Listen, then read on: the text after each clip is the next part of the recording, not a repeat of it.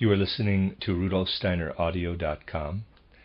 If you are listening to the podcast of this, it is located at rudolfsteiner.podbean.com. Please consider becoming a patron. This is a reading of a collection of lectures by Rudolf Steiner entitled Initiation Science and the Development of the Human Mind, Collected Works, Volume 228. Lecture 1 is given in Dornach on the 27th of July, 1923. During these days, I would like to add to the things I said before, and this will make it possible to gain insight into some of the background to the cosmic secrets that have been lost sight of in the civilization of more recent times. We merely have to look at the view taken of the planetary system, for instance, in more recent times. We know that this planetary system is thought to have arisen from a kind of nebula that was in rotation, with the individual planetary bodies splitting off from the nebula because of the rotation. The speculative ideas developed to suit this view have not given us anything but a kind of indifference among the individual heavenly bodies, which I have described, and also indifference of the human eye, EYE, in beholding these heavenly bodies. What marked difference is there, we say, between Moon and Saturn, if it is all said to come from the idea of a rotating nebula, from which they gradually split off? Yes, the research work done in the 19th century, which has been so significant for all things on Earth, and particularly the minerals on Earth, has provided all kinds of detail about the chemical composition of the heavenly bodies, creating a kind of physics and chemistry for those bodies. As a result, it is, of course, possible for the usual handbooks to provide particular details about Venus, Saturn, the Moon, and so on. But it is just as if we were to produce a kind of image of the external organism of the human being, who is endowed with soul and spirit, and not give any thought to that soul and spirit. We must find a way again to enter, with the help of an initiation science, into something which in the first place we may call the endowment of our planetary system with soul and spirit, though today I would simply wish to concentrate more on a characterization of the individual nature of the planets in this system. Let me first of all refer to the planet which is closest to the Earth. The destiny of the Earth is, in one particular respect, connected with the destiny of this planet. And there was a time when it played a completely different role in the life of the Earth from the one it plays today. You know from what it says in my title, Occult Science and Outline, also known as Esoteric Science, that in relatively recent cosmic times, this heavenly body, the Moon, was still united with the Earth. It then separated from it and now orbits it. If we speak of it as though it were a physical body in the heavens, the physical part of it is merely the external, the most external revelation of the spiritual principle which is behind it. To those who are able to get to know it in its outer and its inner aspect, it first of all presents itself in our universe as a gathering of spirits who are very much complete in themselves. Seen from outside, the Moon essentially acts like a mirror reflecting the universe. Bracket, starting to draw on the blackboard, see Figure 1, see page 14, close bracket. So, if this is the Earth, and we put the Moon in close proximity to the Earth, taking the most superficial view, the situation is that it reflects the light of the sun when it shows itself. We may say that what comes to us from the Moon is sunlight which has shone upon it and is reflected back. In the first place, therefore, the moon is the mirror reflecting the light of the sun.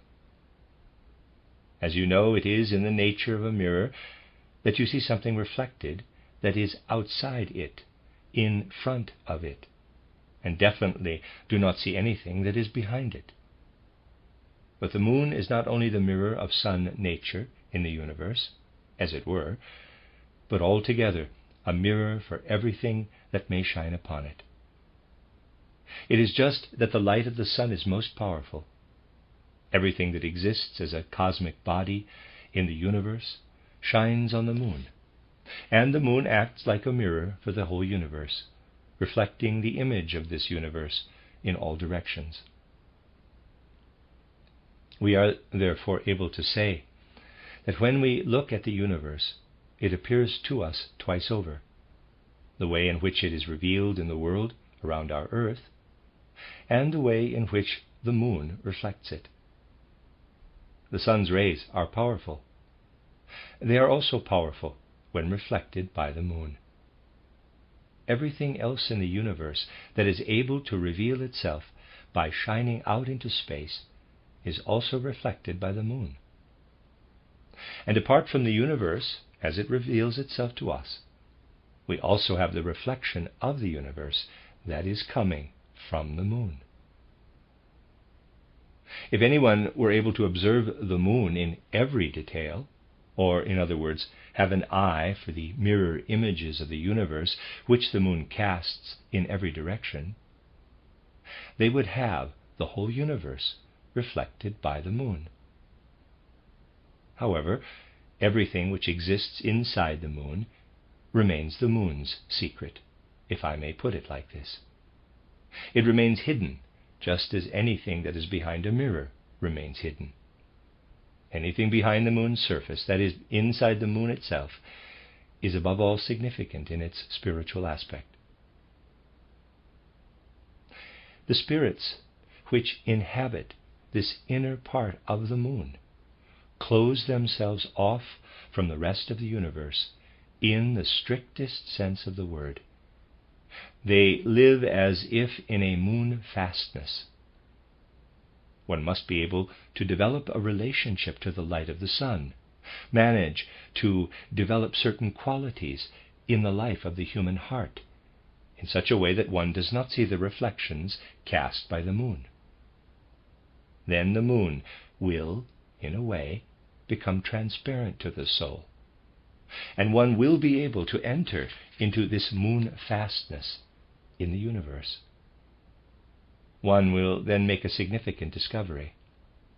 One will find that certain secrets, which the most select people on earth once knew, but which have since been lost, can be revealed again in what the spirits teach, which have withdrawn, as it were, into total seclusion in this moon fastness in the universe.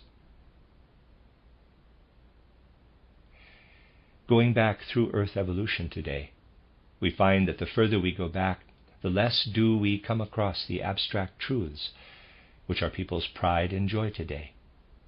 Instead, we come more and more to truths which show themselves in the form of images. We then find our way through the inwardly significant truths, which still exist in written form, a last echo of Oriental wisdom in the Vedas and Vedanta, for instance. We fight our way through to the original revelations made to humanity that are still behind myths and legends, and, with great wonder and awe, come to realize that human beings once had a magnificent wisdom given to them as a grace by the cosmic spirits, given in a way that required no effort on their part. And in the end we are taken back to everything those spirits had once been able to teach the early human beings who were then on earth. Now those spirits have withdrawn into the moon fastness of the universe, departing from the earth with the moon. Human beings retained a memory of what those spirits had once revealed to the earliest peoples of the human race, who were still very different in their nature from the present-day human form. fathoming this secret, I'd like to call it the moon secret of the universe, you grow aware of the fact that the spirits which today have anchored themselves in the moon fastness of the universe once were the great teachers of humanity on earth, and that humanity on earth has lost the very thing in terms of spirit and soul which now lies hidden in that fastness in the universe. Anything which still comes to earth from the universe is very much limited to what the rest of the universe, the outer aspect, the walls, as it were, of that fastness reflect back. This moon secret is one of the most profound secrets of the ancient mysteries, for the moon holds, in quotes, original wisdom, as it were, within it. The reflection of the whole universe, which the moon is able to produce, creates the sum of powers that maintain the animal world on earth, especially the powers connected with sexuality in the animal world. These powers also maintain the physical animal nature of man, and are connected with physical, sensual, human sexuality. The lower nature of man is therefore a creation of the reflections coming from the moon, whereas the most sublime element which the earth once possessed now lies hidden inside the moon fastness. Looking at the matter in this way, we gradually come to know the moon's individual nature, know what it really is. All other knowledge is merely the kind of thing we would get of a person if we were to find a papier-mâché copy of him in a collection of curios. We would know nothing of his individual nature when looking at the papier-mâché figure. In the same way, a science where people are not prepared to consider initiation cannot tell them anything about the individual nature of the moon. In a sense, the outermost planet, outermost at least for the ancients, Uranus and Neptune were discovered later on, and we won't give them our consideration just now, is the opposite to the moon in its individual nature.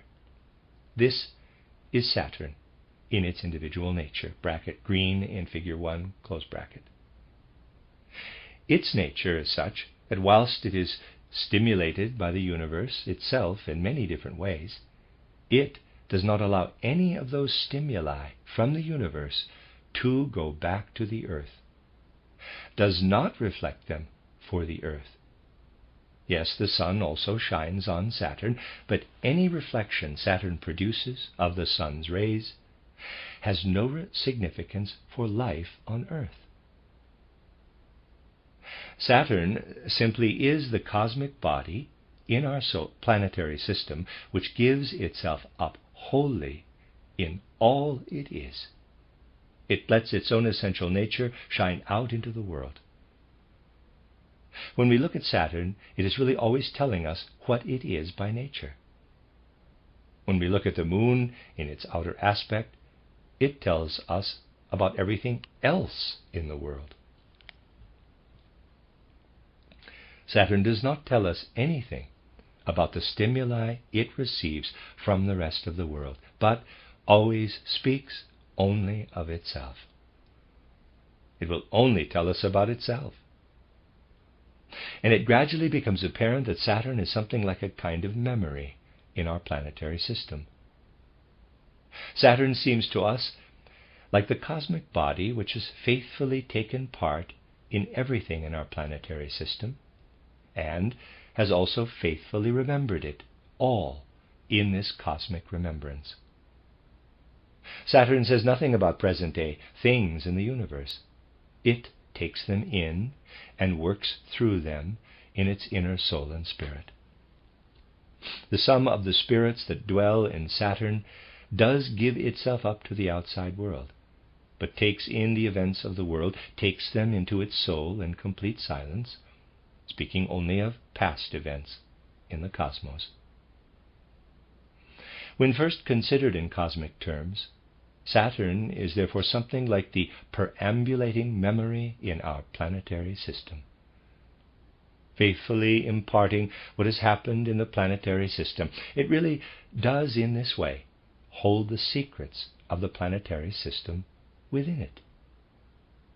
So, we look in vain to the moon when we want to fathom the secrets of the world, but have to become intimate with the spirits that dwell on the moon, as it were, in order to learn something about the world's secrets from them. This is not necessary in the case of Saturn. With Saturn, all it needs is to be open for things of the spirit. Then Saturn changes into a living historiographer for the planetary system before the eye of the spirit, EYE, the inner eye, EYE. It does not even hold back with the stories it can tell of everything that has been happening within the planetary system. In this respect, it is the exact opposite of moon nature. It is talking all the time. And it speaks of the planetary system's past with inner warmth, an inner glow, which means that it is actually dangerous to be intimately acquainted with anything which Saturn says in the universe, for it speaks of past events in the universe with such devotion that one develops a tremendous love for this past of the universe. Saturn is, as it were, always tempting those who listen intently to learn its secrets, to set little store by earthly things, and enter fully and wholly into the past, into what earth has once been. Saturn, above all, speaks clearly about everything the earth was before it came to the earth. It is therefore the one planet in our system which makes the past infinitely dear to us. And it is people who always like to look into the past, not liking progress, but always wanting to bring back the past, who have an earthly liking for Saturn. This is the way in which we come closer to the individual nature of Saturn. A planet like Jupiter, for example, bracket yellow in figure 1, close bracket, is different by nature again. Jupiter is the thinker in our planetary system, and thinking is above all the element enjoyed by all the spirits which may be said to be united in Jupiter's cosmic terrain. Creative and received thoughts of the universe shine out to us from Jupiter. This planet holds all the powers to create the different spirits in the universe, doing so in thought form. Saturn speaks of the past. Jupiter shows what corresponds to it in the present of the universe, but does so in a presentation that is alive, in a living way. We must, however, use what Jupiter presents to the inner eye, EYE, in the right and proper way.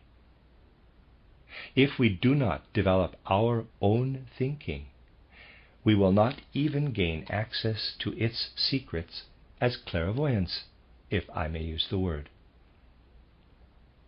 The nature of Jupiter's secrets is such that they reveal themselves only in the form of thoughts, and we will only gain access to Jupiter's secrets if we do our own thinking, seeing that Jupiter is the thinker in the universe. When you try to get a clear idea about some important riddle of existence, and find you cannot do so because of the obstacles presented by the human physical and etheric, and above all the astral obstacles, the Jupiter spirits will come in to help. The Jupiter spirits are indeed coming to help us to develop human wisdom. When someone has made a real effort to think clearly about some riddle of existence and cannot get to the bottom of it, he will find that if he is patient and continues to occupy himself with the riddle in his mind, the powers from Jupiter will even come to help during the night. If someone who has found a better solution to a day's problem during the night, seemingly in his dreams, and were able to know the truth of this, he'll really have to admit it is the Jupiter spirits who bring movement, swing, and verve into human thinking, if I may put it like this. Human beings owe everything they have by way of the spiritual present of the universe to Jupiter. They owe everything they have by way of the past in spirit and soul to Saturn. The ancient Greeks, who lived so much in the present, had some intuition that made them specially venerate Jupiter.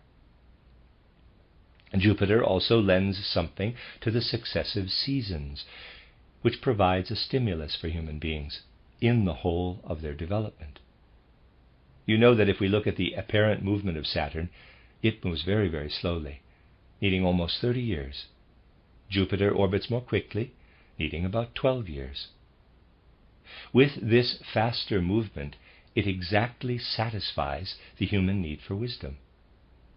And if, according to the clock, which may be said to reflect human destiny in the universe, there is a special relationship between Jupiter and Saturn, then those marvelous and glorious, luminous moments enter into this human destiny, when the thinking of the present reveals many things about the past. When we look for the moments in humanity's world history, when Renaissance periods came and earlier impulses arose again, as for instance in the last Renaissance period, this renewal of earlier impulses is certainly connected with Jupiter and Saturn being in a particular relative position.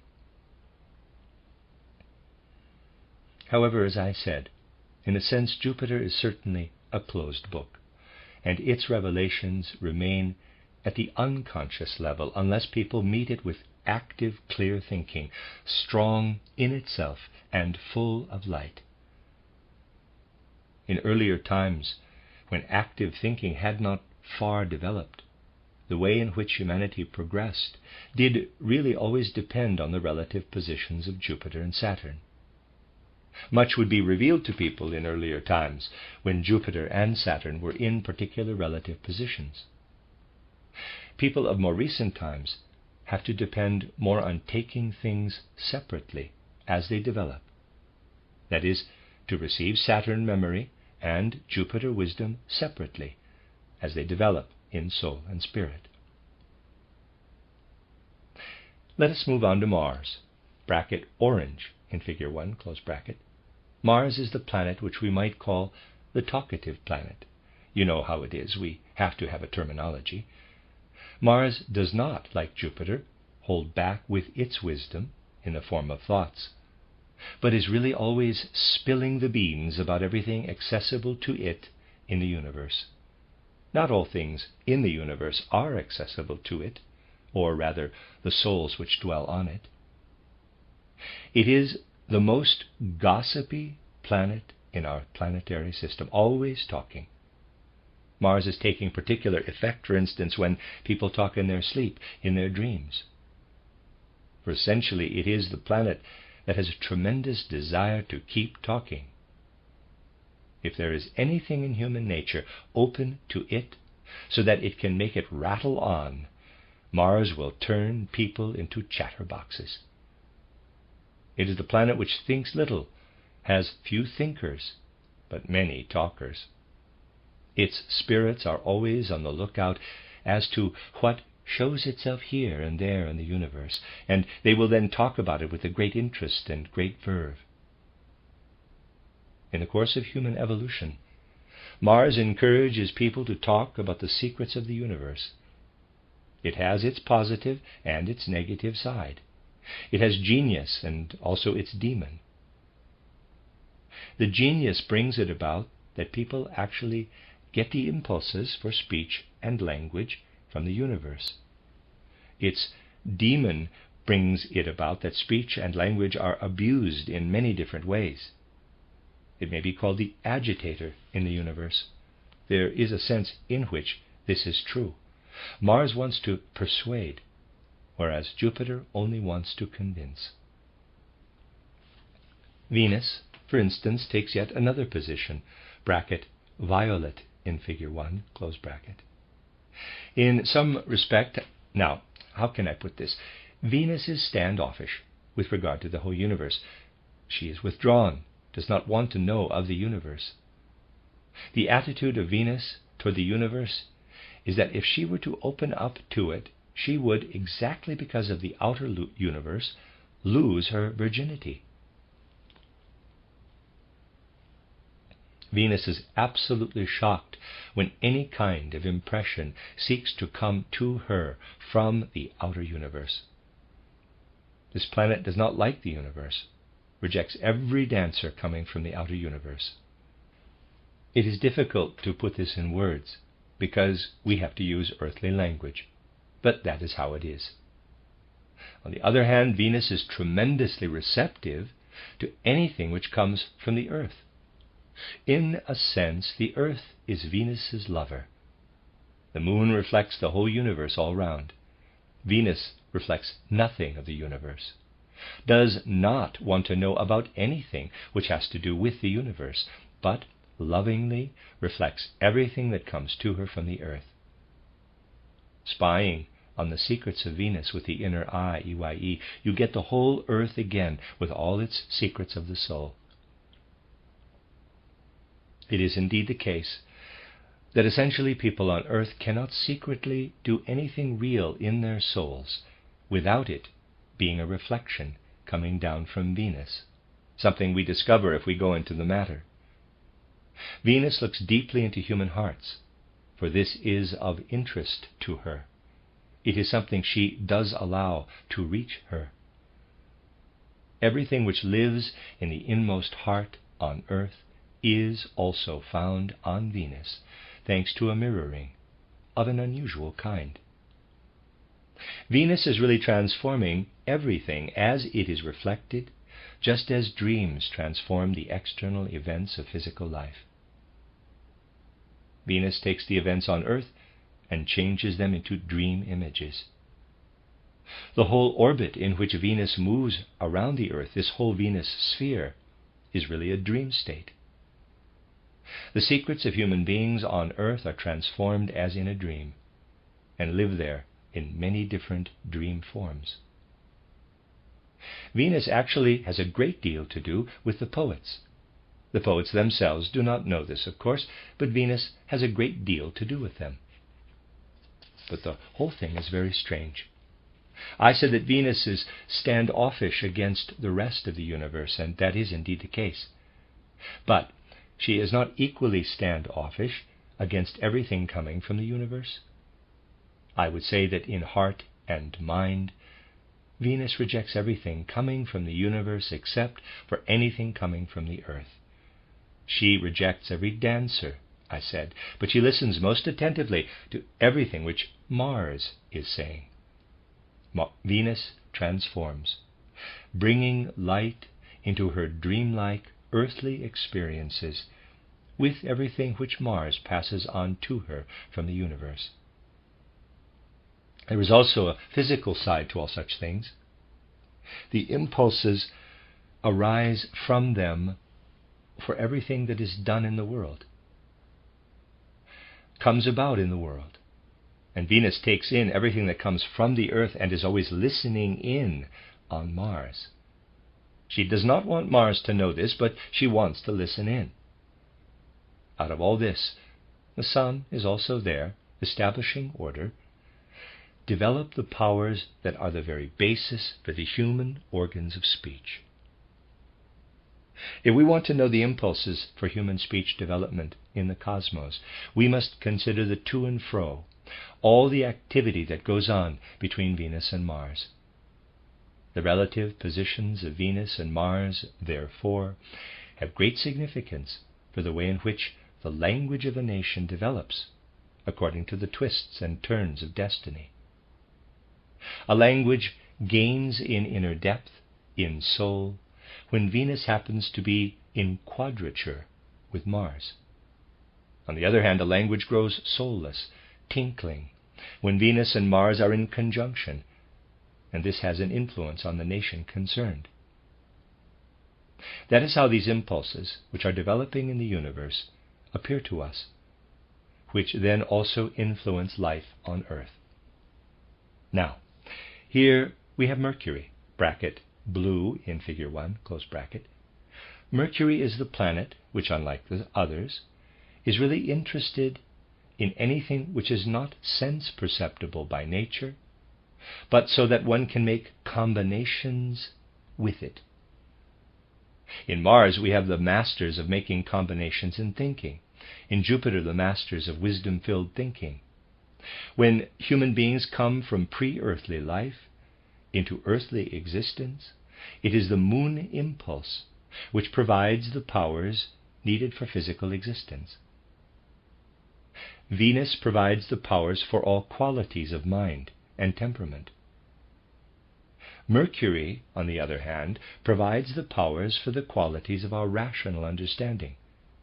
The masters of powers of insight gained by making combinations are anchored in Mercury. Once again, there is a strange relationship among these planets where the human being is concerned.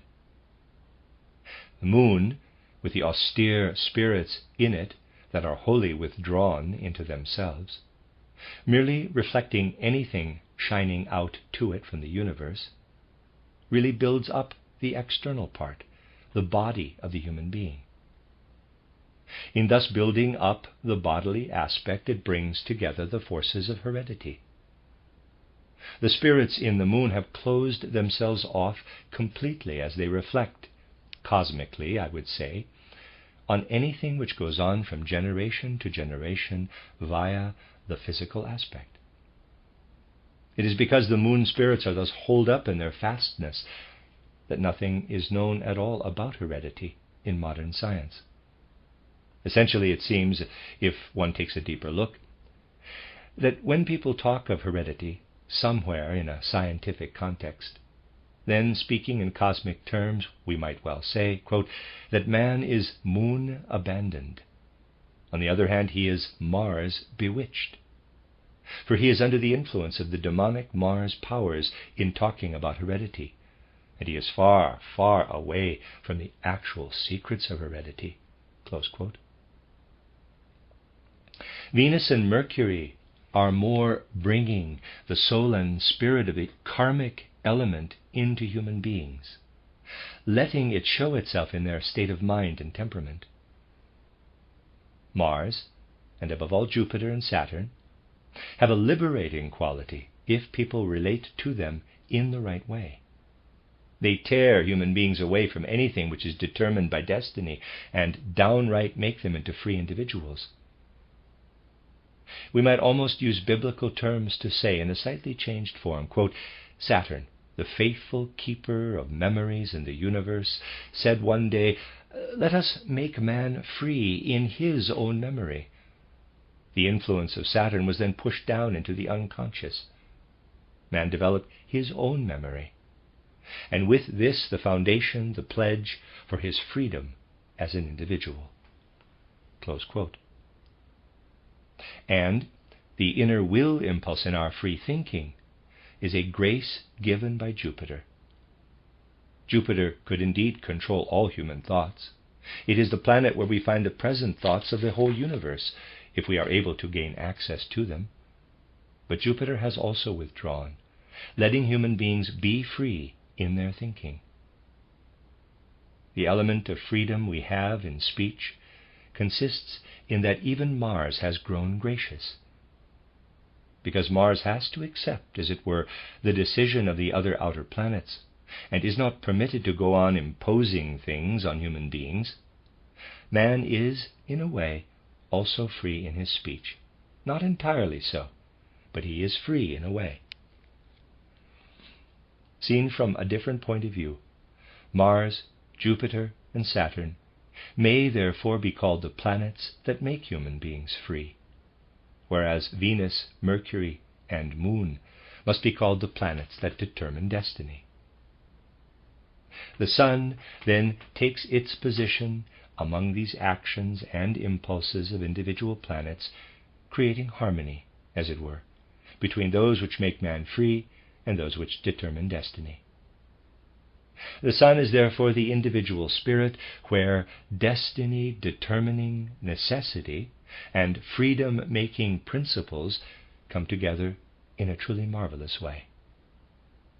One will only understand what the leaping, blazing light of the sun contains if one thus sees the interweaving life and activity of destiny and freedom in this light, which spreads out into the world, and then again keeps warmly together in the sun. We also do not manage very well with the sun itself if we limit ourselves to what physicists know of it. We will only manage with the sun if we look to the soul and spirit of it. There the sun is the principle that makes necessity of destiny come aglow in warmth, and resolves destiny into freedom in the flame. And when freedom is misused, the sun gathers it together in its effective, substantial aspect. The sun is the flame, as it were, in which freedom shows itself phosphorus-like in the universe. At the same time, it is the substance in which, like in ashes that agglomerate, the misused freedom coheres as destiny, so that it may continue to be active until this destiny, in its turn, can phosphorus-like change into the flame of freedom. The end of Lecture 1. You are listening to RudolfSteinerAudio.com. If you are listening to the podcast of this, it is located at rudolfsteiner.podbean.com. Please consider becoming a patron. This is a reading of a collection of lectures by Rudolf Steiner entitled Initiation Science and the Development of the Human Mind. Collected Works, Volume 228. This is Lecture 2, given in Dornach on the 28th of July, 1923. Yesterday I spoke of the starry heavens closest to us. Thinking back on this, you will above all have to say, when such a characterization of the starry heavens is gained through spiritual insight, it is very different from anything that is generally said on the subject today. To make this clear, I spoke in a particular way about it yesterday. I had to speak about it in a way which must seem absurd, even ridiculous, to anyone who learns about the subject in contemporary education today. Yet the situation is that our sick life in mind and spirit can only find a kind of healing if there can be this complete change in the way we look at things, especially those we were considering yesterday. It seems fair to say that where thinking is done today, but in such a way that the thinking runs on the old, generally accepted rails, we see, on the one hand, that the thinking does everywhere point to this new form of spiritual insight. On the other hand, we also see that people are not in a position to go along the route that leads to that kind of spiritual view. So they are really at a loss everywhere. And, which is perhaps the worst part of it, at the present point in time, are not aware of their helplessness, and indeed do not want to be aware of it. Let us consider how the things I spoke of yesterday, from a completely different point of view, are described today. I spoke of Moon, Saturn, Jupiter, and so on, and of the individual spirits which we may connect with those terms. In a way, I presented our planetary system as a gathering of spirits which act on different impulses, but in such a way that these impulses also have something to do with the things that happen on Earth. We saw living entities with distinct character appear in the universe. We were able to speak of spirits alive in Saturn, the Moon, and so on. But the whole way in which one speaks is different from what is generally said about such things today. People assume, let me repeat this once more, that there was once a nebula and it was rotating. the individual planets, today regarded in complete indifference, more or less seen as luminous physical bodies rushing along in cosmic space, are said to have split off from the nebula. This view that the heavenly bodies are such unimportant bodies, where all one can do is to use physics, and particularly mathematics, to calculate their orbits, and possibly investigate if the forms of matter found on Earth may also be found there, this indifferent way of looking at the heavenly bodies is something which has really only become customary in the last 300 or 400 years. It has become customary in a particular way. It is simply that people do not realize this today. Since we have lost the possibility of seeing into the spiritual, or, as was the only remaining possibility in medieval times, at least of having an inkling of it, it has become possible for us to lose the spiritual altogether. People then came to see the physical concepts which they had on Earth, mathematical concepts, calculations, as something certain, and therefore also calculated the things that show themselves in the heavens. A particular precondition was established. I have to go a bit into these theoretical aspects today, that once people had learned how to calculate something on Earth, developing the science of physics, they would apply that science also to the whole of the heavens, thinking that the results of calculations made on Earth also applied in celestial space. On Earth we speak of time, of matter, of motion, and if we are physicists we might also refer to mass, velocity, and so on. All these are concepts gained on Earth.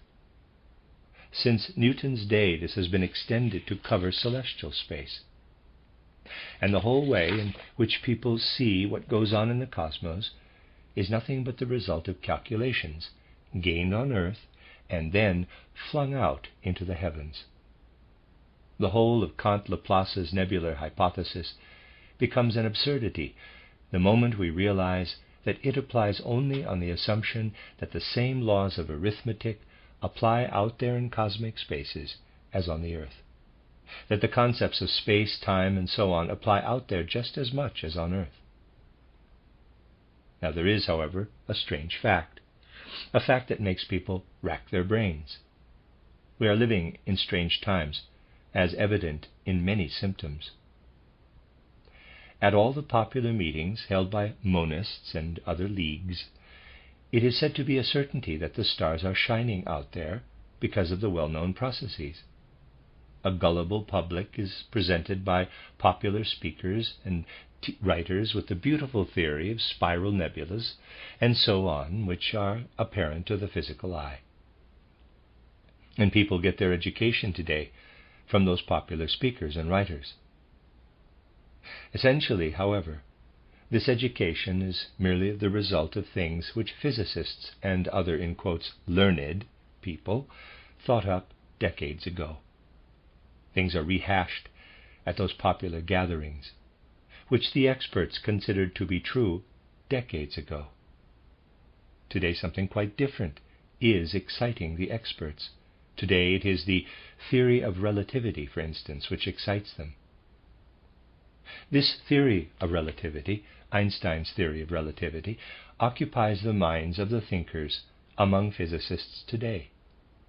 It is, of course, possible to speak about details of this theory the way I have been doing here and there, but today we will not consider its inner validity, but the fact that it exists and that physicists talk about it. There are also physicists who oppose it. But very many physicists simply are speaking of the theory of relativity. Now, what does this signify?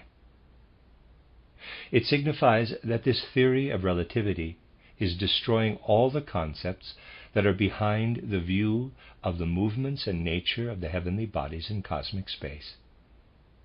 The things still told to lay people today in popular talks and books, and written in works on astronomy, were accepted as the truth for decades. But the physicists are busy in breaking down, destroying the most popular concepts, time, movement, space, and say that none of it truly is the way people thought it was. You see, for physicists at least, it is now something like a matter of conscience to say, for instance, quote, I direct my telescope toward a distant star, but I have worked out that so and so much time passes before the light from that star gets down to Earth. When I look through my telescope, therefore, the light I see has needed so and so many light years to reach it. The light in my telescope was therefore emitted so and so many light years ago. The star is no longer in the place where I see it. The ray of light reaches my telescope, but the star is no longer in the place to which the telescope extends. When I look at a neighboring star, the light of which needs far fewer light years, this light nevertheless gets here at the same time. I move the telescope. The star appears in a point of light which perhaps was there so and so many years ago. Now I move it again. A star appears in the telescope which actually is not there, but has been there a completely different number of years ago. And that is how I form ideas about my starry heavens. All of it has been there since it came to be there, but in reality it is not there at all. In reality there is nothing there. Everything has gone higgledy-piggledy. It is exactly the same with space. We hear a distant sound.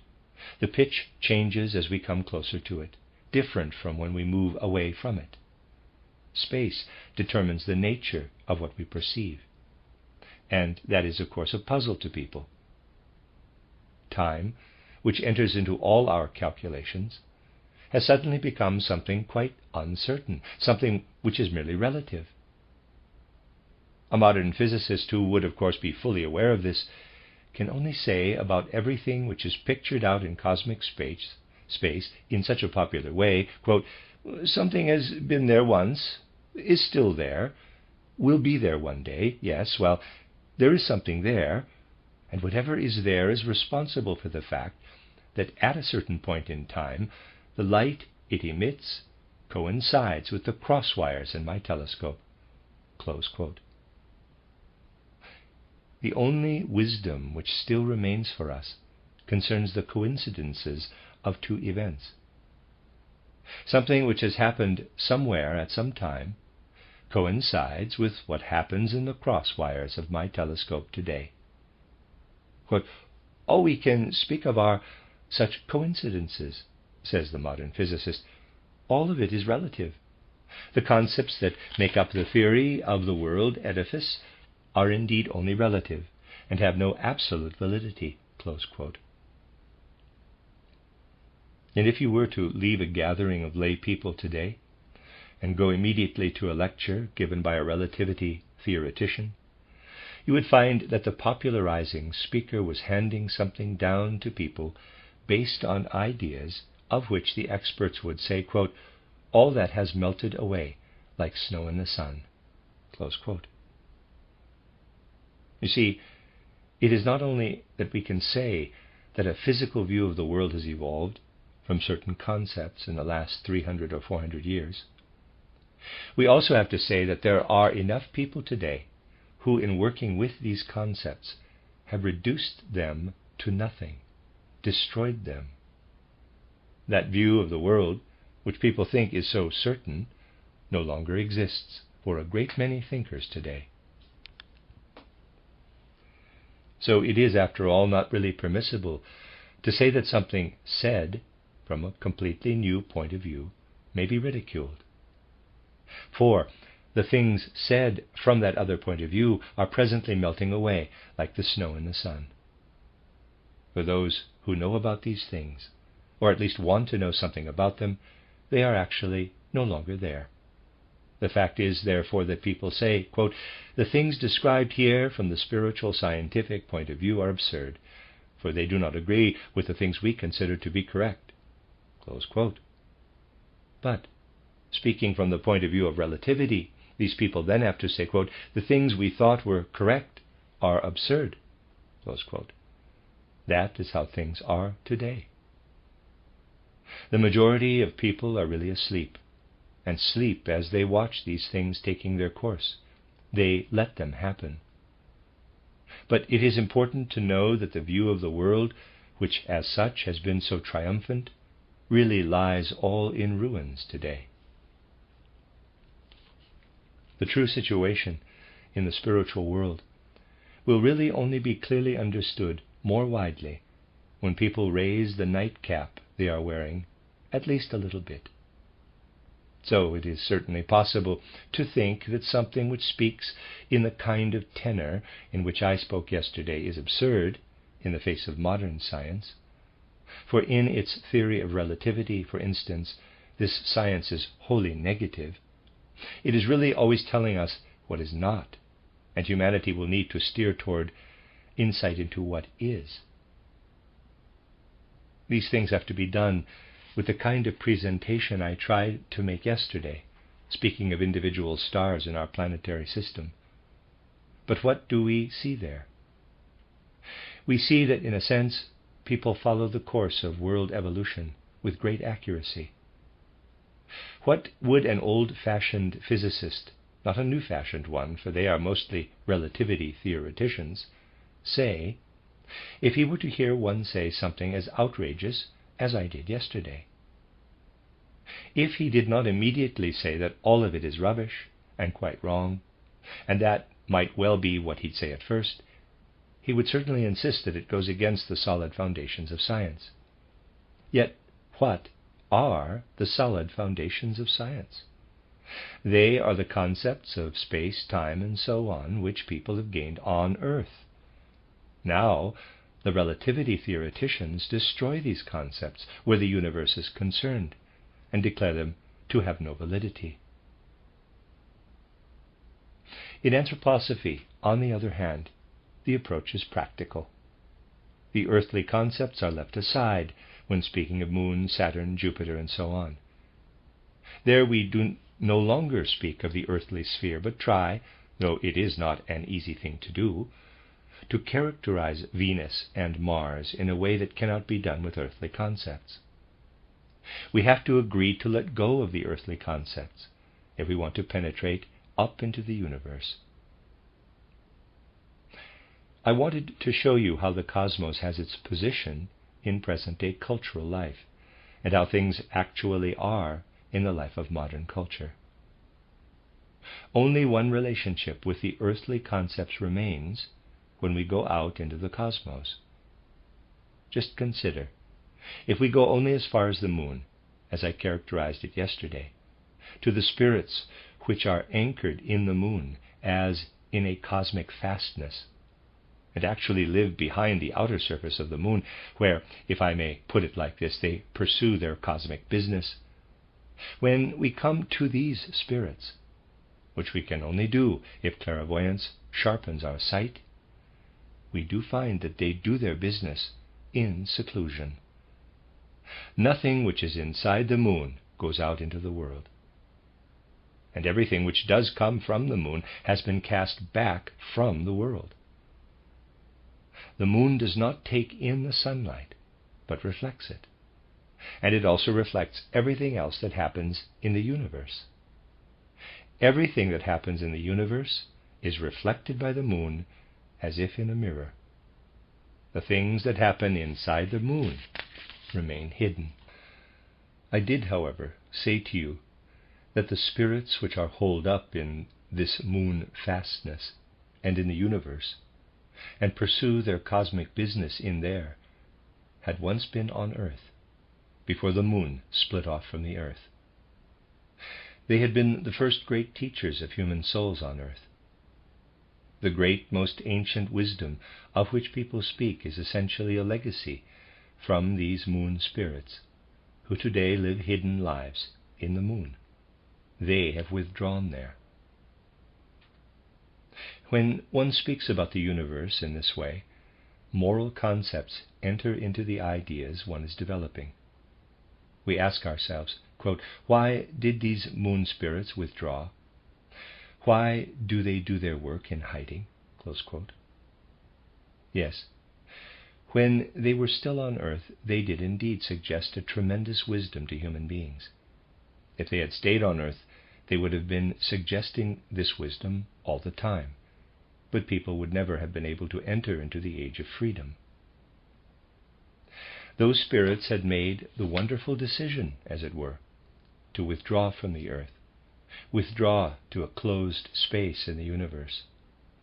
There they would pursue their cosmic business, far removed from humanity, so that human beings would not be influenced any further by them, so that human beings would be able to take in all the impulses of the universe and be free spirits.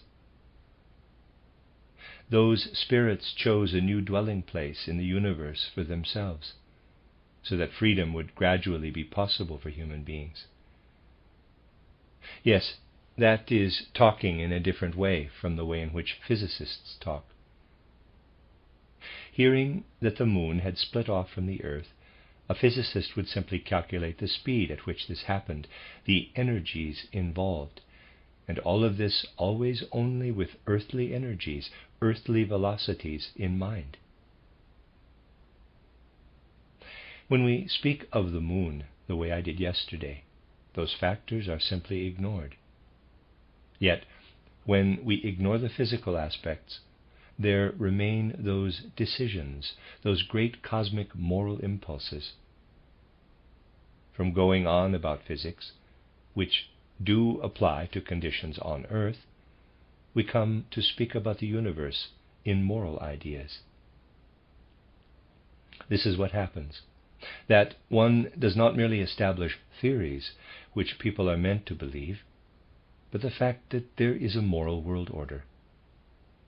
Over the last 3 or 4 centuries, the human soul has grown quite confused, because people said that it is possible to know something about the earth, and according to what is known about the earth, calculate the universe, and establish Kant-Laplace's nebular hypothesis and similar theories. But when it comes to the divine moral world order, you have to believe. This has confused people enormously, because all realization has been lost that we must speak in earthly terms about the earth, but the moment we ascend to the universe, we must begin to speak in cosmic terms. There, physical talk gradually becomes moral talk. There, something is practiced which otherwise is at best only invented fantasy. When you see the way a physicist describes the sun today, you find it is some kind of gas sphere, steaming out there, and its eruptions are described as if they were eruptions on Earth. Everything is projected out onto this cosmic body the way things happen on Earth. And we then use the calculations we have learned to do here to calculate how a light ray passes the sun or the like. But the calculations which apply here for earthly things cease to be valid when we get out there. Just as the intensity of light is inversely proportional to the square of the distance from the source, so do the laws cease to be valid out there in the universe. And we are only related to the universe in our moral nature. Rising above the physical to the moral as human beings, we do here on earth grow to be similar to the morality brought to realization out there in cosmic space. We therefore have to say that anthroposophy is science to the utmost degree. Here demands are actually met. One is no longer speaking in earthly ideas, except for the moral ideas, and these are super-earthly even on earth. In anthroposophy, one refers to such moral ideas when one rises up to the universe. This must be thoroughly taken into account. And it is from this point of view that we must find the concepts which we need to understand what cannot yet be understood here on earth. You see, the spirits which are anchored in the moon only act, as I said, as if in a fastness. There they pursue their cosmic business. For everything that the moon gives to the world, to the earth, is reflected, mirrored. This situation has, however, only come about in the course of evolution. It was different in the past. When those spirits were still on the earth, they acted on the soft, I'd say slimy form that the earth itself and all creation on it once had. And in both human beings and animals, the development of the spinal column was connected with the actions of those spirits. The spinal column of human beings and animals is thus a legacy from very early times, when the moon spirits were still connected with earthly existence. It can no longer arise today. The spinal column is a legacy. It can no longer develop anew today. For four-footed animals, the spirits fixed the spine in such a way that it remains in the horizontal. For human beings, they made it to be such that it could come into the vertical. With the vertical spine, human beings could then grow free for the universe and its influences at the moment when the moon spirits withdrew into their moon fastness. And so, we will gradually come to explain the earthly from the standpoint of the universe, and altogether judge spiritual impulses in the right way, even in earthly existence. The situation is that things have come into human heads which have actually only come up in the last 3 or 4 centuries, all of them merely because of the view that only things learned from physical events and the physical things on earth can be used to explain the whole of the universe. The whole universe has been made into a physical image of the earth.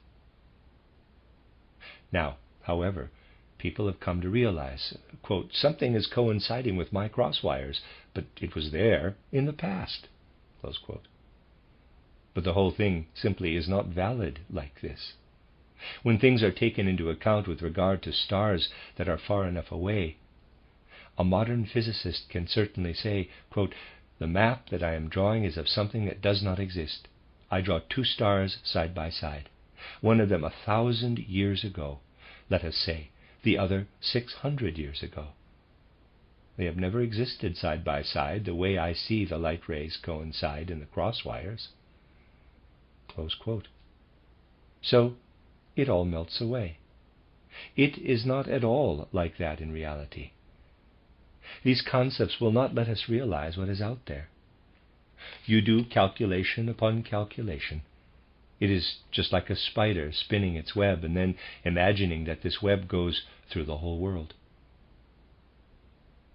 The reason is that the laws on which we base our calculations do not apply at all out there. At most, we can use the moral quality in us to gain concepts of what exists out there.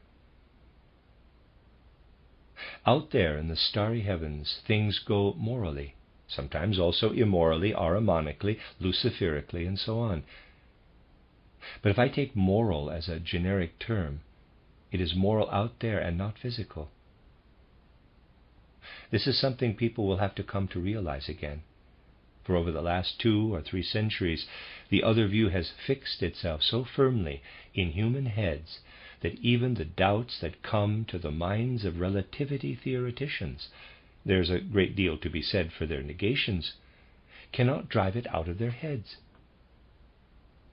And we can understand this, for when even this last phantom, the time and space calculation they do, when this also vanishes from people's heads, when it comes to the starry heavens, nothing will be left in those heads. And people do like to have something in their heads. Something else can only be in there when people rise to the possibility of looking at the starry heavens in the way in which we did yesterday. We have to realize that all this indicates how necessary it is for people today to gain clear ideas as to what really happened in the last 3 or 4 centuries. with the outcome so far the greatest of all wars ever known on earth, and the chaotic conditions which will grow more and more chaotic in the near future. The demand humanity must face is that they do really get a clear idea of these things. And in this respect, it is interesting to cast an eye on the earth and cultural development on earth today. In the civilization in which Westerners, including their American offshoot, live, people do simply consider that everything which has developed in the last 3 or 4 centuries, under the influence of a phenomenally magnificent technology and magnificent transport and communications, which is also breaking down today, is so firmly established that anyone who does not think so must, of course, be a fool. It is true that the old culture of the Orient has gone into decline, but one must also say that the things which have to be said today, arising from the source springs of our own anthroposophical investigations, the way I said them yesterday, have in a far distant past been Oriental wisdom, though of a very different kind. As I have said on many occasions, we cannot escape this Oriental wisdom in the old form today. We have to regain it from within Western hearts and minds, from the Western soul. But I would like to say that there was a time when it was the custom to speak about the stars in the way in which I started to speak of them again yesterday, but out of the ancient clairvoyance, that dreamlike ancient clairvoyance. This is something humanity has lost altogether, and modern Europeans consider everything that once was seen as the most sublime human wisdom to be absurd. Well, as I said, it may once have been a magnificent original wisdom yonder in the Orient, but today the ancient culture of those people has gone into decline. Yet in a sense something still survives, at least superficially, as tradition in the Orient, a way of looking at the universe that has soul, I'd say. And the Orientals are not very impressed by Europe's technological culture. The very souls which today give loving consideration to the original wisdom in the Orient are essentially despising the mechanical culture and civilization which has evolved in Europe. They study the ancient writings to consider the human soul. This gives some of them an inner enlightenment, though subject to decline, so that something still survives in the Orient of seeing the world with the eyes of the soul. And it is not in vain, also, to consider the way in which these people, who have at least still some echo of an ancient culture, consider the cultural life in Europe and America. It may just be for comparison, but is interesting nevertheless. A strange book has appeared by a gentleman called Ramanathan, an Indian from Ceylon, titled The Culture of the Soul Among Western Nationals. He puts things in a strange way. He evidently is someone in the Orient, in Indian civilization, who has said to himself, quote, "These Europeans do also have very strange writings, such as the New Testament," close quote. Ramanathan and others have studied the New Testament, but this was of course done in the way in which their souls enabled them to study it. They took in the New Testament, the things done by Christ Jesus, according to their state of soul. And one can see from Ramanathan's book that there are people in the Orient who speak of Christ Jesus and the New Testament out of what remains of their most ancient culture. They have developed their own quite definite ideas of Christ Jesus. Ramanathan has written a great deal about those ideas, which he has of Christ Jesus, and he wrote the book in English for European readers. The book, written in the Indian spirit about Jesus in the Gospels, is therefore addressed to the Europeans, and is telling them something very strange. He writes that it was really quite peculiar that they did not know anything at all about Christ Jesus.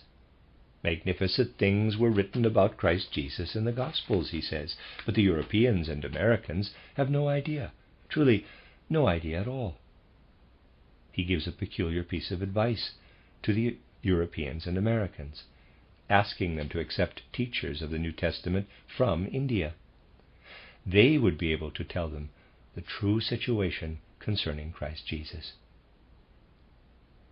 The people over yonder in Asia, who are today concerning themselves with progress in Europe, and then read the New Testament, are therefore telling Europeans, quote, if you want to learn something about Christ Jesus, you have to accept teachers from India, for none of the teachers who are talking to you now have any idea at all. Everything they say comes from failure to understand. Close quote. Ramanathan goes into detail about this. He says that at a particular time in Europe, a way of understanding everything in words took the place of grasping the spiritual essence. Europeans depend on the understanding of words, in a way. They have no spiritual insight in their heads, but the words which they learn in their individual nations rise like vapor up into their heads, and they then think in words.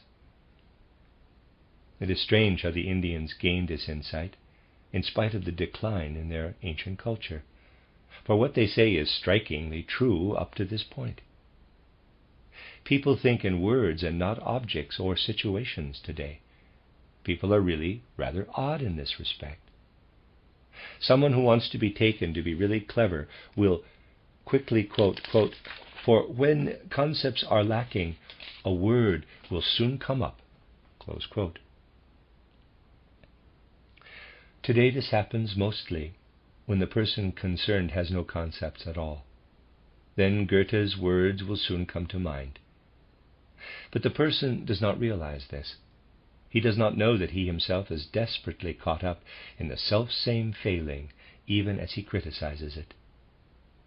So this Indian is saying to the Europeans, quote, you only understand things in words, and you have applied this understanding in words to the New Testament, and therefore made the Christ dead for 400 years.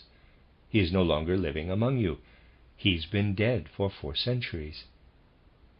Find teachers from India for yourselves, so that he may be brought to life again. Close quote. This is what this Indian is telling the Europeans. He is saying that for 3 or 4 centuries the Europeans have simply known nothing at all about the Christ. They cannot know anything, because they do not have the concepts and ideas which make it possible to know anything about the Christ. The Indian is telling the Europeans, quote, you need a renaissance of Christ Jesus. You have to rediscover the Christ, or someone else has to discover him for you so that you will have him again. Close quote. This is what the Indian is saying, since he has read the Gospels himself. He realizes, therefore, that strange things have been going on in Europe for the last 3 or 4 centuries. And he then says that if the Europeans wanted to realize for themselves again the Christ who lives in the New Testament, they would have to go a long way back. For this failure to understand the Christ has evolved slowly.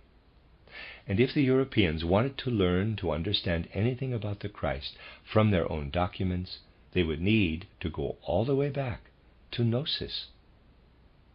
A strange phenomenon. There you have an Indian, merely representative of many, who reads the New Testament and tells Europeans, quote, there is absolutely no help for you unless you go back to the Gnostics, close quote. But the Europeans really only have the Gnostics in the writings of their opponents. They do not know anything about the Gnostics. It is a strange fact that the writings of the Gnostics have all been eradicated. And all we have are the polemics of the Church Fathers against the Gnostics, the exception being the title Pistis Sophia and a few other documents. The way these are, however, they can be as little understood as the Gospels can be. Now, if one is not a Gnostic, but finds the Christ again, thanks to modern spiritual science, the theologians come and say, quote, this is a rehash of Gnosis, close quote, though they do not really know Gnosis.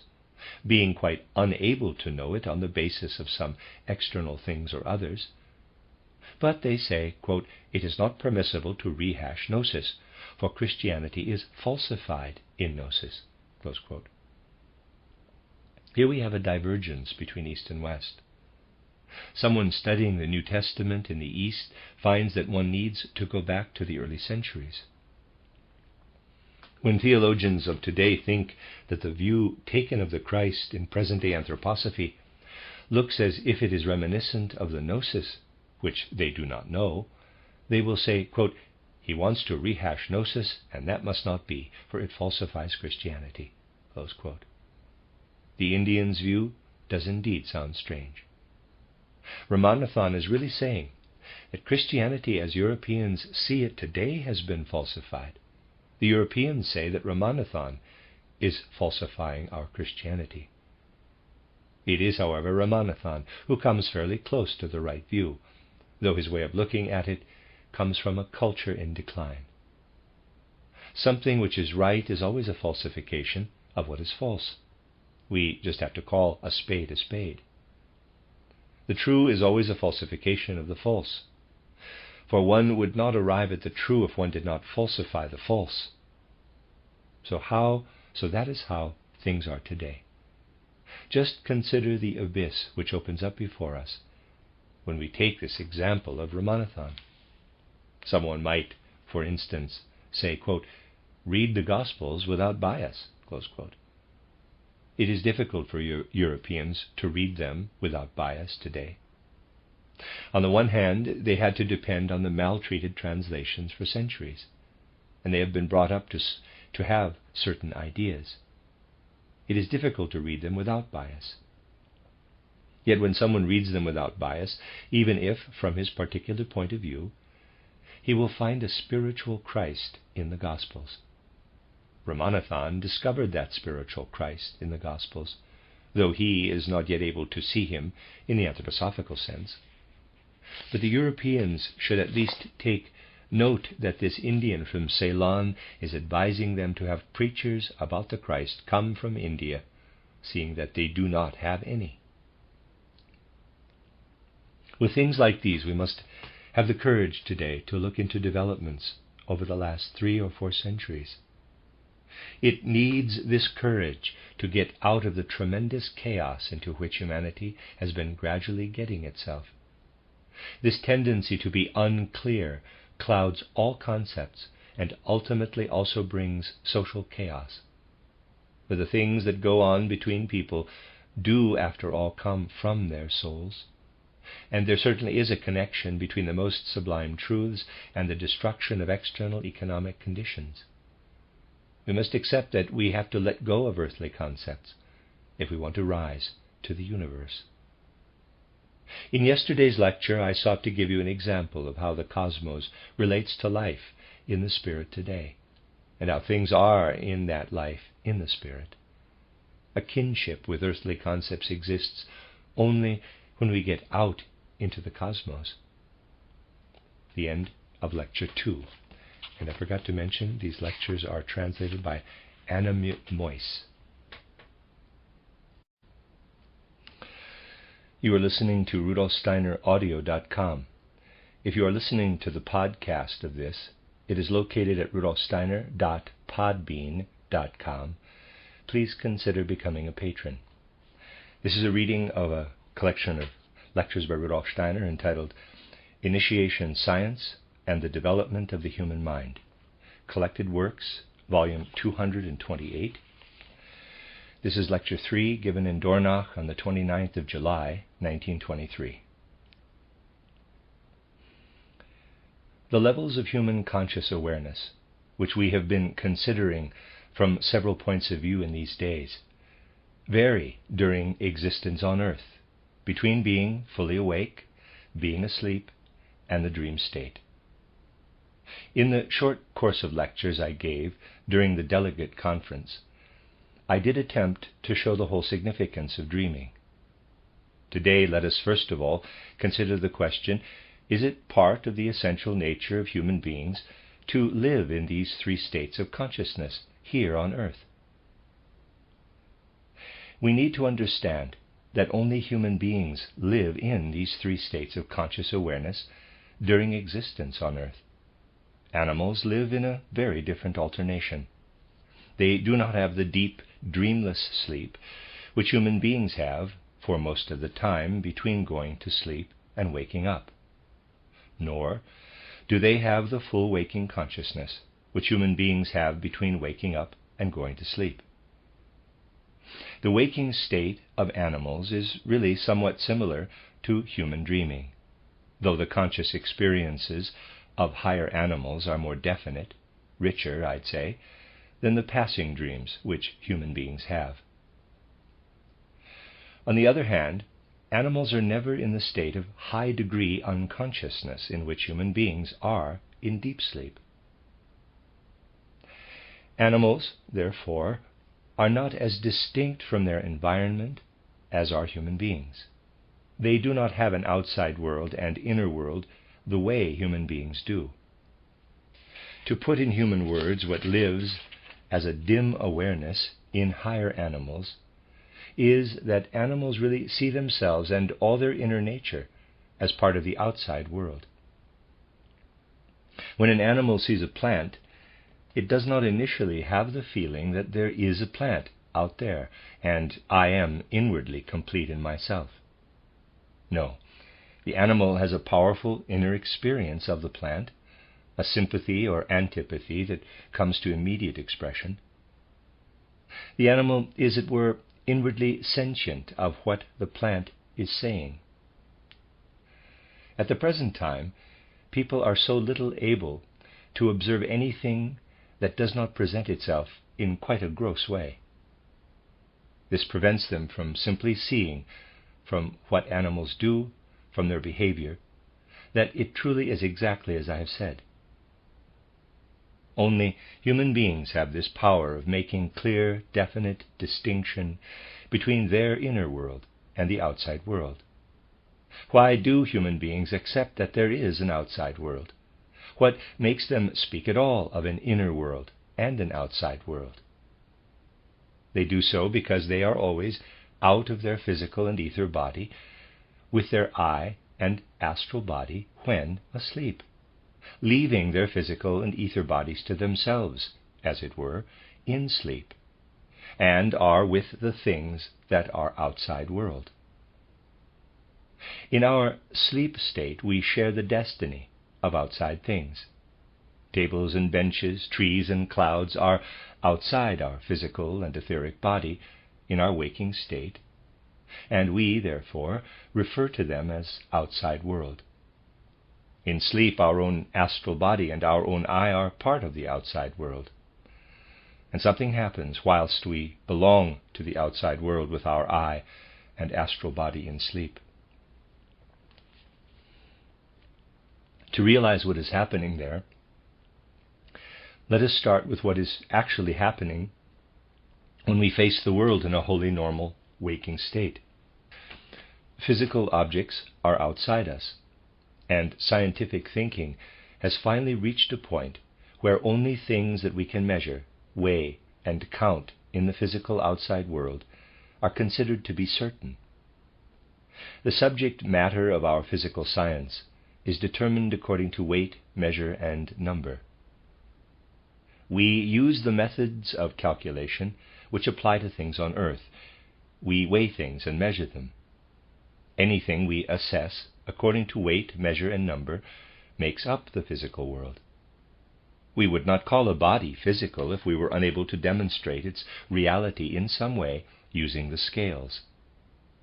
However, such things as colors, sounds, even sensations of heat or cold, that is, the actual sensory perceptions, are somehow wafting across the things which have mass, measure, and number.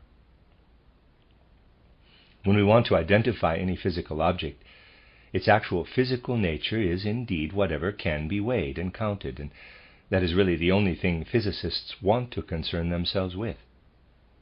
When it comes to color, sound, and so on, they'll say, quote, well, something is going on outside which also has to do with weighing or counting, close quote.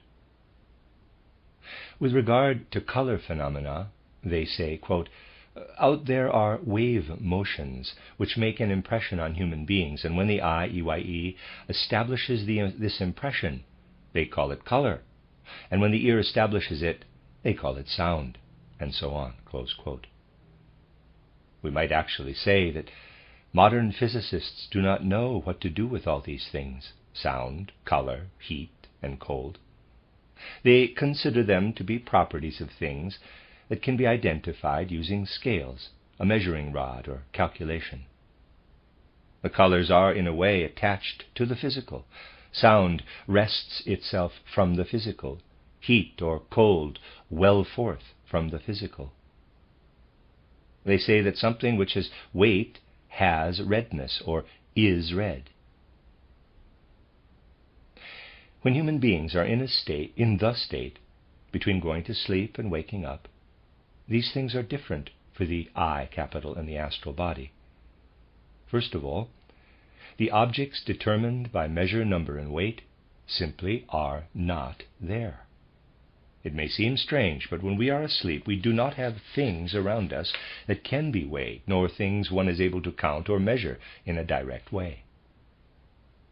When we are I and astral body in sleep, we would not be able to use a measuring rod.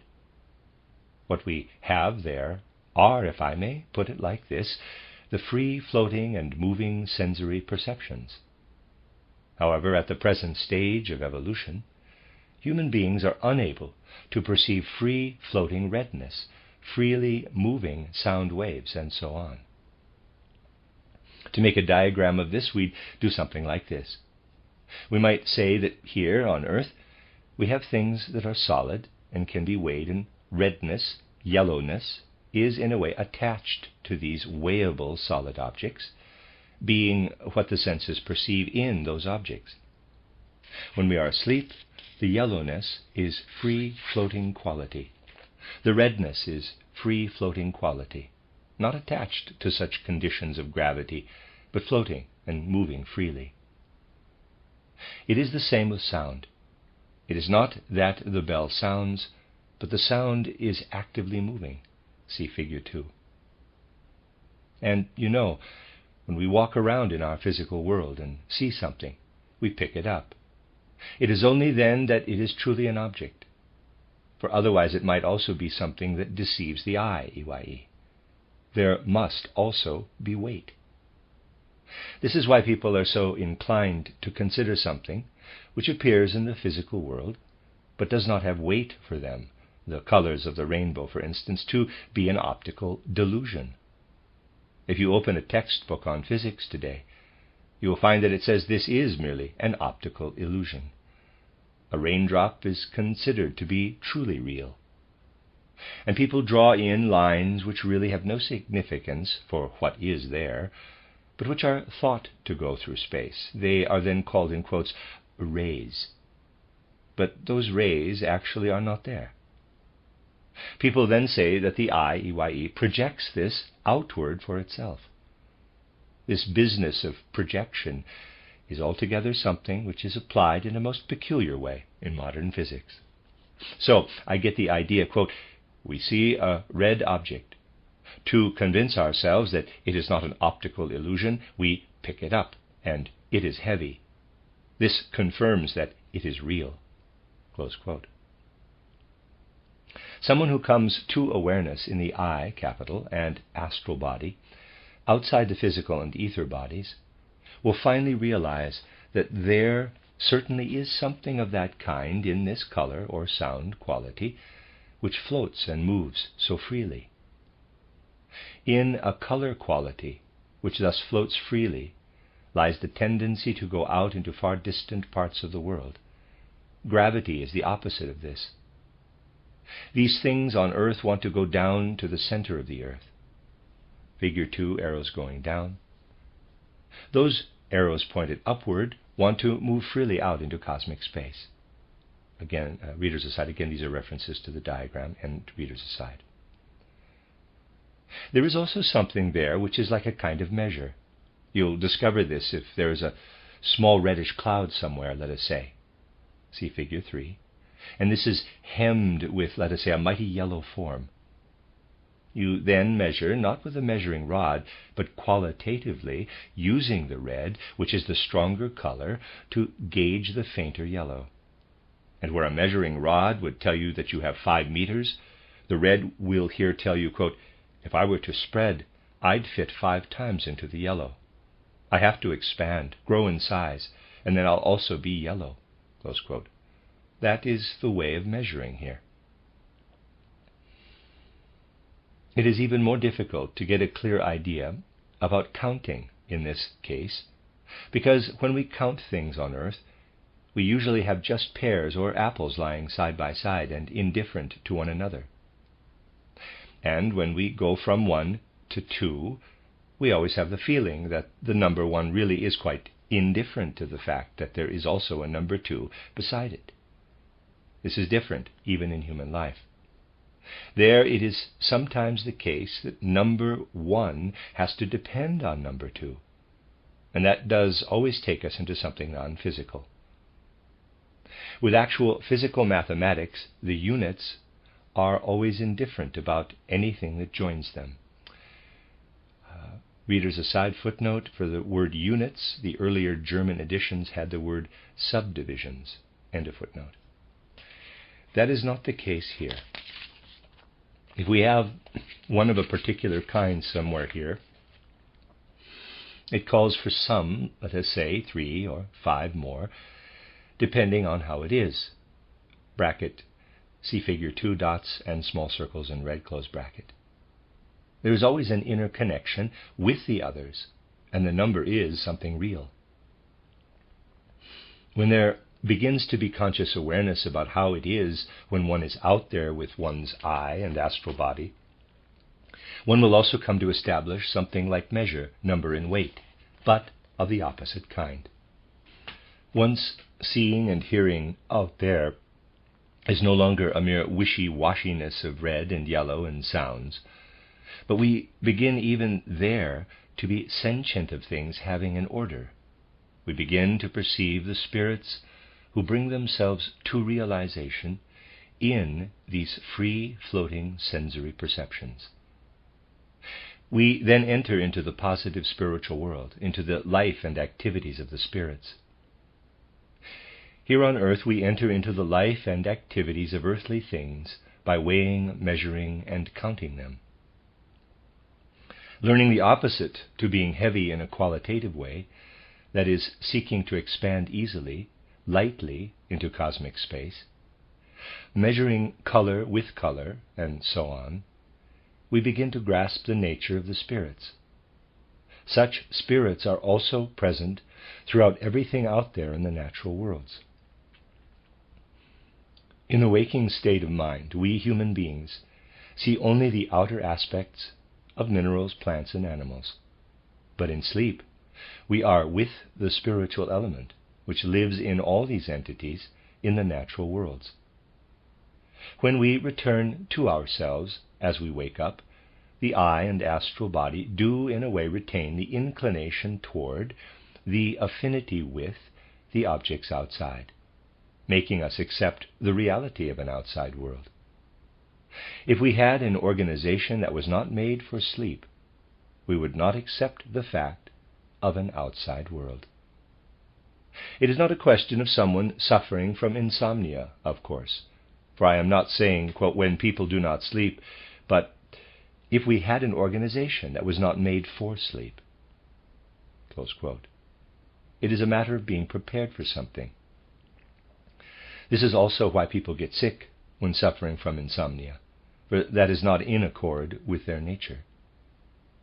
But the way things are is that exactly because people dwell with their outside world in sleep, with the world which on waking they call their outside world, they also arrive at an outside world, a view of the outside world. This relationship which people have to sleep provides the earthly concept of truth. In how far? Well, we call it truth when we are able to recreate the image of something outside within us. when we have a real living experience of something from outside within us. For this we need the institution of sleep. We would have no concept of truth if we did not have the institution of sleep. We are therefore able to say that we owe the truth to the sleep state. To give ourselves up to the truth of things, we must also spend some of our time with them. The objects only tell us something about themselves because in our souls we are with them in sleep. It is different for the dream state. As I told you in the short course of lectures during the delegate conference, the dream is related to memory, to the inner life, to the quality that lives above all in memory. When the dream is a free-floating world of sound and color, we are still halfway out of our body. When we enter in completely, the powers that we unfold in a living, active way in our dream turn into powers of memory. We are then no longer distinct from the outside world. Our inner life comes together with the outside world, and we live so powerfully in the outside world with our sympathies and antipathies that we are not sentient of those things as sympathetic or antipathetic, but that the sympathies and antipathies themselves assume image nature.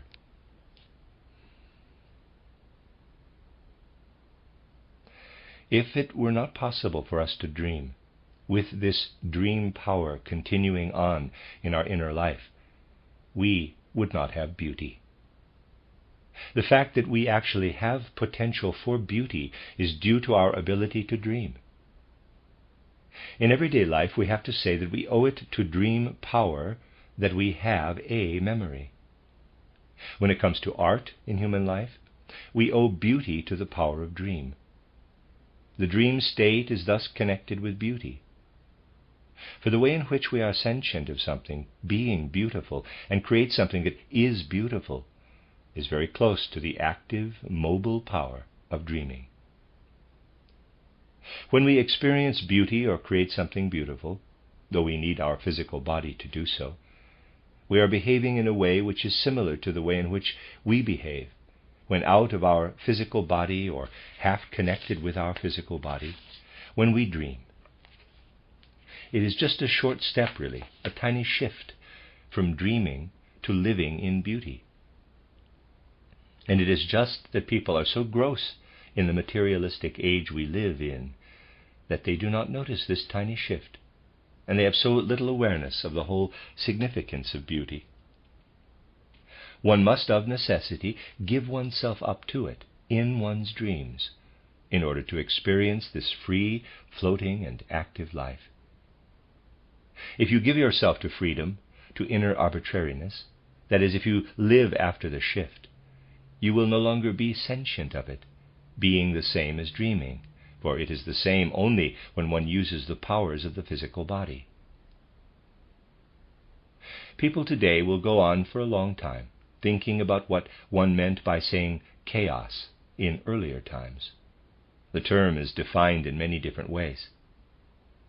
But the only true way of characterizing the term chaos is to say, when human beings enter into a state of conscious awareness where the experience of weight and earthly measure has just come to an end, and things begin to be only half that weight, yet do not yet want to go out into the universe, but remain in the horizontal, in balance, when solid boundaries begin to wave, so that the indefinite aspect of the world is seen still with the physical body, but already with the mental constitution of dreaming, that is when we see chaos.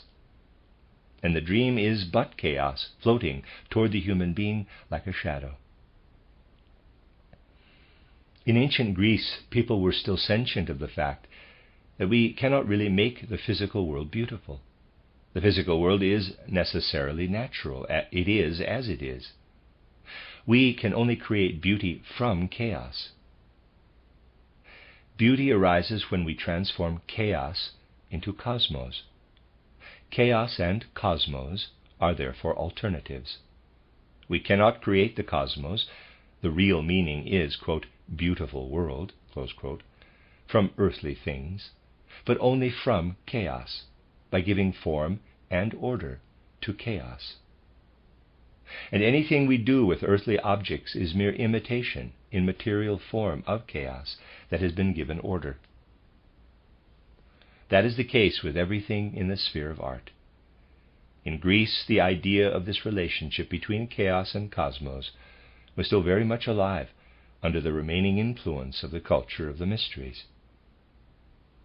However, when we go about in all these worlds, in the world where the human being is unconscious when in a state of sleep, and half-conscious when in a dream state, if we go anywhere in those worlds, we will not find the good. The spirits in these worlds have, with great wisdom, been predetermined from the very beginning of their lives. We find active wisdom prevailing in them, and we find beauty in them. But it is pointless to speak of goodness if it is a question of getting to know these spirits when we come to them as earthlings. We can only say goodness when there is a difference between inner and outside world, so that the good can follow the spiritual world or not follow it.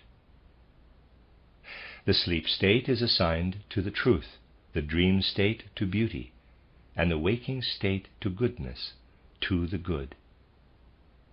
This does not go against what I have been saying these days, which is that when we leave the earthly sphere and go out into the cosmos, we are also made to let go of earthly concepts and speak of a moral world order.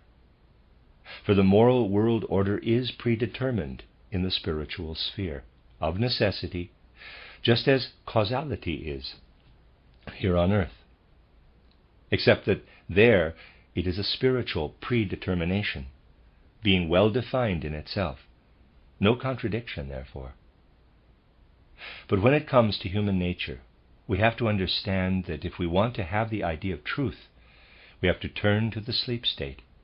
If we want to have the idea of beauty, we must turn to the dream state. And if we want to have the idea of goodness, we must turn to the waking state. In the waking state, human beings are therefore not determined according to truth, but according to goodness in their physical and etheric organism.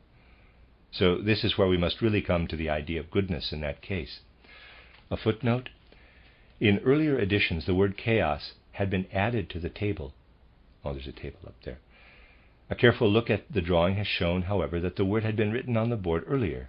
That is, when Rudolf Steiner used it in the preceding part of his lecture. End of footnote. And the table they're talking about, I did not read it, I will read it now, is sleep state truth, dream state beauty, waking state goodness. End of footnote. Now I would ask you, what are the aims in modern science when people want to explain the human being? Seeking to explain the human being in the waking state, one does not move up from truth to beauty and then goodness. The aim is to explain everything according to an external causal necessity. And this is only in accord with the idea of truth. There we do not arrive at the life and activity in the human being, but only at something which at best is only the sleeping human being. So if you read books on anthropology today and do so with an eye that is awake, EYE, awake to the soul qualities and powers of the world, the impression you gain is as follows. You say to yourself, quote, well, it is very nice that we are told about the human being in modern science, but what is this human being of which we are told in science really like? He's lying in bed all the time, for he is unable to walk. He cannot move, for movement is absolutely not explained, for instance. So he lies in bed all the time. Close quote. The human being, presented in science, can only be explained as someone lying in bed. Nothing else is possible. Only the sleeping human being is explained in science. One would have to use mechanical means to set him in motion. This also means that science is a mechanism. Machinery has to be put into this sleeping human being to get this floppy sack moving and out of bed, and put him to bed again at night. Science thus tells us nothing at all about the human being who walks about, is alive and active, is awake. For the principle that sets him in motion lies in the idea of goodness, and not the idea of truth that we initially gain from external objects. This is something to which people do not give much thought.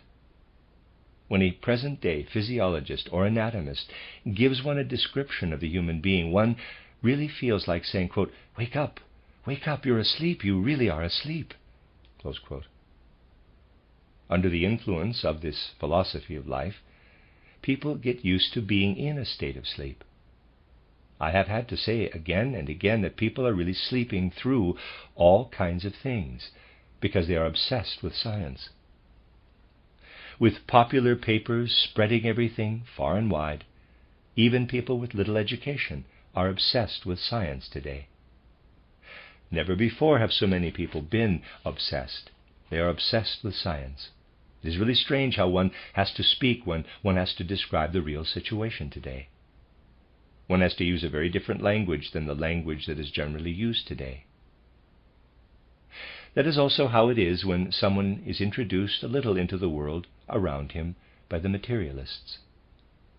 When materialism was at its height, people wrote such books as the one, for instance, which in one particular chapter said, quote, "Man as such is really nothing. He is the product of the oxygen in the air. He is the product of the low or high temperature in which he finds himself. He is really," close quote, thus the pathetic ending of this materialistic description, continue, quote, "the outcome of every breath of air," close quote. If one goes into this and imagines someone who really is what the materialistic scientist is saying there, then it is someone who is utterly neurasthenic. The materialists have never described any other kind of human being. They failed to realize that they were actually describing human beings in their sleep. And when they acted in an untypical way and wanted to move on, they never described anything but people who were to a high degree neurasthenic, and who would have had to die the very next day from all this neurasthenia, being quite unable to live. The science of this age has never provided real insight into the living human being. This is where the great tasks lie, which have to guide humanity out of present-day conditions into conditions which are the only ones under which world history can live on. What is needed is that we penetrate into spirituality. The opposite pole must be found to what has been achieved so far. What has really been achieved, especially in the course of the 19th century, which has been so glorious from the materialistic point of view. In a wonderful way, we may truly and honestly say so, it has proved possible to determine the outside world according to measure, number, and weight as earthly world. Tremendous, magnificent achievements have been made in this respect in the 19th and early 20th centuries. But the sensory perceptions, colors and sounds, are just fluttering around intermittently. Physicists no longer speak of colors and sounds.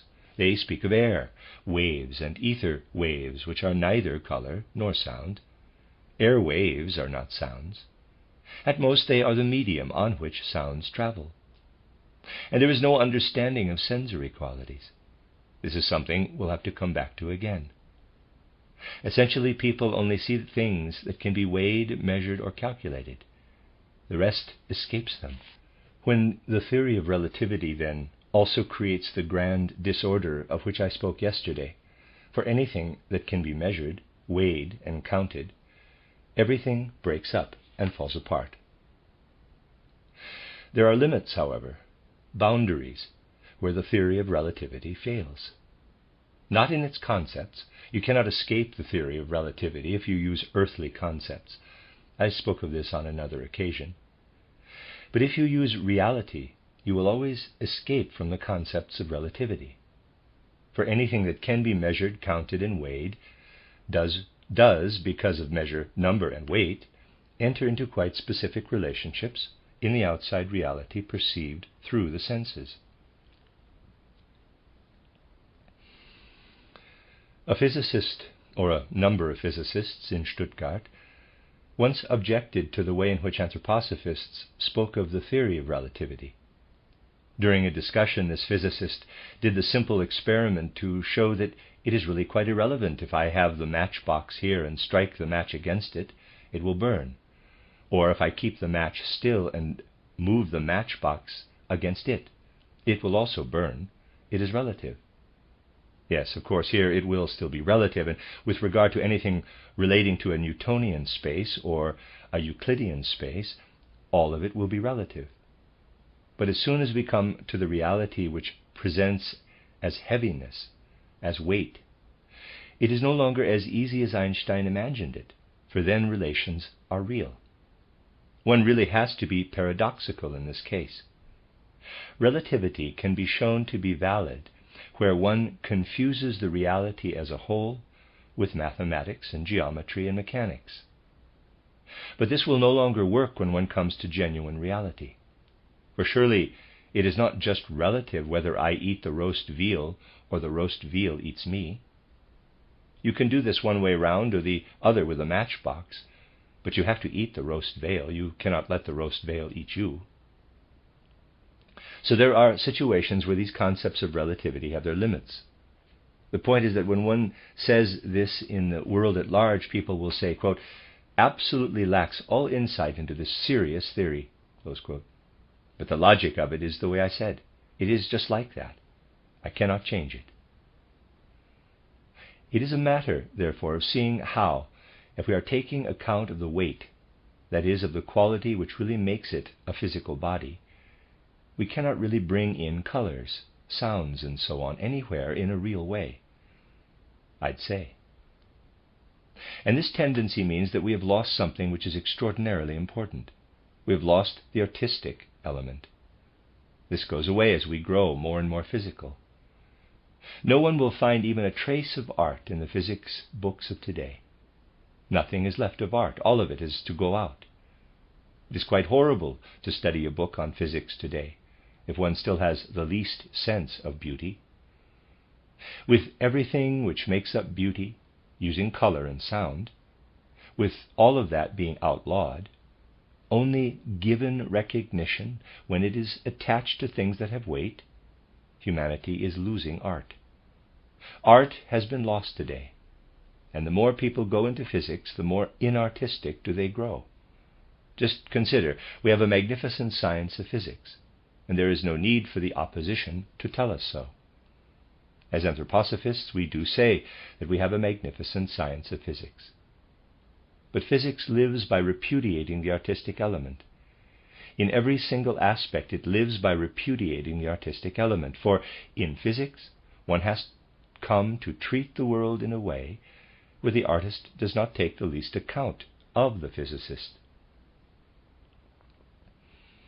I do not believe, for instance, that musicians consider it worthwhile today to study the physical theories on acoustics. They find that boring and not of any concern to them. Nor will a painter be inclined to study the dreadful theory of colors which one finds in physics. If he does at all want to know about colors, he will as a rule turn to Goethe's theory of colors. The physicists say that Goethe's theory is wrong, however, but they'll shrug their shoulders and say, quote, well, it does not really matter if painters adopt the right or the wrong theory of color, close quote. The point is that art must perish if today's physical view of the world reigns. So we have to ask ourselves, why did art exist in earlier times? If we go back to very early times, to times when human beings still had an original clairvoyance, people were not so much aware of the measure, number, and weight of things on earth. They did not really care much for measure, number, and weight. They were more inclined to give themselves up to the colors and sounds of things on earth. Just remember that weight has only been considered since Lavoisier in chemistry for a little more than 100 years. Weight was first applied in a philosophy of life at the end of the 18th century.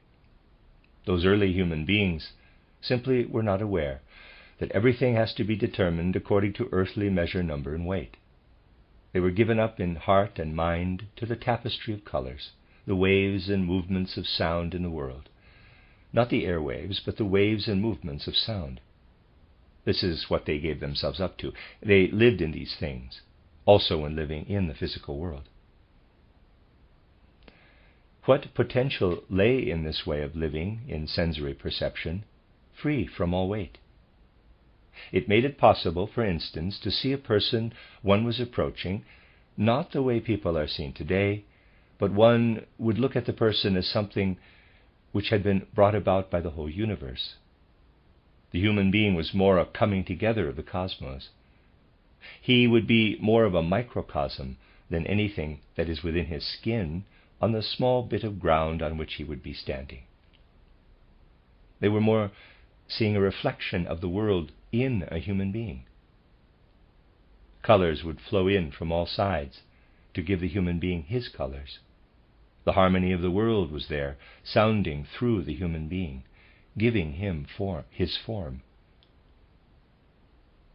Today it is almost impossible to understand what the teachers in the ancient mysteries told their disciples.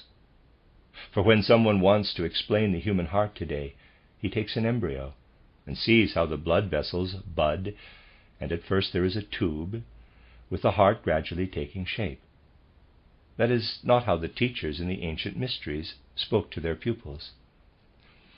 They would have considered it no more important than what goes on when you knit a sock, for ultimately the process seems much the same.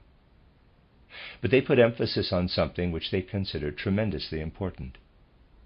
They would say, quote, "The human heart is the outcome of the gold which lives everywhere in the light.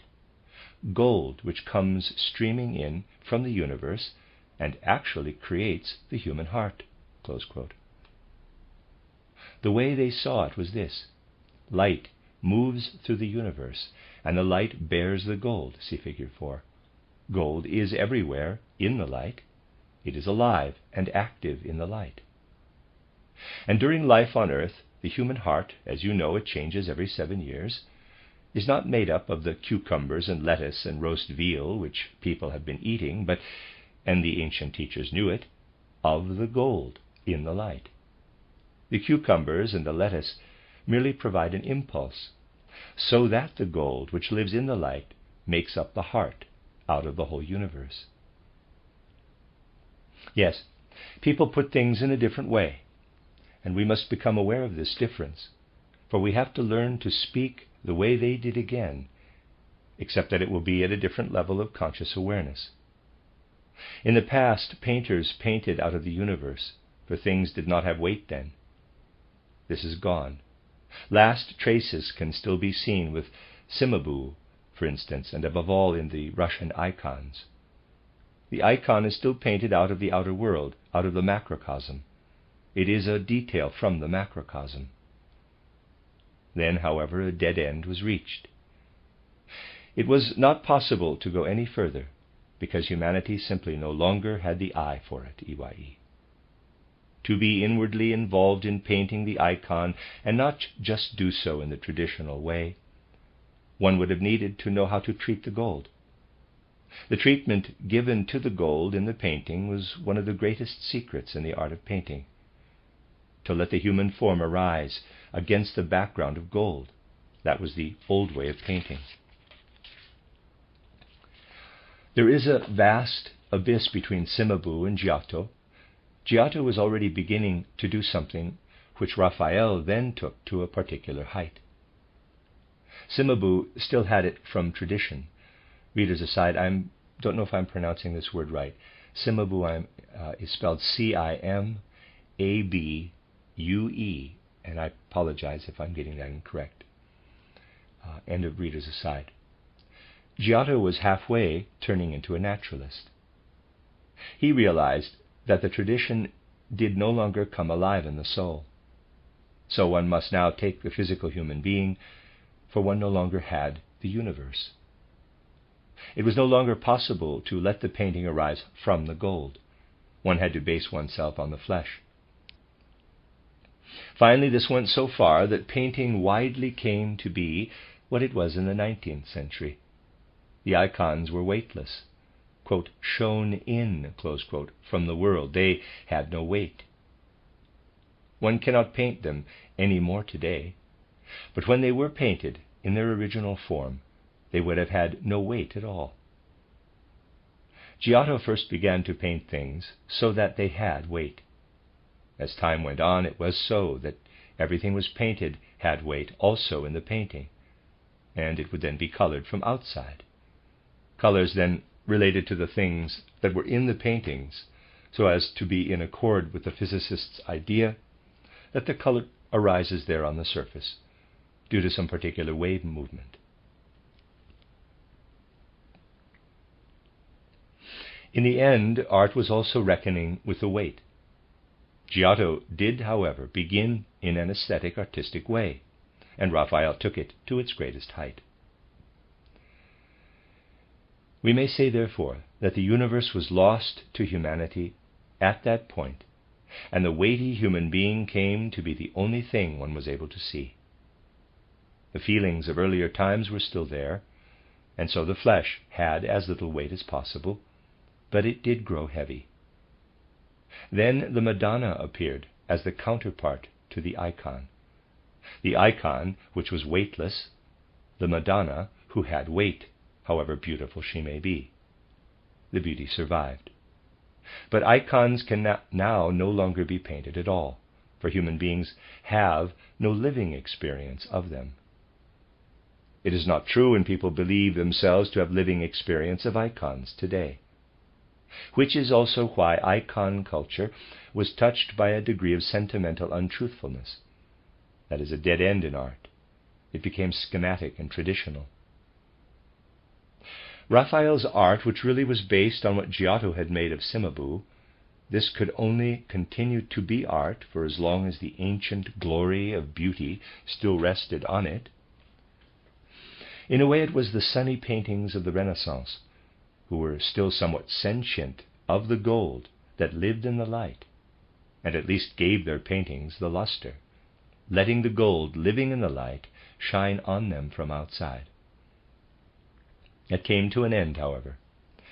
Naturalism arose, and in art, humanity finds itself sitting between two chairs today, on the ground between icon and Madonna, and will have to find a way of discovering pure, actively moving color and tone, with weight, measurability, and weighable numerability the opposite. We must learn to paint out of color. However tentative and poor our attempts may be, it is our challenge to paint out of color, to gain living experience of the color as such, free from all weight. We must be able to proceed in full awareness, full artistic awareness, with these things. When you look at what we were aiming at in the simple attempts on our programs, you will realize it may only be a beginning, but at least a start has been made in freeing colors from weight, gaining living experience of color as something which is self-sustaining, and letting the colors speak to us. If this can be achieved, an art will be created in contrast to the inartistic, physical view of the world which makes all art evaporate, by taking the free element of color, of sound, and having an art again which is free from gravity. Yes, we are sitting between the two chairs of icon and Madonna, but we must get up. The science of physics will not help us in this. As I told you, if one applies only physical science to the human being, one will always have to remain lying in bed. But now we must get up. And for this we truly need science of the spirit.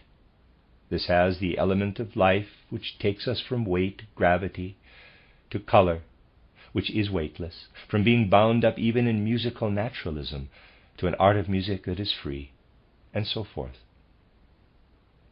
We can see everywhere how we need to gather ourselves up, the need for humanity to wake up. We should take up this impulse to come awake, to look out and see what is and is not, and where the challenges are everywhere, to move ahead. This is what I really intended before this summer break occasioned by the visit to England. I had to want to do both at the delegate conference, and now in these days to conclude with the very thoughts which I presented to you. These things do touch a nerve in our time, and it is necessary that we let the other element shine into our movement, which is what I have tried to suggest. I have told you how the philosopher of the present time has come to admit to himself, quote, "Where does this intellectualism take us? To build a giant machine at the center of the earth so that it will make the earth explode out into all the spaces in the universe?" Close quote. He admitted to himself that that is the situation. The others are not admitting it to themselves. I have tried, therefore, to show all kinds of occasions. For instance, when I showed you yesterday how concepts that still existed 30 or 40 years ago are today dissolved away by the theory of relativity, simply melting away like snow in the sun. To show that we are indeed challenged everywhere to find our way to anthroposophy. The philosopher Edward von Hartmann says, quote, "If the world is the way we have to imagine it to be," close quote, meaning as he has to imagine it in the 19th century sense, continue quote, "we cannot bear to continue in it, and so we must really make it explode out into cosmic space, and it is merely a matter of reaching the point one day when we can do so. We must be longing for the time when we can make the world explode out into the whole wide universe." Close quote. Before that, the relativists will see to it that human beings no longer have any concepts. Space, time, motion dissolve. And this can indeed lead to such despair that under certain circumstances one will consider that the greatest satisfaction will lie in thus making our world explode into the whole universe. It is necessary for us to understand clearly the particular impulses that pertain to our age. Because of this, the last lectures had to be given exactly the form which was given to them, letting external culture shine into our ranks. They were also a challenge for you to open your eyes, and I tried to make these lectures such that one could see what it means when we say that the Anthroposophical Society must make every effort to avoid all sectarianism, to rise above sectarianism.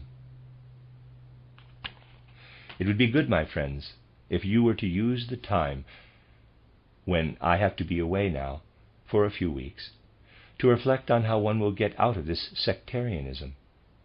Otherwise, the situation simply will be that the Anthroposophical Society gets caught up more and more in sectarianism. And there are clear signs not of casting sectarianism aside, but of sailing full tilt into a sectarian approach. We must exercise our minds to see how sectarianism can be avoided. I wanted to refer to this briefly again, because it is really most important to refer to it. I wanted to make you aware of how particularly in these last lectures I've tried to speak in such a way that people will everywhere look out into the world, as it were, not cocooning ourselves in a sect, but living in the world with open eyes, a practical approach, being part of the world, that is absolutely conformable with entering most deeply into the spiritual sphere. I have therefore told you that today people must even know that it is possible for an Indian, Ramanathan, to look at European civilization and tell the Europeans, quote, "Ask for teachers about Jesus to come from India, for you really do not understand Jesus Christ at all. We only came to understand the matter when we started to read the New Testament." Close quote. If we want to be sectarian, as there was evidence for this at the delegate conference, we shall not manage the great task which anthroposophy faces at the present time. And it must be managed, for it concerns the whole of humanity. I hope this has touched your hearts as I now say goodbye for a few weeks. We will announce future events in the usual way. During the next few weeks there will be lectures and eurythmy performances in various places in England. So let us now prepare for a summer break in such a way that we let our hearts be very much alive and develop proper sentience of this. How should we feel so that the evolution of humanity may proceed in the right and proper way? The end of Lecture 3 translated by Anna Moyse, and the end of part 1 of the book Initiation Science by Rudolf Steiner. You are listening to RudolfSteinerAudio.com. If you are listening to the podcast of this, it is located at rudolfsteiner.podbean.com. Please consider becoming a patron. This is a reading of a collection of lectures by Rudolf Steiner entitled Initiation Science and the Development of the Human Mind, translated by Anna Moyse, and it is Collected Works, volume 228. This is part 2, entitled Man is the Image of Cosmic Spirits and Their Activities. Lecture 4 in the series, given in London on the 2nd of September 1923. It is a real pleasure for me to give this talk here in our London branch, after the 2 conferences in Ilkley and Penmanmar, which have given me great satisfaction. When I gave talks here on earlier occasions, I did mention that when human beings do their daily work here on earth, day after day and year after year, they are able to do so thanks to their physical bodily nature, which was given to them and which connects them physically with their existence on earth. Considering everything which surrounds us here in the physical world during existence on earth, and everything our work contributes to the existing physical world, we must, of course, focus our attention on the time when human beings are awake here on earth. But I also mentioned that what happens to people at the times that they spend in sleep during their life on earth is more important for human existence, and indeed for anything human beings also have the potential to be in their existence on earth. When, at some time or other in our life on earth, we look back on anything we are able to remember, we do really always exclude the times we spent in sleep. We link together everything we have done or experienced during the day in the waking state, and make it into a coherent whole, as it were. But this would never exist if the states of sleep did not come in between. To get to know the true nature of the human being, we have to pay attention to these sleep states. For people might easily say, quote, "I do not know anything about what goes on during sleep," close quote. This may seem probable to a superficial view, but it is really untrue when we consider the real situation. We would actually be automatons if we were to look back on a life that was never interrupted by sleep. We would be spiritual, but automatons. The times when we sleep as very young children are even more important than the sleep states that come between our days, for the effects of that infant sleep remain for life. We merely add what mind and spirit gain every night in later life to round them off, as it were. We would be automatons if we were to enter wide awake into the world in our infancy, and in such an automatic state, we also would not be in a position to do anything in conscious awareness, nor would we recognize anything that we did automatically as being our responsibility. When we say we do not remember anything which we have slept through, that is in fact not entirely true. As we look back, with the sleep states always dropping out of recollection, we actually, in looking back on a nothing, see the events we experienced in our waking hours in one way or another at the points in time when we were asleep. In fact, however, we see nothing at those points in time. If you have a white wall and there is a place on it where there is no color but a black circle, you are also seeing a nothing. You see the dark bit, or if it is not a black circle but a hole with no light behind it, if you like, you will see a hole. You see the darkness. That is how you see the darkness in your life as you look back. The times where you were asleep appear to be life's darknesses, and you call these darknesses capital I. You would not be aware of your I if you did not see these darknesses.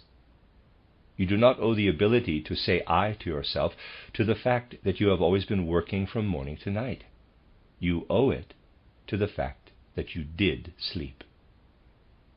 For the I, as we refer to it in earthly existence, is first of all the darkness in life, the emptiness, the non-existence. If we look at our life in the right way, we do not have to say that we owe our self-awareness to the day. We owe it to the night. And so it is really only the night that makes us into real human beings, where otherwise we'd just be automatons. It truly is the case that going back to earlier times in human evolution on Earth, we see that human beings were not automatons, because there were already some differences between waking and sleeping. They were, however, more or less aware of their sleep states, even in their ordinary daytime state of mind. And because of this, their actions, the whole of their life on Earth, was much more automatic than the life which people live on Earth in the present time. We are therefore able to say that our real, true inner I is something we actually do not really bring with us into this physical Earth world. We always leave it in the spiritual world. It was in the spiritual world before we came down into earthly existence. It is back in the spiritual world between our going to sleep and waking up. It always stays in the spiritual world. When we have our present time conscious awareness as human beings during the day and call ourselves I, this word I is a reference to something which does not exist in this physical world, though there is an image of it in this physical world. We do not have the right view of ourselves when we say, quote, I am this robust person on earth, standing here as I truly am, close quote.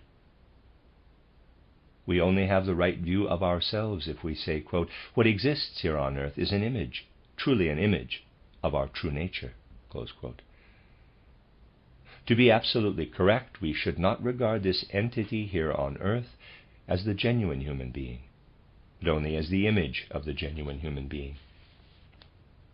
This image character can be more clearly understood if we consider the following.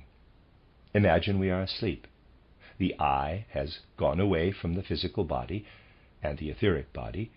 The astral body has gone away from the physical body and ether body.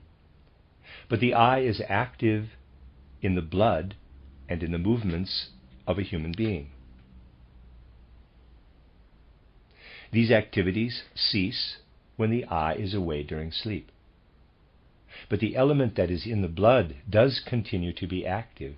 The I is not there at all. We only have to look at this physical body, and we have to say to ourselves, quote, what is the situation there when we are asleep, close quote. The blood must then, too, have something active in it, just as during the day the I is alive in it. The same applies to the astral body, which always lives in the whole breathing process. During the night it leaves the breathing process, but the breathing process continues. There must be something in there as well that acts as the astral body does in daytime life. In sleep life, our astral body leaves the organs in us which are our respiratory organs, for instance. Our I leaves the powers that make the blood pulsate. Now, what do they do during the night? Well, the situation is that when the individual has been lying in bed, with his I departing from the blood pulsating powers, spirits from the next higher hierarchy enter into the blood pulsating powers, angeloi, archangeloi, and archai. Then live in the self-same organs in which the I lives during the waking hours of the day. And the spirits of the next higher hierarchy are during the night active in the respiratory organs from which we departed, because our astral body has left us, exousiae, dynamis, curiosities. So the situation is that when our I and astral body depart from our daytime bodily nature as we go to sleep at night. Angels, archangels, and higher spirits enter into us and give life to our organs while we sleep, until we wake up again. When it comes to the ether body, we are not even able to do what needs to be done in there during our waking hours. The spirits of the highest hierarchy, seraphim, cherubim, and thrones, must be present in it, even in our waking hours. They are altogether always present in it. And then the physical body. If we had to manage all the magnificent, tremendous processes in our physical body ourselves, we would not only do this badly, but we would not at all know how to set about it. We'd be quite helpless. The things said about the physical body in external anatomy would not be able to set a single atom of it in motion. This calls for very different powers. These powers are none other than those which have, from time immemorial, been known as the powers of the highest Trinity, Father, Son, and Spirit, the actual Trinity, which dwells in our physical body. So we are able to say that throughout our life on earth, the physical body is not ours. It would not go through its development under our direction. As has been said in ancient times, it is the temple of the Godhead which is a Trinity. Our ether body is the dwelling place of the hierarchy of seraphim, cherubim, and thrones. Those of our organs which are assigned to the ether body must be taken care of also by seraphim, cherubim, and thrones. The physical and ether organs we have, from which the astral body departs during the night, must be taken care of by the second hierarchy, Kyriatetes, Dunamis, and Exousiae. And those of our organs from which the eye departs must, during the night, be cared for by the third hierarchy, by the angeloi, archangeloi, and archai. So there is a constant activity in the human being which is not only his own effort. He is really only a subtenant in his organism during waking hours. This organism of his is at the same time the temple and dwelling place of the spirits belonging to the higher hierarchies. Giving this our consideration, we can say, quote, we are really only taking the right view of the outer human form when we say to ourselves that it is an image reflecting the activities of all the hierarchies. They are in there.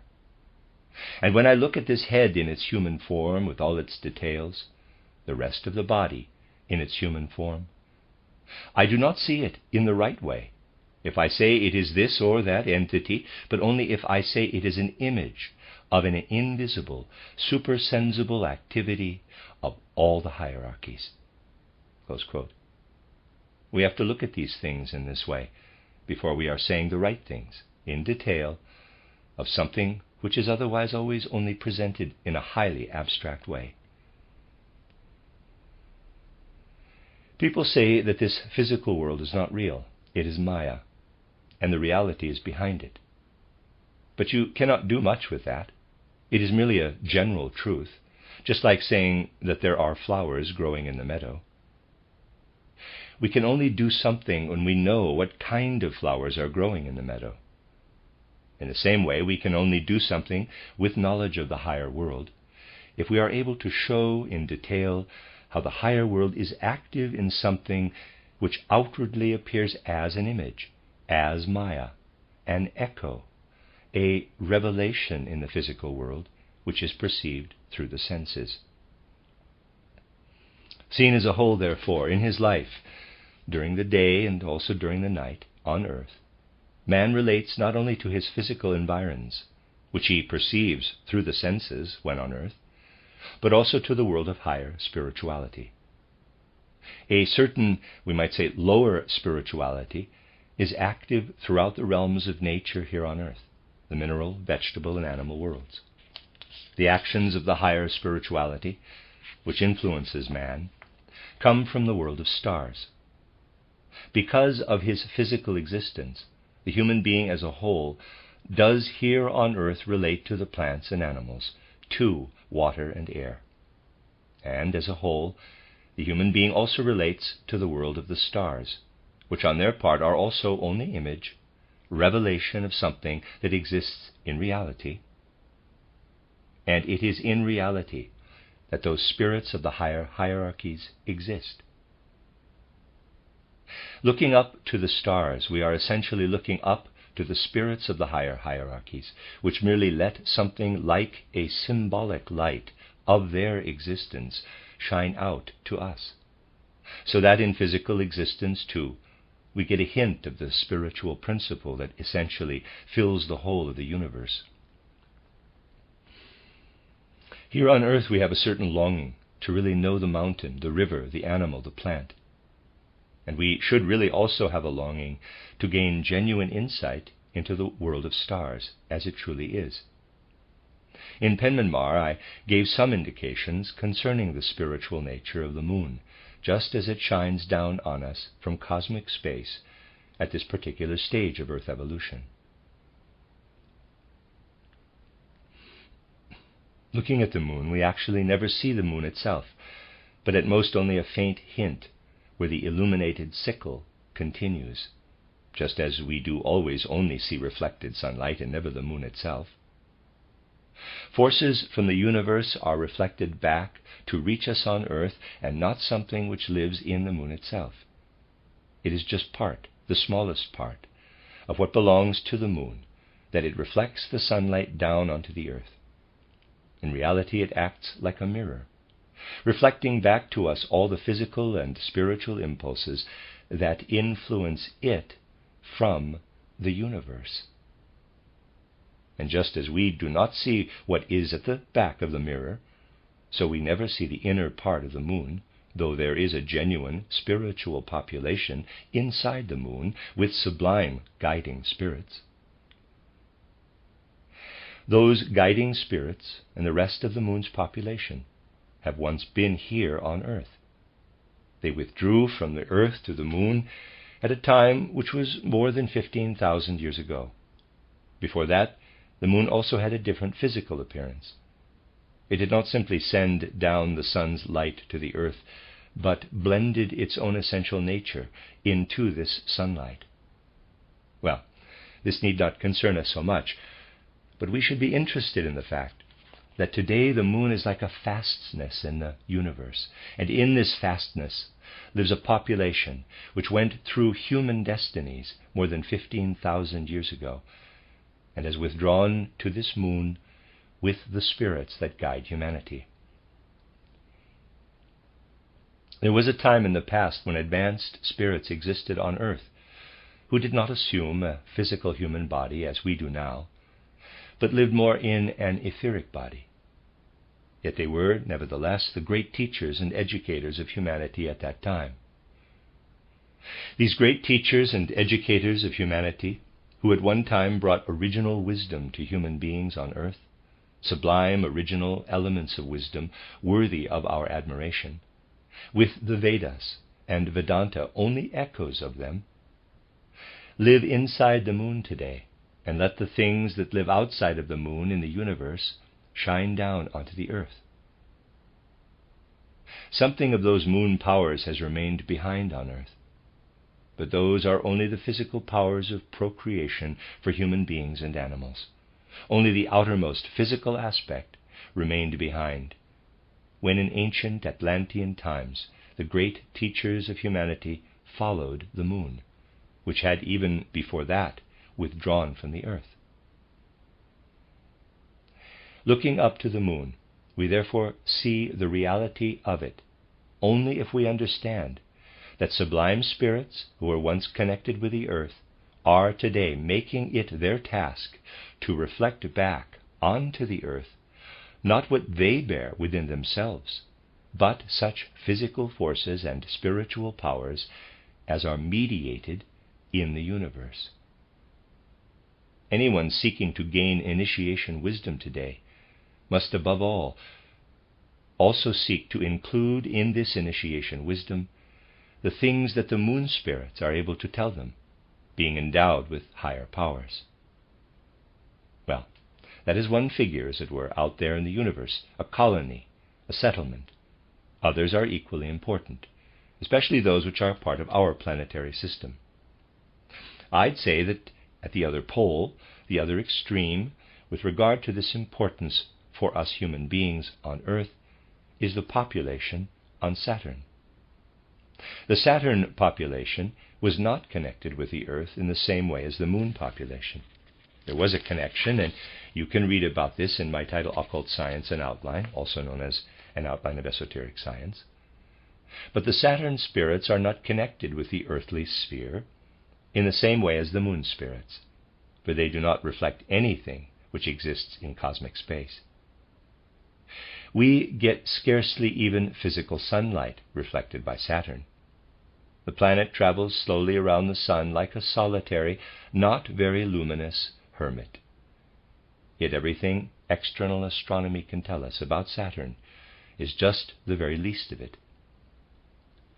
The significance which Saturn has for humanity on Earth shows itself every night, but only as an image, and particularly also in the life between death and rebirth, when human beings pass through the spiritual and hence the star world.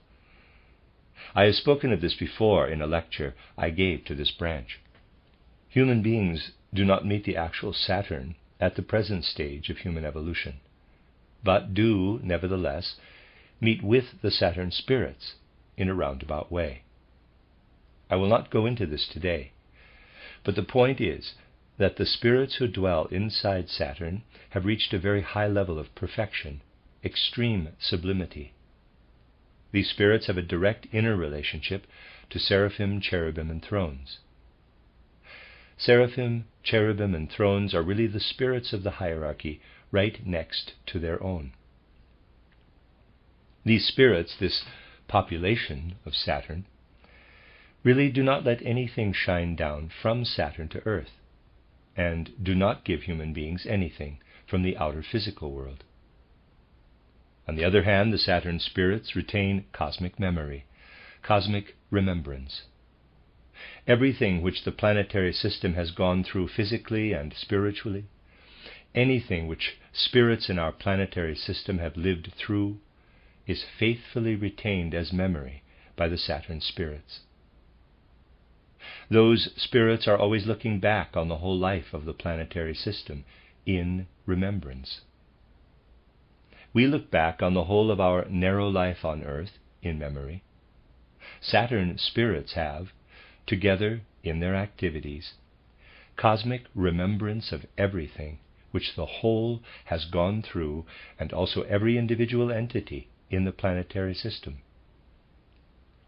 And all the powers which live in this remembrance are alive for human beings, because they connect with these Saturn spirits between death and rebirth. And in image form, actually also every night. It is thanks to this that the powers which come from those Saturn spirits, which actually represent the most profound inner life of the planetary system, are active in human beings. Memory is the deepest innermost part of us, when on Earth and in Saturn there really lives the deepest innermost cosmic eye of the whole planetary system. It is because these activities exist in human beings that events come in life, most of the significance of which does not come to awareness, which, nevertheless, play the greatest imaginable role in the life of a person. Most of what we are aware of in life is actually the least that there is in life. When there is some major event at some point in life, you have, for instance, met someone with whom you will then be together for the rest of your life, or some other truly significant event, and you look back from this point, you will find that it strikes you that it is like a plan which has been guiding you toward this event for a long time. It is sometimes possible with something which comes up in your 30th to 50th year to go back through your life, and you'll find, quote, yes, it was actually when I was 10 or 12 years old that I started on the road to this event. Everything that came later went in such a way that I finally ended up with this event. Close quote. People who have grown old and then look back on their life find, if they are thoughtful, their way about in life to such effect that they are able to say, quote, there we have such a subconscious connection. Unconscious powers compel us toward the one event or another. Close quote.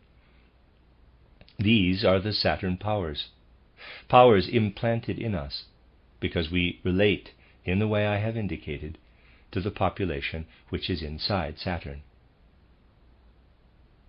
Now, if on the one hand, only the physical powers of procreation exist on Earth, as having remained behind from the moon, then, on the other hand, the most sublime powers relating to cosmic morality are on Earth, thanks to Saturn.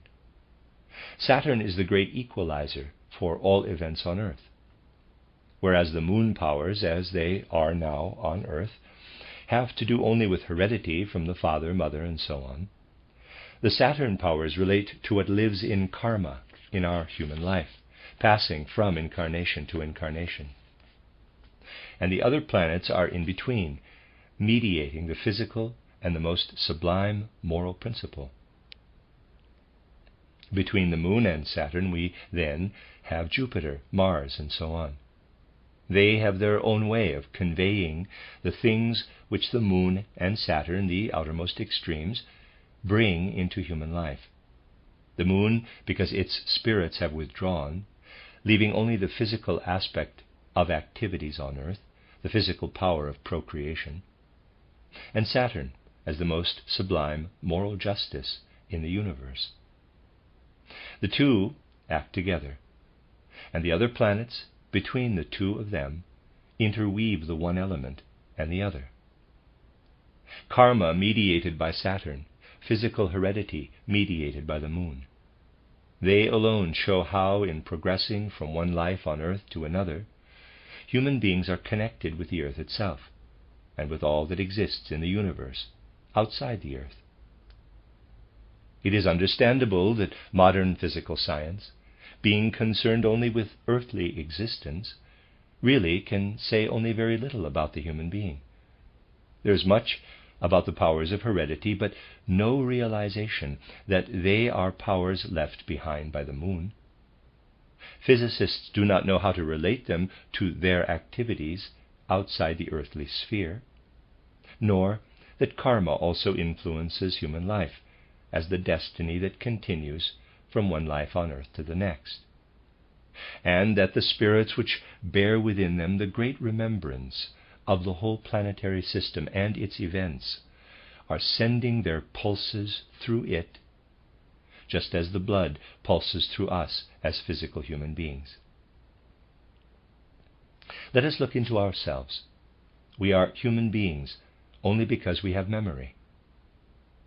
Looking at the planetary system, with all that goes on in it, both physically and spiritually, we must say, if we want to attain to initiation wisdom, the whole of this planetary system would really have no inwardness if the population of Saturn did not all the time preserve the memory, the past, of this planetary system, continually also letting the powers which grow from such preservation of the past enter into humanity, so that all these human beings live from one life on Earth to another in a living spiritual and moral causal connection. In life on Earth, human beings are, in their relationship to others, kept within narrow limits for the things they do consciously. If they consider, however, what they go through between death and rebirth, their relationship to others is within a wider compass, those others then also being out of body, not within a physical body. Yes, between death and rebirth, human beings are at one time closer to the moon influences, we may say, at another time closer to the influences of Saturn, Mars, and so on. But one kind of power always influences the other powers through cosmic spaces. Here on Earth we can only do things as one human being to another through narrowly confined Earth spaces. between death and rebirth, our actions extend from planet to planet.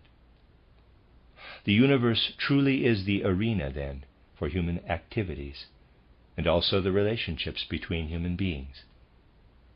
One human soul might be within the Venus sphere, the other within the Jupiter sphere, between death and rebirth. But their interactions are of greater inwardness than is possible on earth, where the degree is limited. Between death and rebirth, vast cosmic distances are called into the arena of interactions between human souls. And the spirits of the higher hierarchies also act through such vast spaces.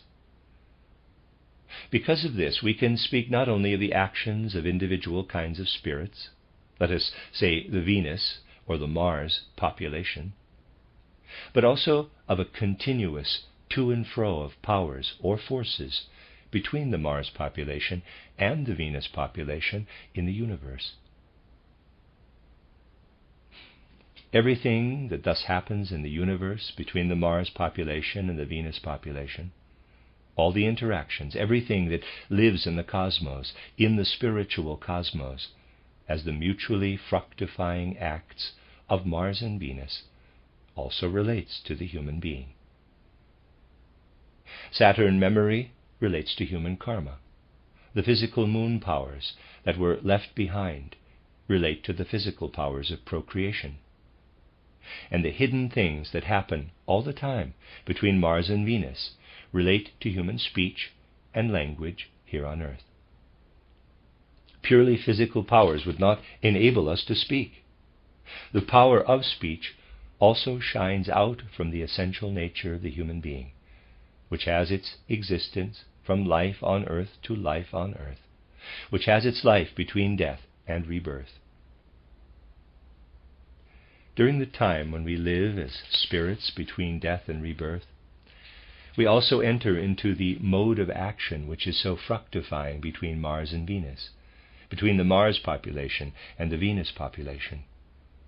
These powers which shine out in the one direction and the other, this way of working together, has its influence on us in our life between death and rebirth. It then comes to fruition in the physical image. This is the element which enters into our organs of speech and song, coming from the most inward development as human beings. We would not be able to speak, using our organs of speech and song, if they were not physically stimulated by the powers that we take in with the depths of our being between death and rebirth from something which goes to and fro between Mars and Venus in the cosmos. In the things we do every day, we are thus under the influence of the powers of the stars, seeing only their signs as we look up to them in wonder and awe. One has to know that the stars shining down on us from space are really only the characters, signs, representing the most universal spiritual activity that lives in us, and of which we are the image. Only if we do so can we look up to the stars in the right way.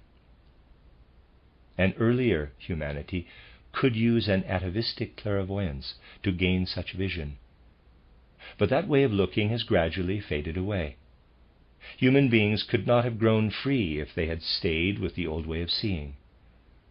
This turned dark, and instead the mystery on Golgotha entered into life on earth. A sublime spirit from the sun population could give human beings not immediate awareness of what is going on in the world of the stars, but the powers needed for gradually gaining this kind of conscious awareness.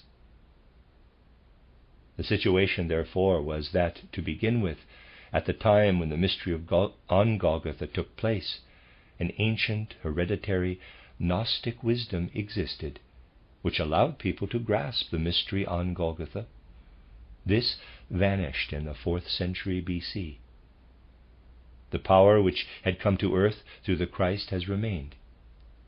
And human beings can bring this power to life in themselves by taking up what the more recent spiritual science can say, and opening their eyes again to the spiritual worlds.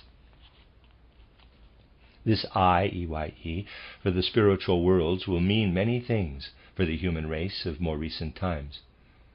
It is, after all, a strange thing that the people who still have something of the old instinctive wisdom, which in the best sense of the word is no longer right for our time and must be superseded by a conscious wisdom, that the people over yonder in the Orient, who have retained something of the wisdom in all kinds of different regions in Asia, and are the educated people, the scholars there, are really looking down on Europe and America in a disparaging way. They are convinced that even in its present state of decline, their ancient Asian wisdom, or really rather the bits and pieces of it, are still better than all the things that make Western civilization so arrogant. And it is certainly interesting that it was possible for such a book to appear like that of an Indian in Ceylon, entitled The Culture of the Soul Among Western Nationals. This Sinhalese Indian is telling the Europeans nothing less but, quote, "Since the Middle Ages, your knowledge of the Christ has become extinct.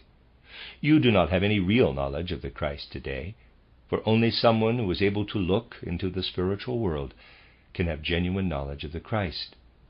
So you will have to ask teachers to come from India or Asia who will teach you Christianity." Close quote. You can read in that book how a Sinhalese Indian is telling the Europeans, quote, "Ask for teachers to come from Asia. They will be able to tell you about what the Christ really is. Your teachers in Europe do not know anything about it anymore. From the end of the Middle Ages, you have lost your knowledge of the Christ." Close quote. And this is what matters, that the Europeans and Americans do indeed find the courage again to look to those spiritual worlds where knowledge of the Christ wisdom, can be gained again. For the Christ is the Spirit who came down from spiritual worlds into existence on earth. This can only be understood in its true depth by grasping it in the Spirit. It will be necessary for human beings to learn to see themselves truly as an image of higher spirits and spiritual influences here on earth.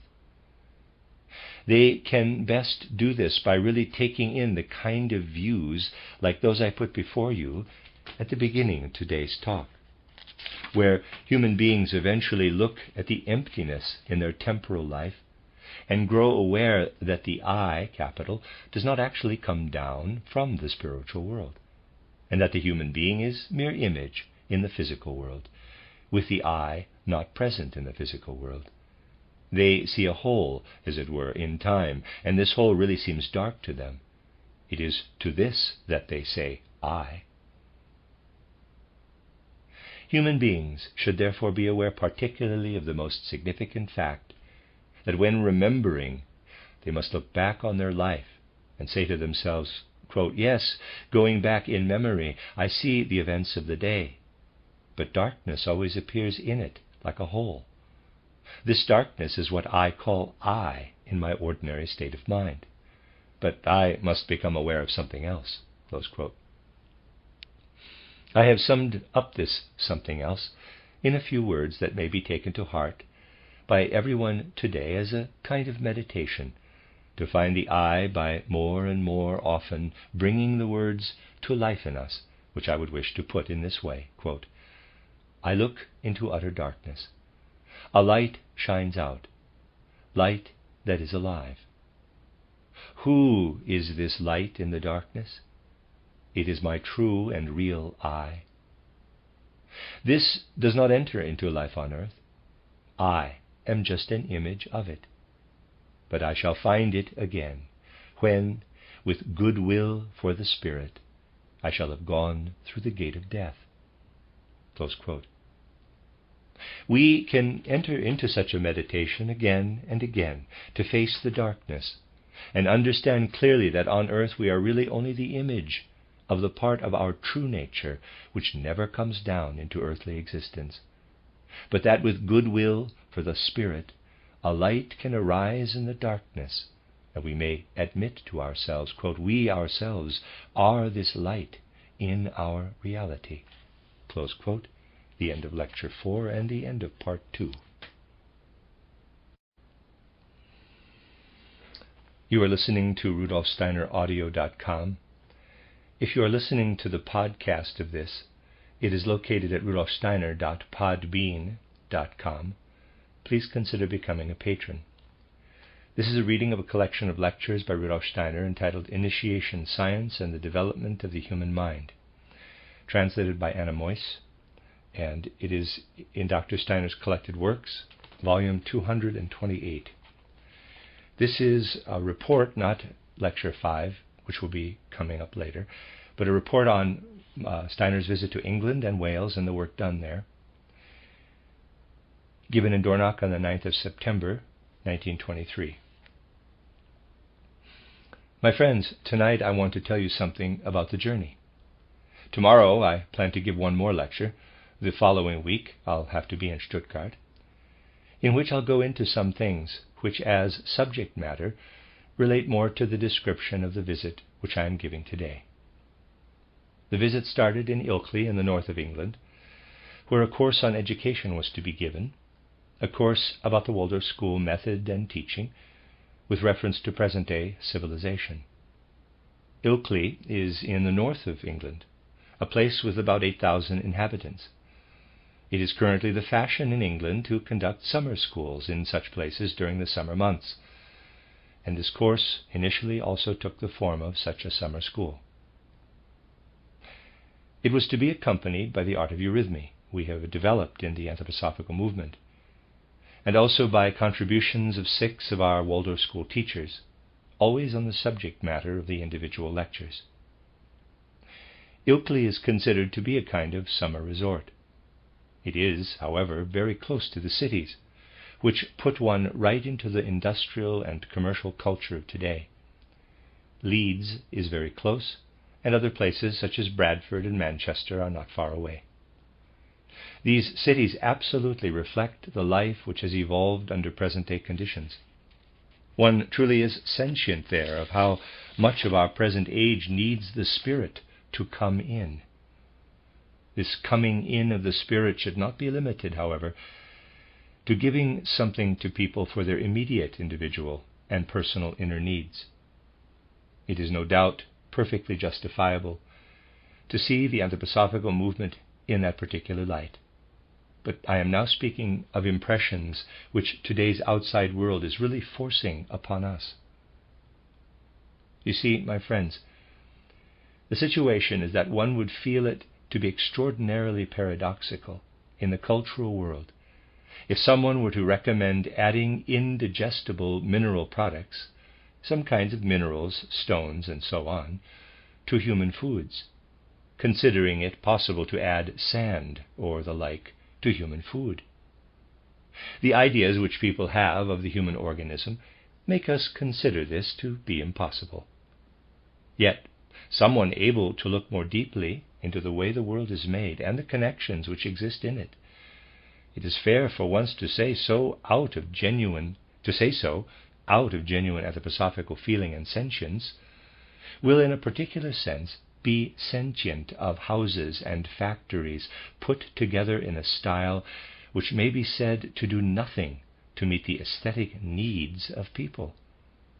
That is the case in Leeds, for instance, where unbelievably black houses are lined up in an abstract way, and everything really looks as if it were a straight condensation of the blackest coal dust, which has collected together and has come to create houses where people then come to live.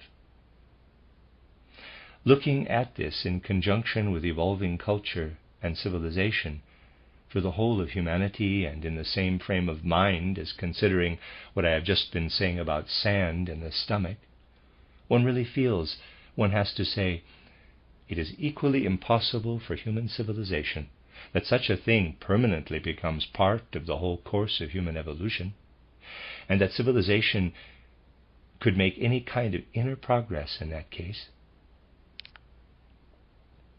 It truly is not a question of one ever being a reactionary and basing oneself on anthroposophy.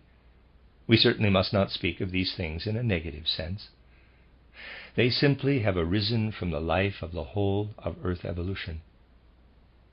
Yet within human evolution they are only possible if a genuine spiritual life enters into them, fills them, and truly enters particularly into these things, and gradually becomes able to lift them out into a form of aesthetics, so that people will not be completely removed from an inner humanity, because such things have become part of developing civilization. I'd like to say that it is exactly such an experience which makes one aware of the most absolute need for spiritual impulses to enter into our present civilization. These things cannot be taken to be mere general ideas which one has. No, they must truly be seen in connection with what there is in the world. One has to have a heart, however, for whatever there is in the world. Ilkley itself is a place, the environs of which have the atmosphere, on the one hand, of these industrial cities being so close. On the other hand, there is something everywhere, though only in traces, which in the remnants of dolmens or cromlechs, scattered about, of ancient Druid altars, does remind one of ancient spirituality, though nothing remains that follows from it directly. It is touching, I'd say, if on the one hand one is under the impression I have just been describing, and on the other hand walks up a hill in this region where the atmosphere of those impressions can certainly still be felt, and where the extraordinarily characteristic sites, wherever they may be, one finds the remnants of the old sacrificial altars with the ancient signs on them. There is something extraordinarily touching about them. One such stone may be found on a hill near Ilkley, and on this stone essentially, it is actually a bit more complicated, but essentially is the sign referred to as a swastika. This was carved into stones positioned in particular sites in the past, and refers to something quite specific. It indicates that these were sites where the Druid priest would be full of the thoughts which until, let us say, 2,000 or 3,000 years ago, created the culture in these regions. For when you come to such a site and stand before such a rock with the signs engraved in them, you still find from the whole situation today that you are in the place where the Druid priest once stood. The engraved sign would have made him sentient, that he brought the state of mind that was in keeping with his position to expression in this sign. What do we read in this sign when we stand before such a stone? We read the words that lived in the heart of the Druid priest. Quote, "Lo and behold, the eye as a physical sense sees the mountains, sees the people's dwelling places. The eye of the spirit, EYE, with the lotus flower, the swastika, the sign for it, looks into human hearts, into the inner soul. And with this ability to see, I want to be close to the people of this congregation who are entrusted to my care." Close quote.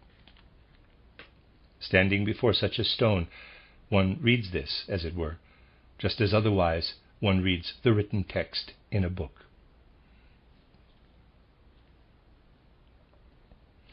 So that was more or less the atmosphere around the Ilkley conference. The program was that I would always give lectures in the mornings, where on this occasion I sought to develop Waldorf education and teaching out of the whole historical evolution of educational practice. On this occasion I started from the way in which in Greek civilization education grew out of the whole way of life in Greece. We may conclude from this that we should not invent special methods and practices for school, but that school is meant to convey what exists in the given culture. It certainly is not right, for instance, to invent special practices by the Froebel method in nursery schools. I certainly do not intend to be critical about Froebel, to do various things with the children. Those practices do not relate to cultural life in general, and have not evolved from it. No, the right thing is for the practitioner in education to be wholly within cultural life in general, having a heart and mind for it, and then bringing the life as it is lived and into which the pupils are meant to grow later on, directly into one's methods of education. My aim, therefore, was to show how education and teaching methods may grow naturally from our life, which now, however, is filled with spirit. This made it possible to look at the Waldorf school method from yet another point of view. What I have said just now was merely a starting point. What mattered was to elucidate Waldorf school education, with which you are, of course, familiar. There followed a eurythmic performance in Ilkley Theatre by the children from King's Langley School, and eurythmic performances by the artists who had come with us. It would probably have been better to have the latter first. Such an arrangement would have made it immediately obvious that the eurythmy done in schools grows out of the art of eurythmy, which is part of cultural life. Well, these things will settle down in future, when even the external arrangements will demonstrate what is really intended. The third element, as it were, comprised the efforts of the Waldorf teachers who had come with us. And here I really have to say that they met with the greatest imaginable interest. I have to say that Dr. von Barneval's effort, for instance, the way in which he did it, was extraordinarily touching when the development of the Waldorf school is dear to one's heart. One saw Dr. von Barneval present his views on geometry as appropriate for children in such a simple way, using the method which you would surely know from his book on methods in physics and mathematics. The evolution, truly artistic, of the transformation and metamorphosis, suddenly and with inner drama, led to the Pythagorean theorem. And one then saw how the audience was taken along step by step, not really sure as to where all this was leading, with a number of areas moved around again and again until finally the Pythagorean theorem was beautifully illustrated on the blackboard. The audience, made up of teachers, was inwardly amazed, with thoughts and feelings developing with such inner drama and, I would say, such straightforward, evident enthusiasm for a teaching method that it was truly moving, as was everything our teachers presented, and it was met with the most extraordinary interest imaginable. We had brought along students' work, modeling, toy-making, painting, and so on. And there was enormous interest in hearing how the children work on such things and how it finds its place in the whole school curriculum.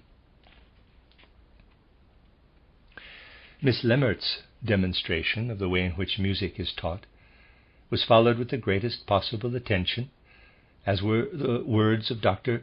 Schwebsch, the impressive, charming style of Dr. von Heidebrandt, then the forceful style of our Dr. Karl Schubert. All these things really showed that it is possible to present the Waldorf school system most impressively to teachers. Miss Röhle then gave a eurythmy lesson to a number of people, which rounded things off nicely, with the whole put together really well from the educational point of view. I am permitted to say so, for I had no part at all in creating the program.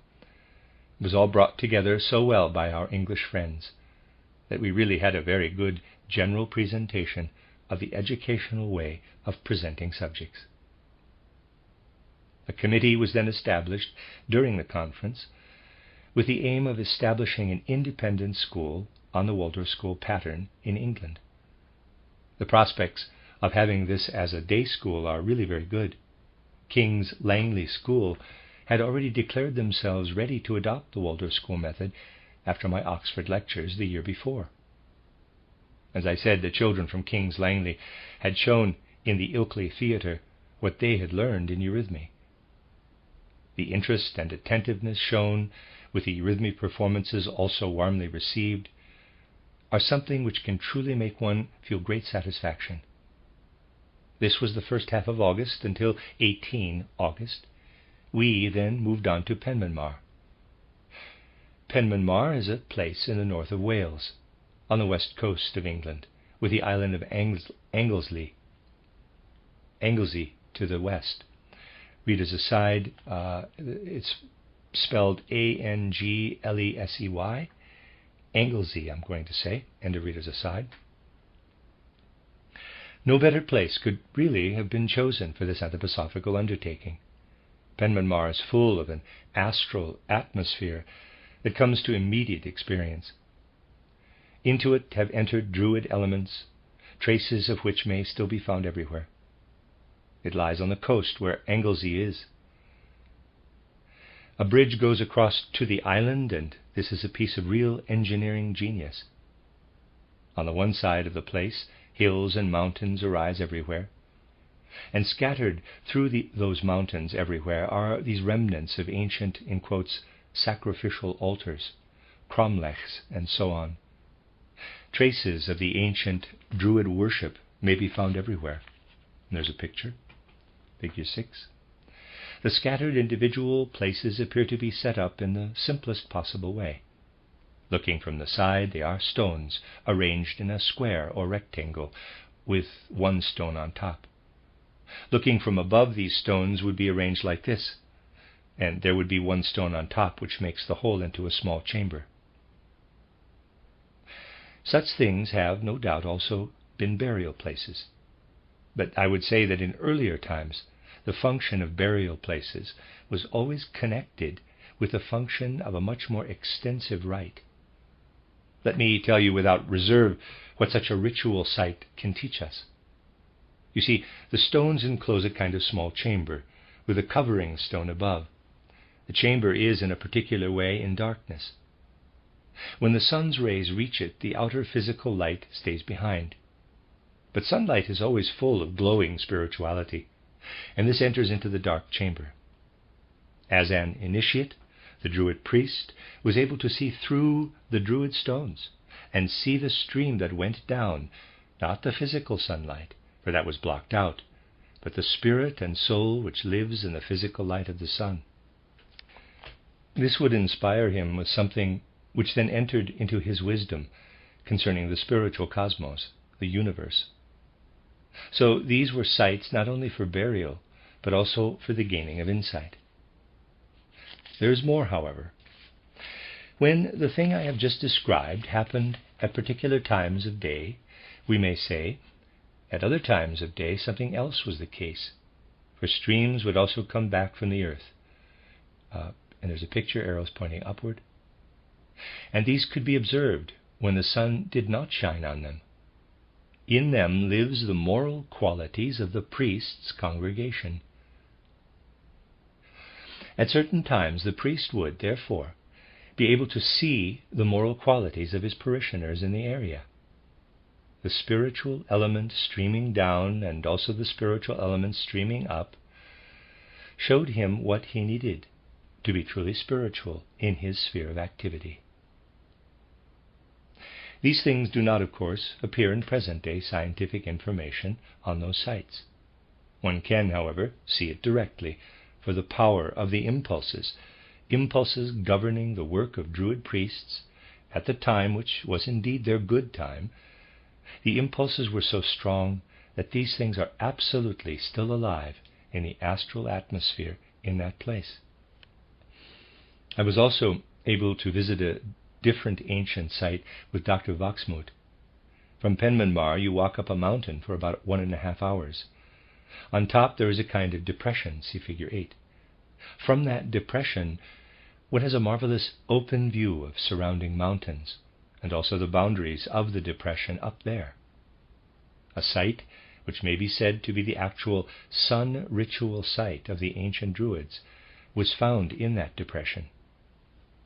The way it appears is that the corresponding stones were set up with their cover leaves. One sees traces everywhere.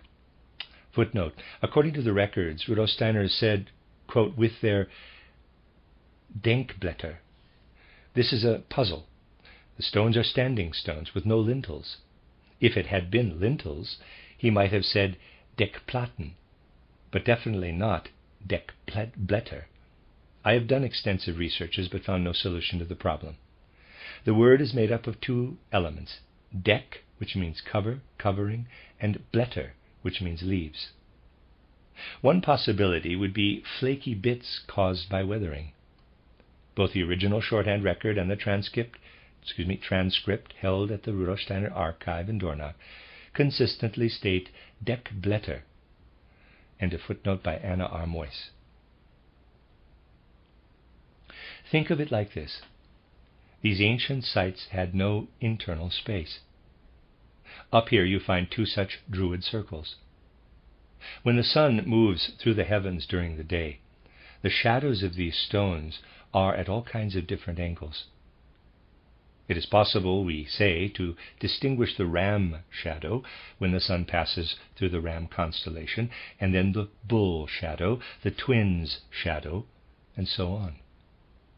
Even today you gain a fair impression, in deciphering these things, of how the Druid priest was able to read the secrets of the universe in the different sun shadows, different in quality, as they appeared in this Druid circle, in quality which continues to live in the shadow cast by the sun when the physical sunlight is held back.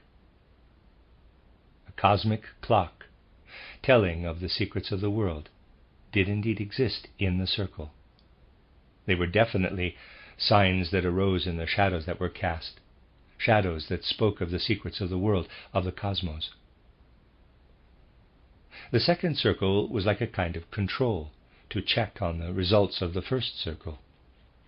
If one could have gone up in a plane and far enough away that the distance between them might have disappeared, the two Druid circles would actually have given the ground plan of our Goetheanum. The location is close to Anglesey, an island where many things happened that survive in the tales about King Arthur. His centre was a bit more to the south, but many things also took place here, which were part of King Arthur's activities. All this adds something to the astral atmosphere of Penmanmar, and distinctly makes it into a special place, something of which we may say that, speaking of spiritual things, we need to do so in images.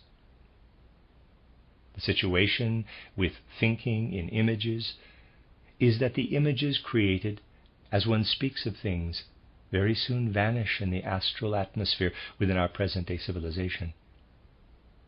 Seeking to speak of spiritual things, one is all the time battling against the disappearance of the images. One has to present these images, but they soon fade, and one is over and again facing the need to produce the images so that one has them before one. The astral atmosphere which arises from these things in that place is such that whilst it is a bit more difficult to produce the images in Penmanmar, the difficulties do, on the other hand, greatly ease spiritual life. The images, once created, simply looking as if they were written into the astral atmosphere. When you are there, you feel that if you are in some way or other thinking in images that reflect the spiritual world, they remain in the astral atmosphere there. This very circumstance reminds one, in such a lively way, of how those Druid priests selected the special sites where they could effectively, I'd say, engrave, as it were, in the astral atmosphere, the things which it behooved them to configure in images derived from the secrets of the cosmos. One does indeed feel it to be like an actual step taken, stepping across a threshold as one is coming across from Ilkley, which is so close to industrialism, and only gives a faint indication of ancient Druid times, and now enters into something that is simply spiritual in the immediate present. It is all spiritual. We can certainly say Wales is a special place on earth.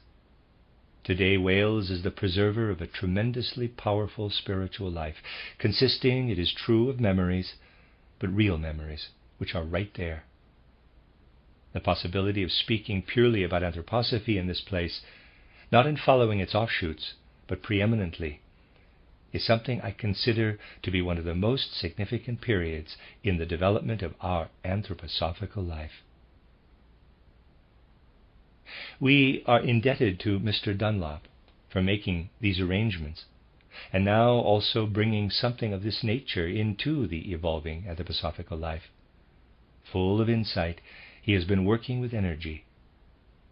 He submitted the plan for it when I was in England last year, stuck to this plan, and now had also brought it to realization. From the beginning, the plan had been to present purely anthroposophical subject matter in conjunction with eurythmy in that place in August. Mr. Dunlop also had a third impulse, but it was not possible to achieve it. And we may certainly say that such things, as did become possible, only did so because of the genuine spiritual insight in choosing that particular place. I think it is of some importance to realize that there are such special places on earth where memory is still very much alive of the sun rites once performed in the north and west of Europe to prepare for the coming of Christianity. The lectures were given in the mornings. Part of the afternoon gave conference members the opportunity to experience on the spot the astral atmosphere and its connection with the memories attached to the ruins of sacrificial sites, dolmen, and so on. In the evenings we had discussions on anthroposophical subjects or eurythmy performances. We had 5 of these in Penmanmar, received with truly great inwardness and also the greatest interest. Some of the audience were anthroposophists, others not. As one would expect in an area close by the sea, the weather changed from hour to hour, semi-cloudbursts alternating with bright sunshine and so forth. There, even the premises were something rather like our woodwork shop here in Dornach, was an evening when people really had to walk through a kind of cloudburst to get to the eurythmy performance. When the performance started, they still had their umbrellas up in the hall, but this did not dampen their enthusiasm. It really was something, and I did also say so in Penmanmar, which we call a highly significant chapter in the history of our anthroposophical movement. One event was devoted to a discussion of educational issues, also in Penmanmar. I would also like to take this occasion to mention the following, which you have already been able to read about in a brief report I gave entitled Das Goetheanum. When I arrived in Ilkley, a book entitled Education Through Imagination was waiting for me and captivated me quite extraordinarily, even when I first glanced through it. One of our friends in particular called it one of the most important books in England. This author is Miss Macmillan.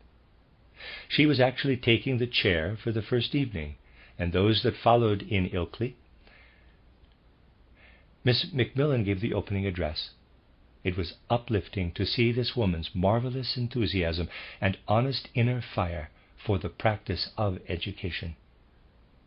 At the same time, we felt an extraordinarily great satisfaction that this particular woman is fully acknowledging the things that can be achieved with Waldorf school methods, an approach to teaching practice based on truly serious intent.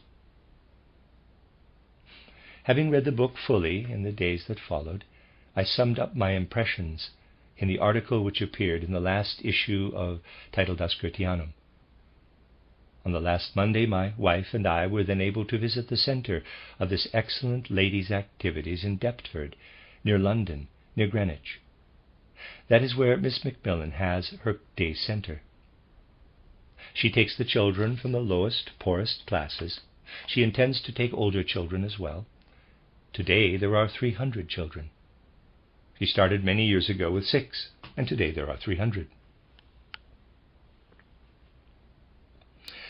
The children come first when 2 years old, from areas where they are really dirty, neglected, sick, undernourished or poorly nourished, if I may say so, with rickets, typhoid and worse. Today one sees a kind of school barracks in the vicinity, like those of the Waldorf School, barracks, not our present opulent building, but provisional barracks, except theirs are well and handsomely furnished. They are in a garden, but you need take only a few steps out of one of the gates, and you'll be able to compare the people living in the most dreadful misery and dirt in the streets from which these children come with the way the children are turned out. First of all, the baths are exemplary. The children come at 8 a.m. and go home at night, so that they return to their homes every evening. In the mornings they first of all have a bath. Then comes a kind of schoolwork, all of it with tremendous dedication, a touching sense of sacrifice, and everything organized in a practical way that is really touching.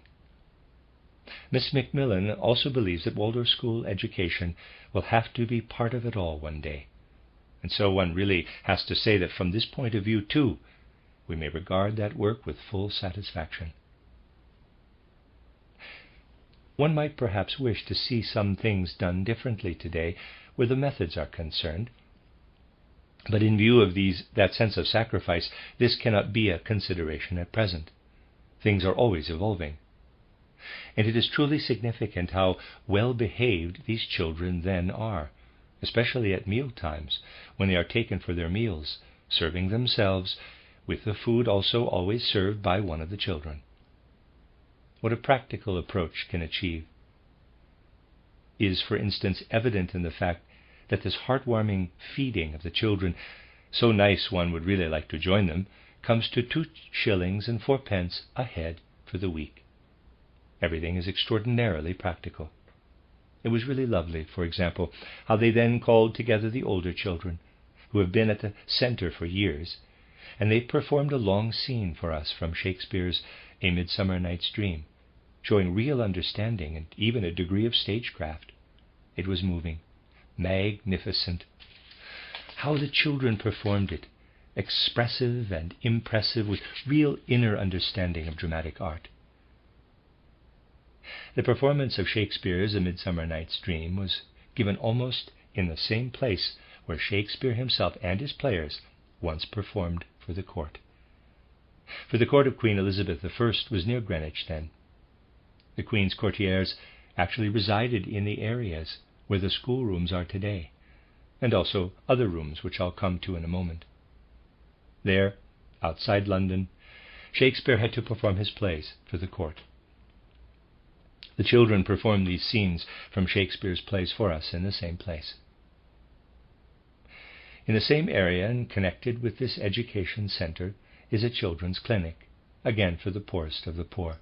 6,000 children are seen there in a year, not all at once, but through a year.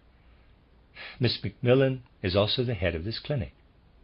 So, in a very poor and underprivileged area, a dreadful area, someone is using all her energies and doing truly magnificent work. It therefore gave me great satisfaction when Miss Macmillan made known her intention, first of all, to visit our Waldorf school in Stuttgart with some of her teaching colleagues at Christmas.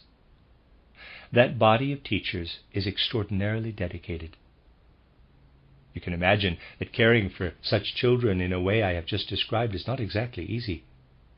And so it gave me great satisfaction that this very person took the chair for the Ilkley lectures, and then, in Penmanmar, where she came again for the few days she could manage, introduced the discussion on education, in which Dr. von Baraval and Dr. von Heidebrand took part. So, everything that took place at Penmanmar, and in connection with it, proved to be truly satisfactory. The last, as it were, the third part, were the days in London. Dr. Wegmann had come to join me for the work I had to do in London. We had been asked to present the method and nature of our endeavors in anthroposophical medicine to a number of English physicians. 40 had been invited, and most of them did also appear at Dr. Larkin's house. I was able to give 2 lectures, speaking first about the particular nature of our medicines in connection with the symptoms and signs of diseases, and the essential nature of the human being. In the second lecture, I was able to provide a basis of a physiological and pathological kind for the functions of the human being. Then something on the mode of action of individual medicines, again in connection with that basis, the actions of antimony, of mistletoe, and so on. I think we can truly say that the subject matter was met with quite good understanding, also in a wider context, as evident from the fact that Dr. Wegmann was asked for a great number of consultations. It has therefore been possible to present this side of our anthroposophical work as well. In conclusion, we had a eurythmy performance at the Royal Academy of Art, and it is fair to say that it proved extraordinarily successful. The hall is not particularly large, but it was not only sold out, people also had to be refused entry. The eurythmy was received with extraordinary enthusiasm. We can really say that eurythmy wins through wherever it goes. If only there were not those extraordinarily great obstacles today.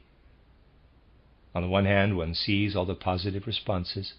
For instance, the inclination shown by undertakings in Ilkley to have a kind of Waldorf school over there in England.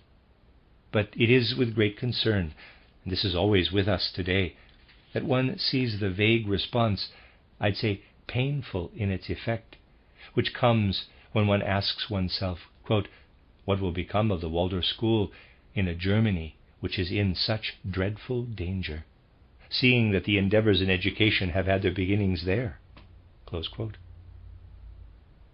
I am not saying this so much because of the financial aspect, but because of the extraordinarily endangered situation within Germany. There are things there where one has to say to oneself, quote, if it goes on the way it does at the moment, one can hardly imagine how things will develop for the endeavors, particularly concerning the Waldorf school, close quote. Ultimately, if things go on the way they are tending to go on, it will hardly be possible to take such things safely through the chaos of today. It is then with a heavy heart that one sees how these things exist after all. And all things in the world happen in a short-sighted way today, with people having no idea at all that spiritual streams must be involved in the development of our civilization, and that people far and wide have got out of the habit of taking an immediate interest in things and entering into them with gusto. Essentially, everyone is asleep, really, when it comes to the things which are so dreadfully striking at the roots of human and earthly evolution. Humanity sleeps. At most, people will moan about something that affects them directly, but things will not progress unless great ideas arise. The world is so unreceptive to the impulses that need to come in. People either do not want to hear, or they feel uncomfortable in their world when reference is made to such things as, for instance, the dangerous situation in Central Europe just now. They feel uncomfortable, do not like to talk about it, or add their own color and rearrange things so that one will continue to speak of things that have no point to them, of guilt and the like. That is a way of keeping things at arm's length. It can be really painful today to see how people relate to events in the world at large. This general culture sleep, which is spreading more and more, is essentially something which is most pitiful. There is actually no awareness at all of how the earth and its civilization are a single whole today, even with such elementary events. I do not want to speak of them here and now, but they have in fact happened, as the great tragedy in Japan, a natural event that touches one deeply. If one considers how people would look at these things a relatively short time ago, and how they would look at them today, it is something which does again and again make one aware of the need to point out the urgent necessity for humanity to wake up. This is, of course, something one is always aware of, especially when one sees once again what could be if people were to take an interest, taking things not according to regional or national divisions, but in a general human sense. When one sees what could then be, and if, on the other hand, one sees how general sleepiness makes it almost impossible for anything to come about, this really does more than anything present the signature of our present age. That is the way things are. One cannot speak of just one thing without also getting the other picture for the given situation. Today, my friends, I wanted to give you a kind of description of the trip. Tomorrow I will speak about issues concerning the spiritual life, which are more removed from this, and are really anthroposophical in content as a continuation. My lecture will be at 8 o'clock tomorrow. There will be a eurythmy performance here at 8 o'clock on Tuesday. And that's the end of the report in between lectures 4 and 5. You are listening to RudolfSteinerAudio.com. If you are listening to the podcast of this, it is located at rudolfsteiner.podbean.com. Please consider becoming a patron. This is a reading of a collection of lectures by Rudolf Steiner entitled Initiation Science and the Development of the Human Mind, Collected Works, Volume 228. And this is Part 4. If you heard the previous reading of the report Steiner gave, I said at the end of that it existed between Parts 4 and 5. I misspoke. It's between Parts 3 and 4. And so now I'm starting Part 4, which is entitled The Druid Priest's Sun Initiation and His Perception of the Moon Spirits. Lecture 5, given in Dornach on the 10th of September, 1923. First of all, I would remind you of some of the things I mentioned in the lectures on the spiritual nature of our planetary system, which I gave here before I went away, going in more detail into the things to which I referred briefly yesterday. Reference had been made, in a more spiritual sense, to something you have known for a long time, from what I wrote in my title Occult Science, an Outline, also known as An Outline of Esoteric Science. We know that Earth evolution is inwardly connected with the evolution of Sun and Moon. From many different points of view, the one considered in Occult Science, an Outline is but one of them. I pointed out that at a certain very early stage of our planetary system, Sun, Moon, and Earth, and indeed the rest of the planets, though we won't go into that now, were a single whole, and we must, in a sense, speak of the Sun departing from, moving out of the whole, Sun, Moon, Earth, with the Moon then departing at a much later time. All these things do, of course, have their outer aspect, which derives from ideas based on the senses, as it were. But they do also have an inner aspect, which is that particular spirits are connected with either form of existence, Sun existence and Moon existence, spirits which had separated from that whole, as the Sun separated from the Earth, and gained an existence of a wholly different kind. For the subsequent evolution of Earth, we, therefore, cannot speak only of a separate Sun having physical effects and etheric influences on the Earth. When we also consider the spiritual aspect of the cosmos, we must speak of a Sun population, of Sun spirits, which were connected with Earth evolution in the past, and now are outside this earthly evolution, existing in a way that goes far beyond earthly existence and is much more sublime. The same holds true for the Moon population, as we may call them. In discussing the spiritual aspects of such cosmic events, we also had to say that at one time an original wisdom existed within Earth evolution. This did not, of course, consist of concepts flying about in the air, but came from spirits which did not assume a physical body the way human beings do, but did, nevertheless, live in human beings, because human beings had developed instinctive, clairvoyant powers. The wisdom came from the spirits which continued their existence on the Moon once the body of the Moon had separated from the Earth. As I said in that earlier lecture, therefore, one has to say that within the Moon entity, not in the sunlight reflected by the Moon, nor in anything else which the Moon reflects from the universe, within the inner part of this Moon entity live the spirits which had once established the original wisdom among human beings on Earth. Later these spirits entered into the myths, legends, the whole mythology, assuming the form of images which are no longer explicable to the ordinary human mind. These are elements of original wisdom, which we look back on in wonder, though we only find them to be the true basis of the myths, legends, and so on, in an external way.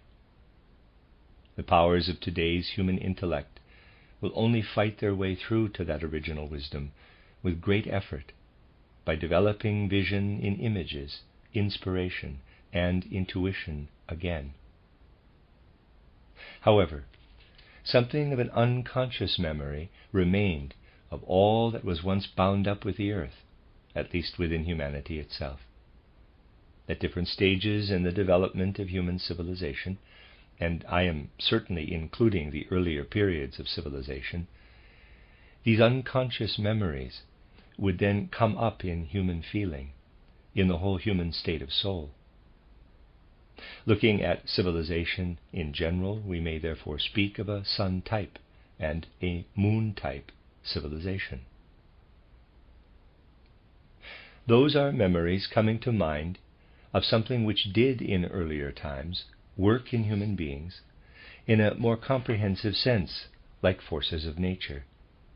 And anything of which human beings were sentient in this respect was but like an adjunct, reminiscent of powers of growth or powers of internal organization. If we now bring to mind what I have told you of my visit to England, we can pick up the thread of yesterday, and basing ourselves on the ideas we thus gained, enter a bit into the Druid culture of which I spoke yesterday, more in its outer aspect. Traces of this are notably to be found in the regions where the lecture course of which I spoke yesterday was held. The tools external science has available today will not answer the question as to the state of mind and soul in which these Druid priests lived. I could equally well call them Druid scholars, for these terms are entirely appropriate for those times, though of course they did not then have such terms. What lived in the impulses by means of which they guided their congregation. In history we often hear something which we hear only too often, and it always really signifies something which was astir in times of decline, of decadence. Here I want to speak of something which always relates to something which came before these periods of decline, something alive in the flowering period. For these cromlechs, these sun circles of which I spoke yesterday, do very much remind us, in what they truly are, of the way things were there when the Druid mysteries were in their flowering period. Footnote: the term cromlech has two meanings: grave chamber and circle of standing stones. Today it refers mainly to grave chambers in the British Isles and to stone circles or standing stones in Brittany. End of footnote. Using the means which anthroposophical spiritual science puts at our disposal, we can even today enter into the way in which those Druid priests served their people. In a way, they were everything to their people, or rather their tribes. They provided for the people's religious needs, insofar as one can speak of such in those earlier times. They were the authority for the social impulses.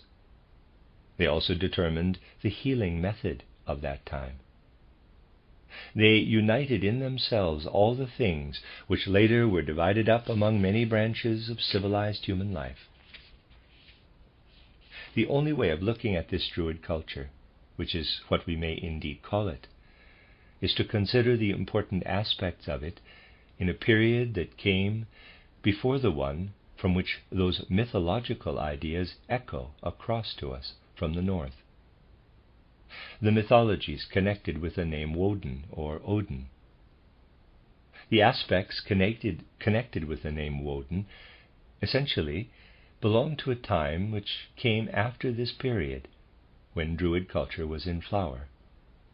In the circle of wisdom, we might say, which points to the name Woden or Odin, we have to see something of a circle of wisdom which initially came from the east, from a mystery circle located in the region of the Black Sea.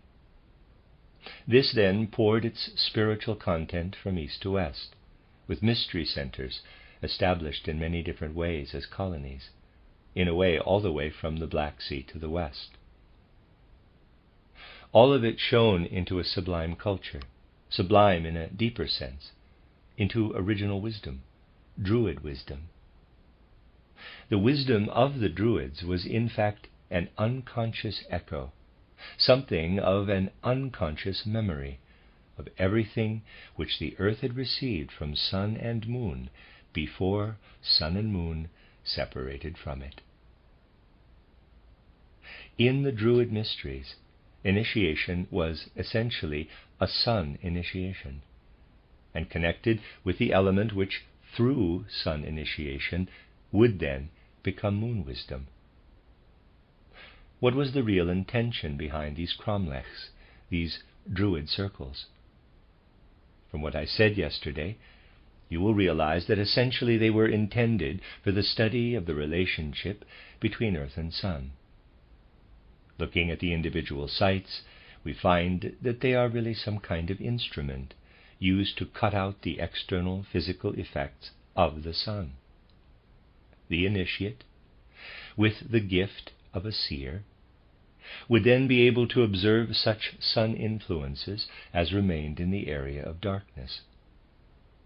With the aid of the cromlechs, the Druid priest observed the inner qualities of the sun's light, and how they were reflected back into the cosmos from the earth.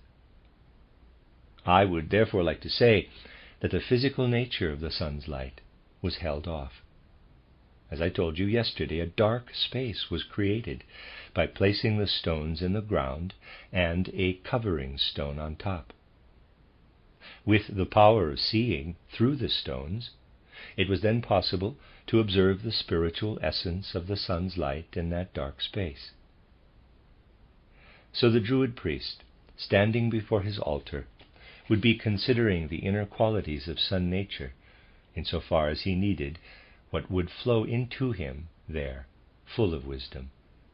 But it flowed into him in such a way that the wisdom was still like a force of nature. The priest would consider the things he needed to govern his congregation.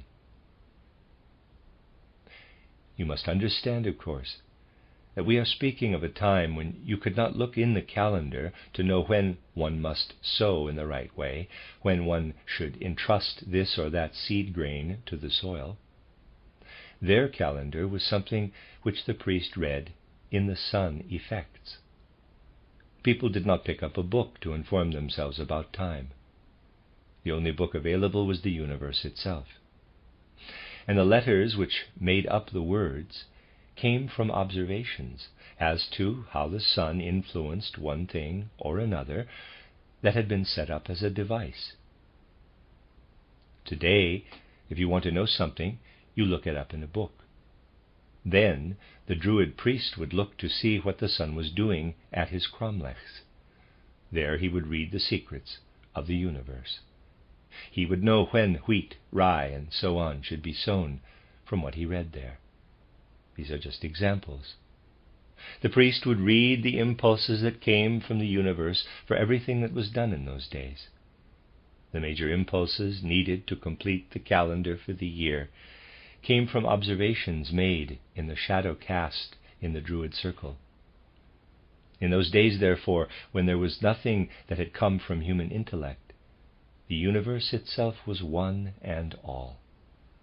Instead of printing presses, they had the cromlechs to coax the secrets out from the universe. Reading the cosmic book in this way, as it were, one was working with sun nature, sun quality, and they were sentient of moon nature or moon quality being the opposite of sun quality. The powers that had concentrated in the moon at that time had once been connected with the earth. They did not depart completely, however, for they left something behind them in the earth. If there were only sun powers, then only proliferating, growing cells would develop. For instance, all life would always arise with small or large cell character. Variety, with things configured out, does not come from the sun powers, but from the moon powers that work together with the sun powers. The situation was that when the Druid priest exposed himself to whatever his circles, his cromlechs, would yield, he did not only get the abstract impression which we do quite rightly get today when we concern ourselves intellectually with things of the spirit. The powers of the sun would speak directly to the priest.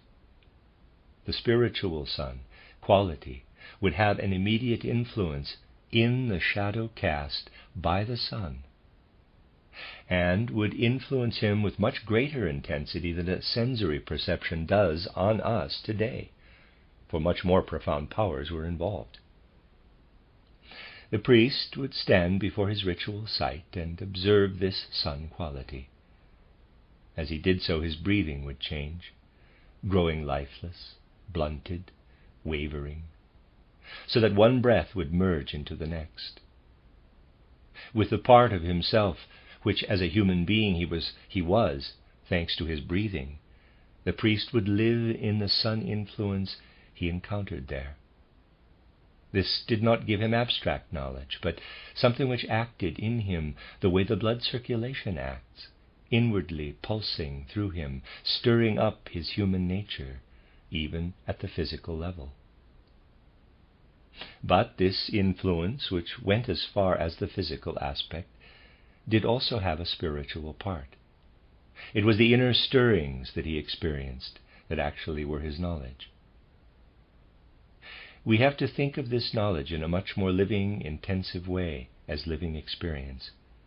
The priest would also only gain such knowledge at particular times. It could be aroused at every noontide, but in reduced strength. But when it was a question of the major secrets being revealed, the priest had to expose himself to these influences at the time that we call St. John's Tide today. Then the great wave would join the small waves of his knowledge that came daily. Experiencing the sun influences in this special artistic way on earth, the priest felt this to be his initiation, the sun initiation. And this enabled him to study and understand the powers left behind as moon powers when the moon separated from the earth. That would then be his knowledge of nature, gained under the influence of his sun initiation. Anything revealed to him on the surface of things was not important to him. The moon powers of the earth, with which billowed up from below, they were important to him. Through the initiation principle, traces of which still remain even today in these memorials, the priest gained the power of insight, and he would perceive what is at work in nature, particularly when the night sky let the stars emerge above the earth and the moon moved through the heavens. The sun initiation gave him the spiritual aspect, the spiritual impulse, and this gave him his knowledge of nature. His natural science was a moon science. He was sentient of the moon powers that were behind this. Shining up from the depths of the earth and the plants, they were active in wind and weather and the other elements. He would be sentient of these, sentient not in the abstract way in which we are sentient of the forces of nature with our earthly science today. He would be sentient of them as very, very much active and alive, such being their nature. In the living experience gained there, the priest would be sentient of these, being the elemental spirits which lived in the plants, in the stones, in everything. These elemental spirits, their dwelling places being in the trees, in the plants, and so on, were kept within limits. But those limits were not as narrow as those set for human beings today. For instance, they were wider. This is how the Druid priest, with his moon science of nature, was able to see how these elemental spirits could grow to their full size, turning into giants. This led to perception of the giants, known as the Jotnar. Looking into the root sphere of a plant underground, where moon nature lived, one would see the elemental within its proper limits, bracket, drawing on the board Tafel Plate 7 in Wandtafelzeichnungen, Volume 13, close bracket. Readers aside, Jotnar is spelled J-O umlaut, T-N-A-R, and I'm pronouncing that Jotnar, probably is more accurate, end of readers aside. But those elementals were wanting to go forth and grow outwardly to giant size. When the elementals of this type, which brought such benefit to the root region, grew out into giants, they turned into the frost giant, with the frost their outer symbol. They lived in everything that moves across the earth as destructive hoarfrost or other kinds of devastating frosts. Root powers of plants let loose lived in frost and horror and in everything that passed across the earth in giant strides with devastating effect. Yet in the root sphere they were of great benefit. The element of leaf growth could also grow to giant size. It would then live as elemental spirit magnified to giant size in the drifting fogs or mists that passed across the earth with everything it contained at certain times of the year, bearing the pollen of plants and so forth. And when the principle which lives in a gentle, modest way in the flowering powers of plants grows to giant size, it turns into devastating fire.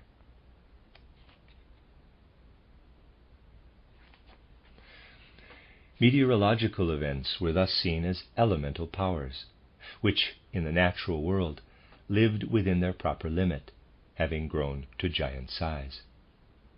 The very sites chosen for these ancient pagan places of worship show that the things, which on the one hand were given through sun circles and dolmen, were then developed further in the earthly insight and perception they had made possible.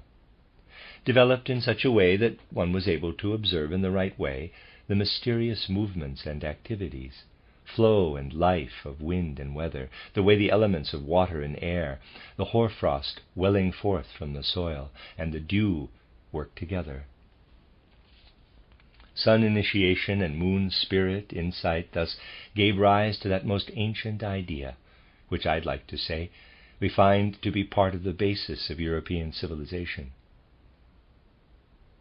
The Druid priest would thus read anything his devices and his sun initiation permitted him to read from the cosmos, and the knowledge he was then stimulated by this sun initiation, able to gain from his moon science.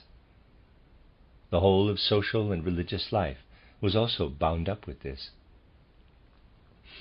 For the things the priest was able to say to people were something which extended to the spiritual basis of the world in which they were. It is easiest to see this if one considers the healing knowledge which the priests had. On the one hand, they would see the elemental spirits held within their limits in the various things to be found in the mineral world, the plant world, and so on. They would observe what happened with plants when these were exposed to frost, let us say, when they were exposed to the forces which the storm giants, the wind giants carry through the air, when they were exposed to the boiling heat of the fire giants. In studying what the hoarfrost giants, the frost giants, the storm giants, the fire giants would do to plants if let loose, they found their own way of taking plants, and within limits, imitate the effects that the giants achieved in nature, to subject plants to a specific process, such as freezing, cooling, combustion, dissolving, and binding. The Druid priests would say to themselves, quote, "Looking into the natural world, we see the devastating actions of the frost giants, the storm giants, the fire giants. But we can take what these giants, these Jotnar, spread about the world in their ungainly way, we can take this away from them.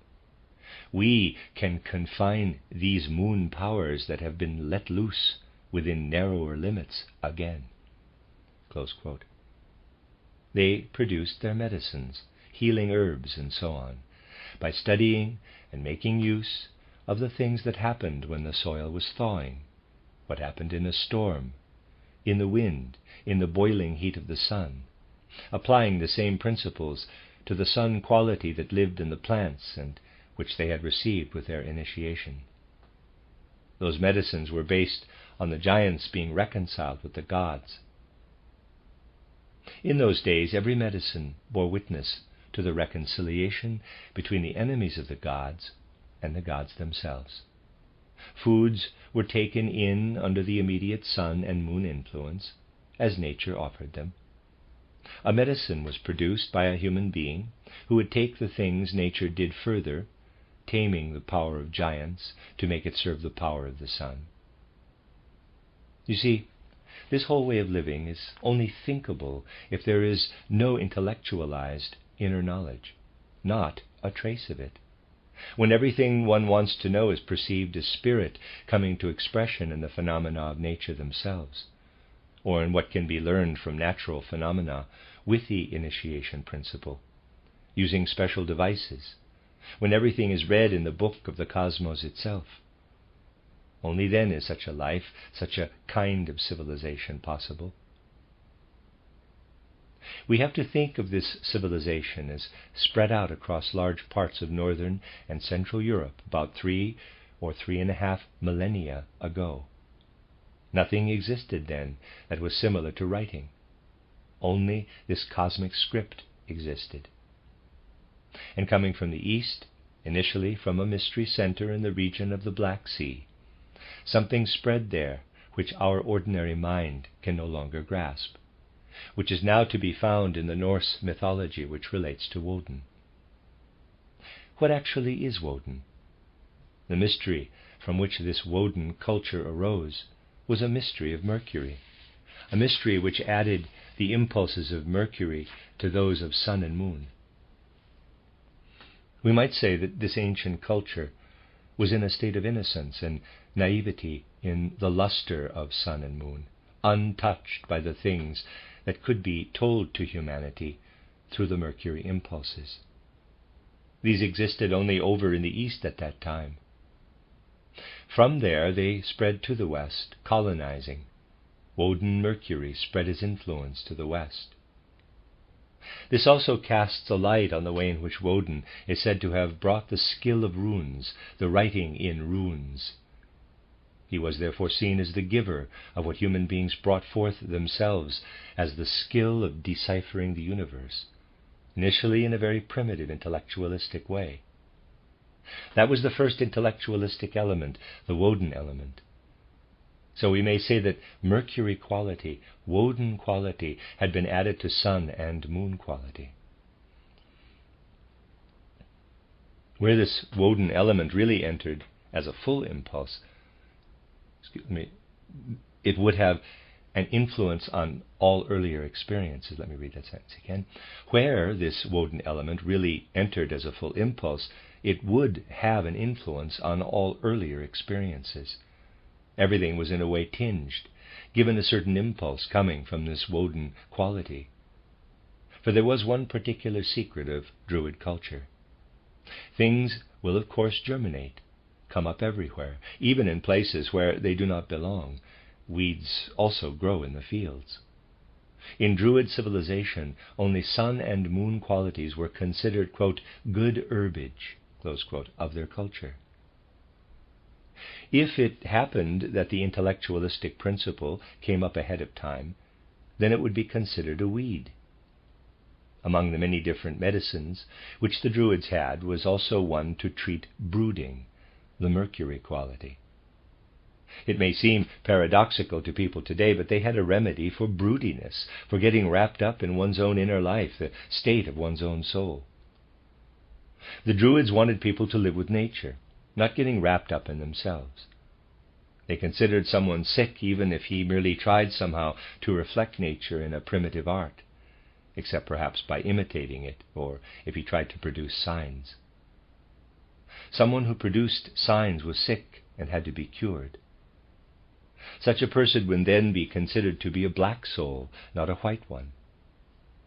Indeed, if we, in our present state of knowledge, had been transported into Druid civilization, we would all have ended up in hospital, being cured. And then the Woden civilization brought this disease across from the east. It was felt to be a disease, this Woden civilization. It brought the element which earlier on had presented only as an abnormal broodiness, but now with a force that had itself grown enormous, gigantic. This is what it brought. It brought the ruin into something that before had only been learned from the cosmic script. It made people put their intellectualistic powers into the sign. It brought everything which was felt to be Mercury culture. No wonder then that something which came from this Woden culture, which was felt to be like something separated out from its best powers, the Baldur spirit, the late-born sun spirit, could not be seen together with life, but only with death. Baldur had to go to hell, into the dark powers of death, into the dwelling place of earth. Readers aside, hell is spelled H-E-L, end of readers aside. And again, something to which people had initially given the most thought, as evident still from the Edda traditions, was not how to free Baldur, this son of the Woden powers, from hell. That was really only a later idea, but how to heal him. And the way this came out was that they said they had many remedies, but there was no medicine for Baldur, for the intelligence arising from Woden's rune power must inevitably lead to death. Thus we see something again to which I have drawn your attention from different points of view before, when considering human evolution. In earlier times, human beings had instinctive insight and knew nothing of the significance of death. They remembered life before coming to earth and knew that death is merely a change to a different condition. Death was not felt to be any kind of major hiatus. Above all, death was not a tragedy in earlier times. It only became one as the mystery on Golgotha approached, and this brought the redemption from fear of death. In the Baldur legend you have an excellent illustration of how the arrival of intellectualism created the state of soul, where one takes death into account. So that is how this entered into human evolution. The death of Baldur, who could not rise again, could be healed again only in soul and spirit, when there was also the Christ figure, who would rise again from death. It is truly marvelous how up there in the north the influence of the powers of Mercury on those of sun and moon paved the way for the view of the Christ impulse. We see Baldur, the god who is subject to death and cannot rise again, as the forerunner of the Christ, who also became subject to death, but was able to rise again. This was because the Christ was coming directly from the sun. Baldur, coming from Woden, as the sun's power, was power of sun reflected by Mercury. Sun power shining out in the runes. Sun power out of the signs which human beings made using their intellect. We see how everything evolved in those northern regions, evolved clearly for us to see, for there we still see the human being as he lived, reading in the cosmos, searching the cosmos for religious, social, and healing ideas. Later humanity came to dwell with the earth's powers. The Druid priest would stand by his sacrificial stone and look to see how the sun's shadow took shape, with the spiritual aspect of the sun evident in the shadow. This he would read. Later came the time when essential sun nature, captured as it were in the dolmens, the cromlechs, was drawn in abstract lines called rays, a dreadful thing to say when a higher view is taken. And we approach the time when the relationship of the life in root and leaf and flower, with the life in frost, wind, and fire, was only seen in chemical terms. The giants and the elemental spirits have changed into forces of nature. Yet the forces of nature contain nothing but those giants of old. It is just that people do not realize this and feel enormously superior. The forces of nature have evolved in a straight line from the giants. They are the late-born offspring. Today we live in a culture that is wholly derivative. When the IEYE is directed to those wholly dilapidated remnants of Druid times, we must really feel deeply touched. It is as if we were looking at the distant ancestry of our present-day life. Let us go into some detail. Today we speak in a strangely abstract way also of medicines, very intellectualistically, describing the methods of manufacture in a completely abstract way. We have to think of it transformed into something full of life, if we want to look back on the way in which the Druid priest considered his medicines. He would be sentient of the sun powers, with which he was familiar, and which he treated in plants and other products of nature using the powers of the giants.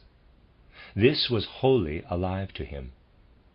He elicited the powers for transforming the plant into a medicament from the giants. He knew that with this he was doing something for the whole cosmos.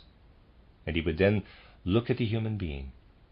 His special insight into human nature allowed him to see how, with the dream images that came, an indefinite unconscious flickering up of deeper human nature, dawning awareness, those things had their actions under the means of taming the giant's powers which had been placed in the inner human being.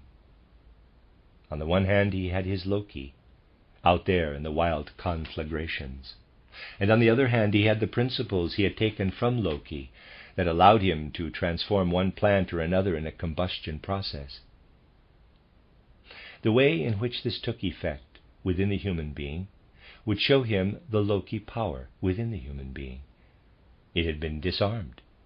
And he would say to himself, well, when something which can mean devastation, a threatening danger out there in the world of the giants, is introduced into the inner human being in the right way, then it will heal. Close quote. The powers which poisons have on the large scale can be healing if taken to the right place. The priest thus had his own way of gaining insight into nature's different powers, forces, and modes of action.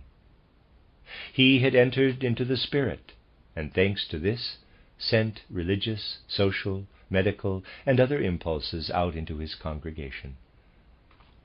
The initiates of those early times thus preserved the ancient wisdom that the moon spirits had cultivated for as long as they themselves were still on earth. The wisdom was no longer immediately available when the moon spirits had departed with the moon, but the initiates explored and established it with the help of a kind of sun initiation in the way that I have described to you today. That's the end of Lecture 5, and that is the end of Part 4, which consists only of that one lecture. Translated by Anna Moyse. You are listening to RudolfSteinerAudio.com. If you are listening to the podcast of this, it is located at rudolfsteiner.podbean.com. Please consider becoming a patron. This is a collection of lectures by Rudolf Steiner entitled Initiation Science and the Development of the Human Mind. It is Collected Works, volume 228. This is part 5, entitled The Past, Present, and Future Development of the Human Mind. Lecture 6, given in Stuttgart on the 14th of September, 1923. The subject for the lectures I am going to give at this conference will be essential human nature as it has evolved, developed at a particular time in the past, as it is in the immediate present, and what the prospects for it are in future human evolution on planet Earth. With every promising philosophy of life that has flowed into Western civilization with its American appendage, the aim has been not only to consider the human being in the present age of humanity, pointing out how the individual appears in his place within the whole of humanity on earth, but it has been a feature of the very philosophies which were likely to be accepted into Occidental civilization, that the human being was always also seen in the historical evolution of humanity on earth, bringing the present-day human being together with the human being of the past, either up to a certain point, as in the Old Testament, or more as earthly history, or also higher up, including a study of planetary evolutions in the cosmos.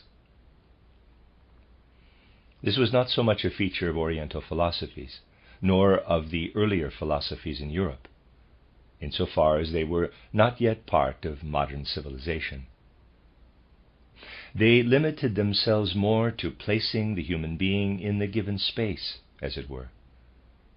Because of the way we have been brought up being part of Occidental evolution, our sentience, our feelings, could not be satisfied with merely placing man in the world's physical space. We have a certain inner instinct which demands that we are together with our brothers, as it were, not only with the people of the present time in physical space, but also with the people of earlier times. For it is only together with the people of today and those of the future that they make up the whole human race. We will not gain a satisfactory view on this historical evolution of man, in the narrower or wider sense, if we consider only the external anthropological evidence. External documents, however cleverly interpreted, cannot encompass the evolution of man, for man has body, mind or soul, and spirit. The spirit has always shone through man to a greater or lesser degree, so that conscious awareness has been living in him. And the evolution of the human mind really shows itself to be such that one can see the whole essence and nature of man in this unfolding of the mind, just as with our senses we are ultimately able to perceive the nature of the plant in its flower. Let us therefore consider this, the most important element in human evolution, the evolution of the human mind. If we look at the human mind today, we find that we can make the following distinction. In the ordinary waking state, in which we are from waking up until going to sleep, we develop a more or less clear, bright ability to form ideas. This grows from the depths of the life of feeling, as a flower does from the plant. Compared to the clear, bright life of ideas, the life of feeling is like something that is more or less half unconscious, dark, inwardly billowing and moving, and never being really entirely clear.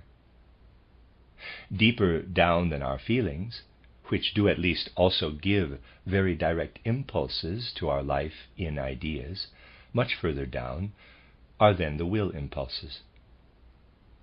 I have quite often spoken to anthroposophists that when it comes to the will impulses, human beings are essentially asleep, even in their waking hours. The principle that lives in the will impulses in the human being himself really does not at all come to conscious awareness in today's waking state. We have a notion that we are going to do one thing or another. That is not yet the will impulse. Within it lies the intention to have a will impulse, taking the form of an idea. The principle represented by this intention then goes deep down into our essential human nature, into depths that have no greater clarity for the mind than dreamless sleep. And it rises up again as will impulse, rises up in what our arms and hands, our legs and our feet are doing, things we do with the objects of the outside world. The things we thus do from will impulses in our own body, the changes we make to the outside world through our will impulses, come to conscious awareness because we form ideas. Ideas also connected with feelings.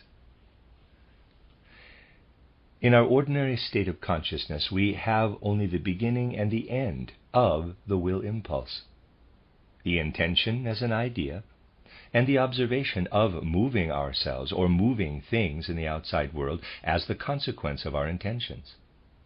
Anything in between, how our soul's intentions pour into the organism, how the soul stimulates body warmth, movement of the blood, of muscle, and so on, in order to become will impulse, all this remains as unconscious as do the elements of dreamless sleep.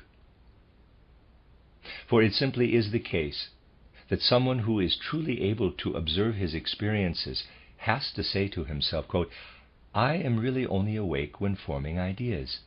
I dream in my feelings. I sleep in my will impulses. Close quote.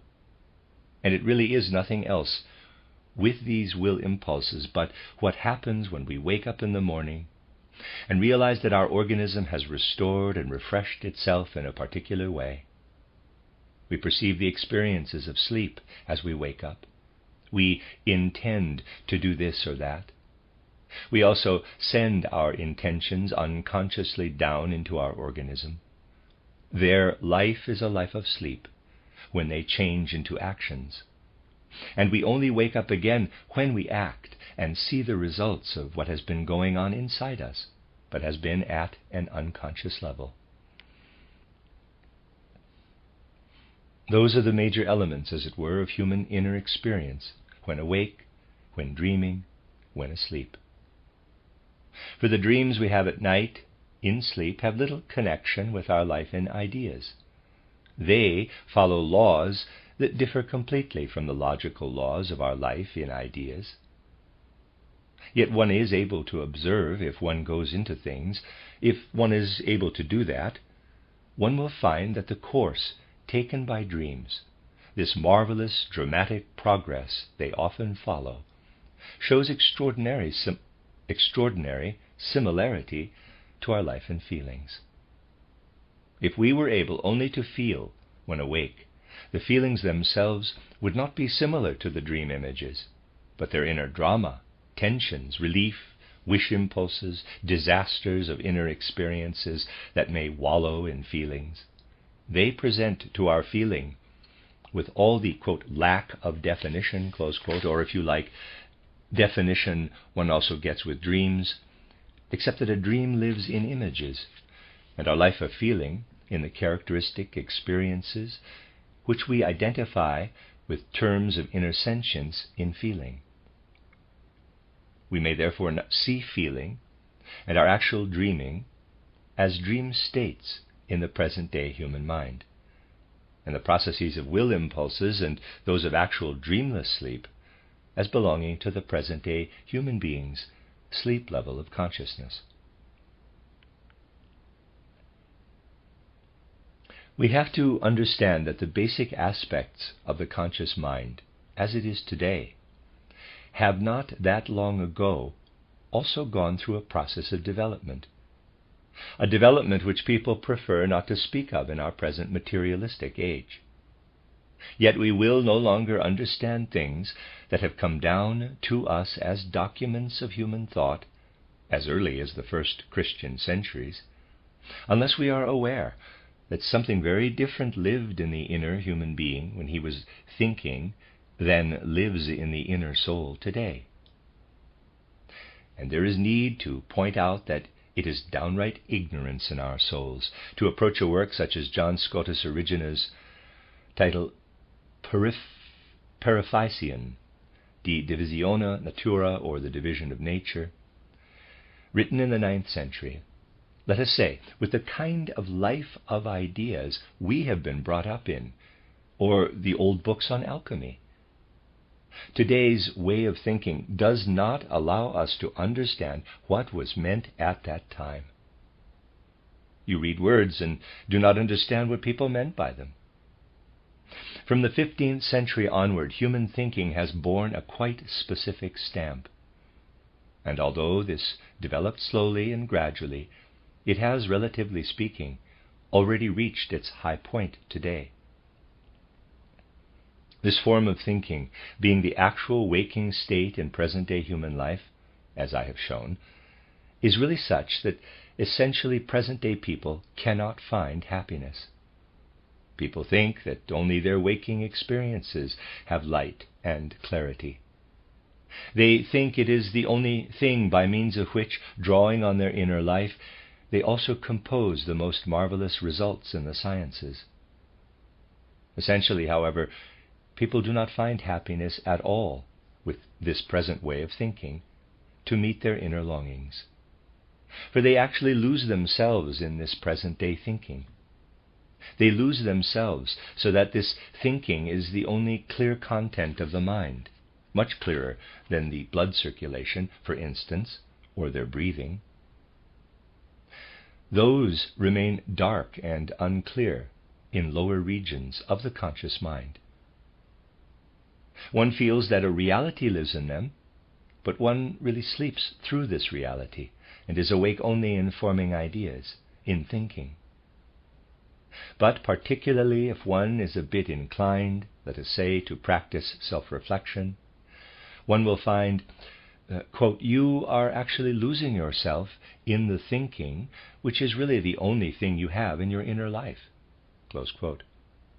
And there are two connections. I would say this is, of course, meant to be a mental image, where this losing oneself in thought becomes quite tangible. A thinker of more recent times, Descartes, coined the modern phrase cogito ergo sum, I think, therefore I am. Yes, those are the words of a philosopher.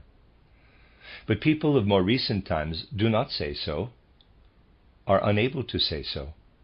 They say, quote, when I merely think something, experience it in thought, it simply is not. And when I think myself, surely I am not. Such thoughts are at most images. It is the most certain thing in me, but I do not take hold of existence in my thinking. Close quote. People also say that something one is merely thinking is but a thought. Descartes, therefore, is desperately insisting, quote, one would wish to be, and nowhere else are there points of reference where we can grasp this being, this existence of man in the thinking of more recent times. One is therefore looking for it in the very place where, according to general sentience, it definitely is not, in one's thinking. Close quote. Every sleep negates Descartes' words. We do not think in our sleep.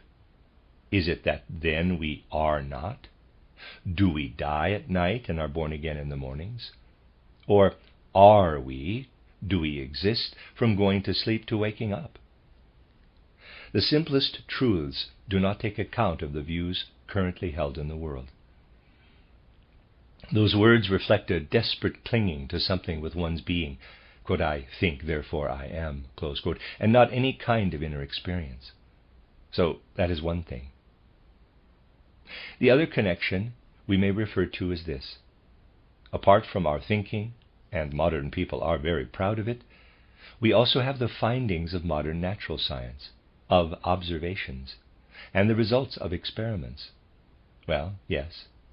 But the way they are is that they do not allow us to look into the actual being or existence of things, but only in the changes they undergo, into ephemera. In spite of this, modern man finds that a thought is only justifiable if it has been taken from this external kind of existence, which, however, only shows itself in its outer revelation. Modern man has therefore stopped altogether to grasp his existence in himself. Thinking is much too airy for this. But anything else that is within him, he will at most find in the way in which the external realms of nature are found, in the natural sciences. And that is where modern man then looks for reality, existence. And he believes in himself only insofar as he is nature. As a result, nature with its reality becomes the Moloch, the god demanding human sacrifice, who is really depriving modern man of his sense of reality, of being in existence. There will no doubt be many people who say that they do not feel any of this, that it is not so. But that is just one opinion. The feelings of people today, those who are even just beginning to practice a bit of self-reflection, really arise wholly from the mood I have been describing. Modern man is encapsulated in this kind of experience of his own essential nature and his relationship to the surrounding world. He then applies the things he discovered in that encapsulation to his awareness of the world, looking at the stars through his instruments, for instance, the spectroscope, the telescope.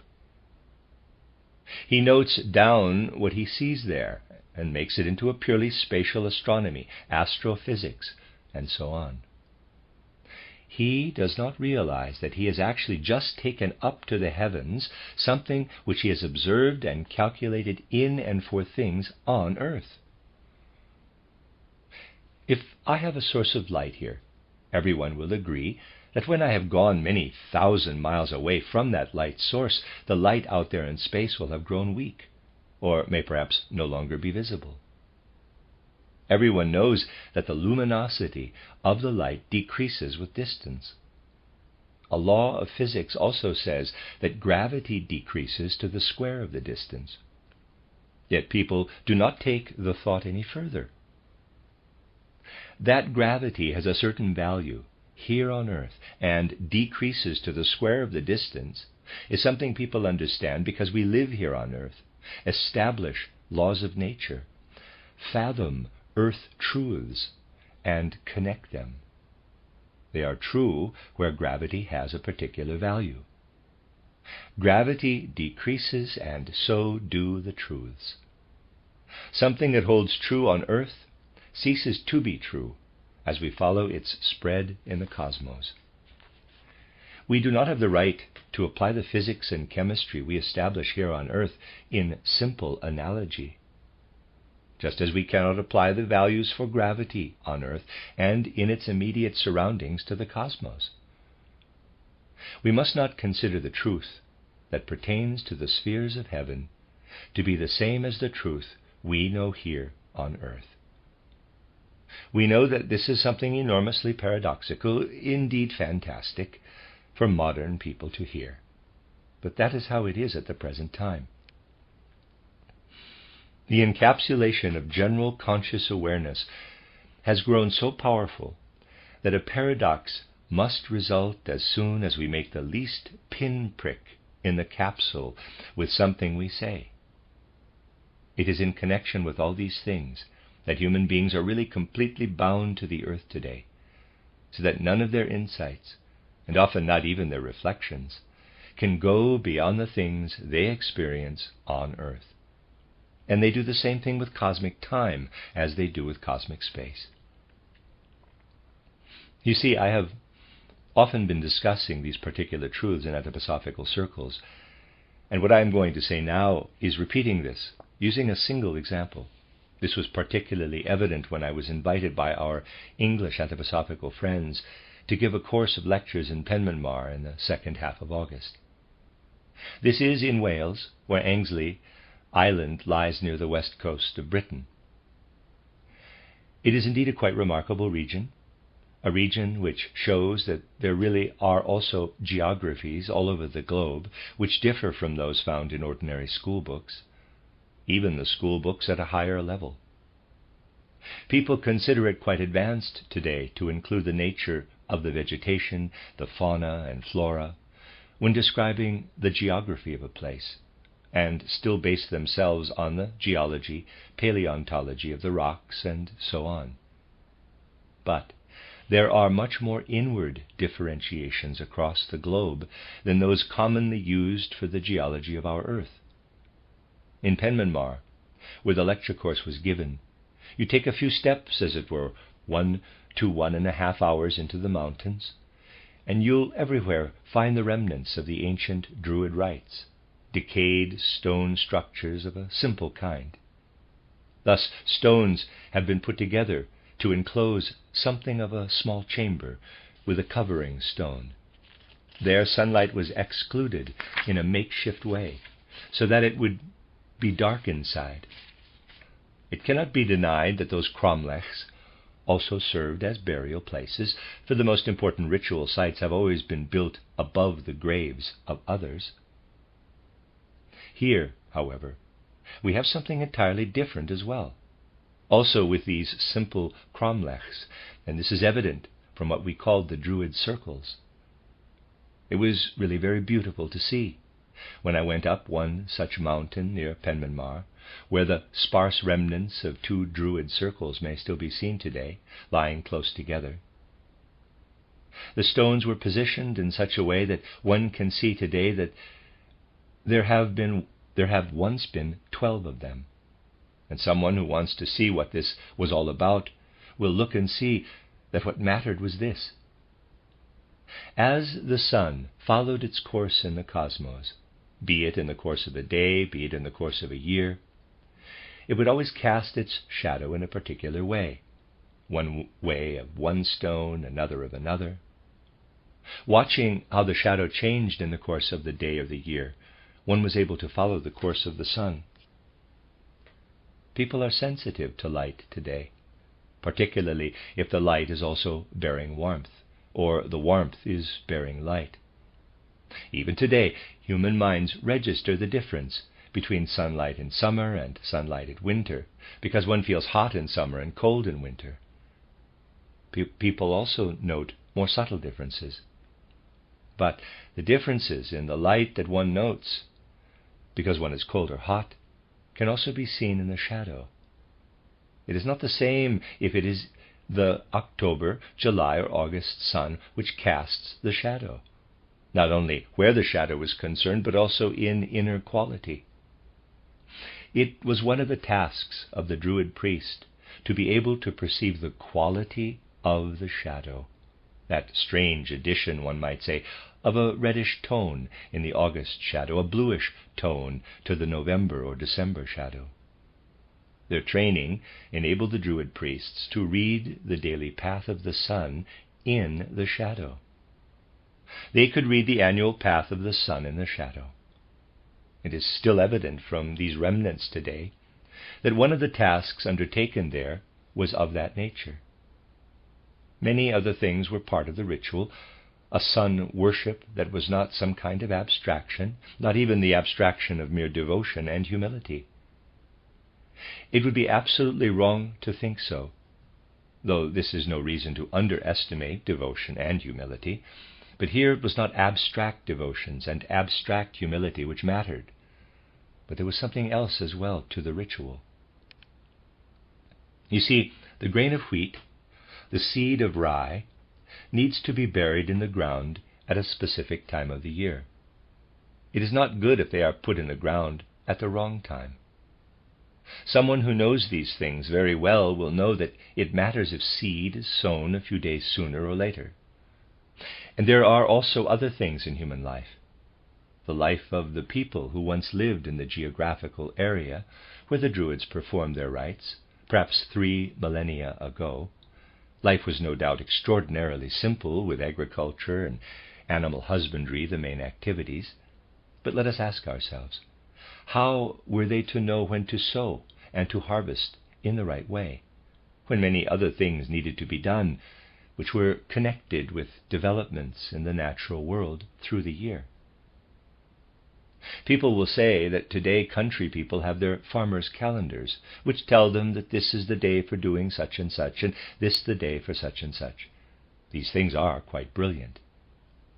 Yes, we are living in an age when the human mind is such that these things are recorded, and one can read them in print.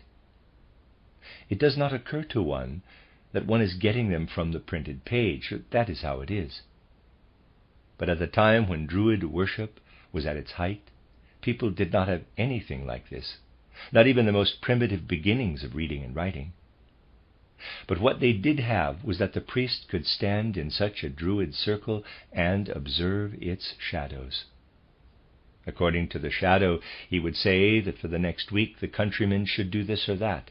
The bull has to be taken through the herd, for that will be the right time for servicing the cows. People read in the cosmos and had the device that allowed them to do so. They would stand on the earth, and in order to do what needed to be done on earth, they would read what the sun itself told in the signs produced in those stone circles, of which only sparse remnants remain. That was a very different state of the human soul, and it would be serious arrogance of people today, who can read and write a bit, to underestimate the art involved in establishing the actions and devices thanks to such heavenly revelation. I would say that in those sites one is compelled to recall also many other things which spiritual science permits us to investigate. I have on various occasions said among anthroposophists that everything which needs to be investigated using spiritual science cannot really be thought in ordinary thoughts. We have to think in images. I hope you all know what I have said about images, imaginations, in my book titled Knowledge of the Higher Worlds. This was disputed this morning, but I think that it does not apply to those present. One must always have these visions in images in the soul when speaking of something observed directly in the spirit and not with the physical senses. The actual spiritual scientific descriptions given from this place here or in the Landhausstraße in Stuttgart were based on such imaginations. But they are much more alive than our mere abstract thoughts. It simply is the nature of abstract thoughts that one grasps not a trace of reality, but only images of reality in such thoughts. You touch and feel imaginations with your active thinking, just as you would touch and feel tables and chairs. When one gains insight, not in abstract concepts but in imaginations, one is filled with reality, existence, in a much more robust way. Someone speaking out of imaginations always has them before him as if he were writing them down. But this is not writing with those cruelly abstract letters we use in writing, but in cosmic images. Well now, how is it with these imaginations in our region? Those who are familiar with it will know that it is relatively easy to arrive at these imaginations here, that they are relatively easy to produce. If one is conscientious, aware of one's responsibility, which one must always be aware of when saying anything at all that comes from spiritual science, one will, of course, also allow such an imagination to stand, that is, write it down in the script, for uttering them is merely the uttering of what is written, if one has turned it over many times, has tested and checked it many times over. Speaking out of the spiritual world with a full sense of responsibility does not make the words come easily from one's lips. Yet it is possible to say that in regions such as ours, such imaginations are written down with relative ease, but they will just as easily erase themselves. For someone who produces spiritual subject matter in imaginations, one cannot call it anything else. In our region, it is as if you write and then immediately erase what has been written.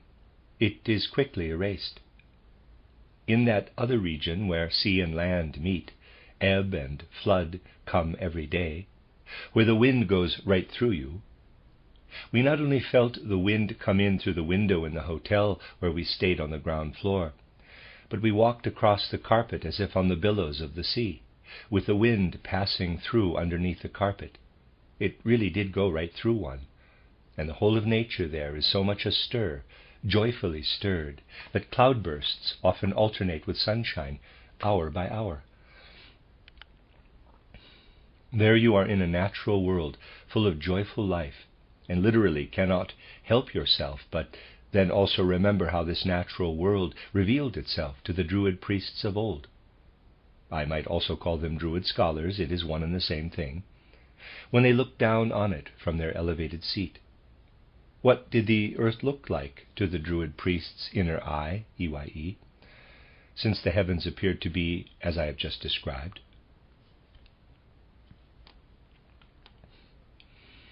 It is most interesting to observe, but one only arrives at the complete memory if one now understands the particular geographical differentiation in that place. There it takes a much greater effort to create the imaginations, much more than here, for instance.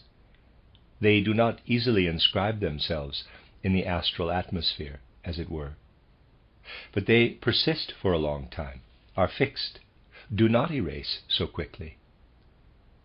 We now come to see why the Druid priests sought out those particular places for their rites, for their more important rites, where the spiritual principle approaching the human being has marked features thanks to the nature of the place. Those very Druid circles which we visited there, if one had moved up into the air in a balloon, looking down from above on the smaller and the larger circle, they were at some distance, but if one was high enough it would not have been so apparent. The two circles would have looked like the ground plan of the burned-out Goetheanum. It is most beautifully situated. As you walk up the mountain there are many places from where you have great views of mountain and sea. Then you reach the top. These Druid circles are in a large depression in the mountain, so that you find yourself surrounded by mountains, and the Druid circles are in this depression. That is where the Druid priest would look for wisdom, as he knew it, for knowledge and insight. That is where he looked for his sun wisdom and also wisdom relating to nature. Having thus entered into the whole complex of what existed on earth and what came down from heaven, the priest found something very different in the growth of plants, the growth of all vegetation, from what it has come to be to people of later times, people who thought in abstracts. When sun nature has been grasped by considering, on the one hand, the sense-perceptible rays of the sun, which enter into the eye, EYE, and on the other hand the shadow, with its many differentiations, then you know that the spiritual sun lives on in the differentiation of the shadow. Shadow cast on other bodies only keeps away the physical side of the sun's rays. The spiritual side comes through. In the cromlechs, as described, was a dark inner space that had been closed off in a makeshift way. Only the physical sunlight does not enter, but the influences do enter. And thanks to these influences, the Druid priest grew into a state of being inwardly filled with the secret powers of cosmic existence, into the secrets of the world. He came to see, for instance, the work which the sun did on the plant. He would see how this plant thrives at this time of the year, when the sun's influence is of a particular kind. He followed the sun in its spirituality, how it flows, pours into flower, leaf, root, and so on. He followed the influence of the sun as it was or is on animals. Being able to gain inner insight into the sun's actions in this aspect, he also came to see how other influences in the cosmos, like the moon influences, for example, poured into those sun influences. He then said to himself, quote, "The sun's influence on the plant brings shooting, sprouting life, something that wants to go on and on." Close quote. The Druid priest knew that when a plant, growing from the soil, was exposed only to the sun, it would grow to infinity. The sun wants shooting, sprouting life.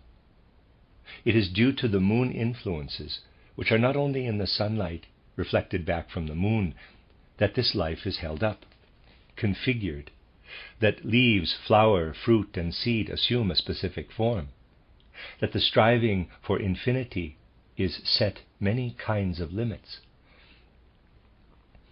The moon reflects all influences, and these are given off in the quality that grows upward from the root, lives in animal reproduction, and so forth. Let us take a particular case. The Druid priest looked at the growing plant. He saw how the plant grew. He saw, in a living way, the principle that Goethe was to follow later in a more abstract way in his title Metamorphosis. He would see the sun powers streaming down, and also the reflected powers of the sun in the element that configures the plant. In his natural science, he saw sun and moon working together in every single plant, every single animal. He knew what sun and moon did to the root, which is still down in the ground, and has to depend on absorbing the salts of the earth in a particular way. Sun and moon do something very different in the leaf, which comes away from the ground and stretches out into the air. And he would see something else again in the flower, which comes away from the earth and strives toward the light of the sun. He would see them as one, sun influence and moon influence, mediated through the earth's influence. Plant growth, animal nature, he would see it all together in one. He was, of course, living there in the way in which we also did live there, with stormy winds all around, which tell one so much of the configuration of the region, of those peculiar, beautiful gifts of the weather that are full of life. On one occasion, when a eurythmy performance started in a hall built of wood, people were sitting under their umbrellas because a cloudburst had immediately preceded the event and was still continuing when the eurythmy started. The curtains were getting quite wet. Being so closely bound up with the weather is something you can still experience very well in that place, and the Druid priest did as well, of course. Nature was not so standoffish. It embraced one then and still does so today. You are, I'd say, truly, it is something extraordinarily nice, almost attracted by the activities of nature. They are by your side. You feel yourself to be part of them. I actually met people who thought that you even don't have to eat properly there. Eating goes of its own accord within that natural world. So the Druid priest would stand in that natural world, but with the whole of his sun initiation, and see what I have described: sun, moon, mediated by the earth's activities, plant growth, growth of root, leaves, and flowers, and all of it not in the kind of abstract natural laws we know today, but in living elemental spirits. Different elemental spirits are active in the root, different sun elementals, different moon elementals from those in leaf and flower. The Druid priest also knew how to find the things that live in beneficent boundaries in root, leaf, and flower in the far horizons of nature. Having the gift of imagination, he saw the small elemental spirits held in close confinement in the root. He knew that something which was beneficent in the root could emancipate and grow to giant size. He, therefore, saw the great events in nature as the small natural processes in the plant grown to giant size. As he had spoken of elemental spirits living in the root, so he would speak of the root spirits, which had grown further in a way that was cosmically wrong, and become visible in the development of hoarfrost, dew, and hail. He would speak of root spirits working in a beneficent way, and of ice and frost giants, which were the same as root spirits grown to giant size in nature. He spoke of the small-scale activities of elementals in the leaf, as they fill themselves with the principle that is active in the air. And he would also trace this to the far horizons of nature and speak of the way in which the principle that lives in the plant leaf may become emancipated and seek to go beyond the boundaries of beneficence into the far reaches of nature, to embrace the principle that is born on the waves of the wind. The wind and storm giants are the plant leaf's elementals grown large. The principle in the flower that boils up toward the light of the sun, producing the volatile oils which are phosphoric by nature, when that is emancipated, it turns into the fire giants. Loki belonged to that race of giants. With his sun and moon science, the Druid priest would see as one the quality that lived in the confined space of the plant and the emancipated power that lived in wind and weather. He would go further than that, however. He would say to himself, quote, "Held within the beneficent boundaries set by the good gods, it unfolds normal plant growth. When it shows itself in frost and ice, it is the product of the gods' enemies. Having grown beyond the set boundaries, the elemental spirits have become enemies of the gods and changed over into the devastating, harmful elements in nature. As a human being, I can take in the devastating activities of the gods' enemies. I can therefore gather in the frost and the ice, the powers that ride on the wings of the storm, and all that can be captured on the waves of the wind or in the rain. I can use it for the things I prepare. By using the powers of the giants, burning the plant and reducing it to ash, to coal, and so on.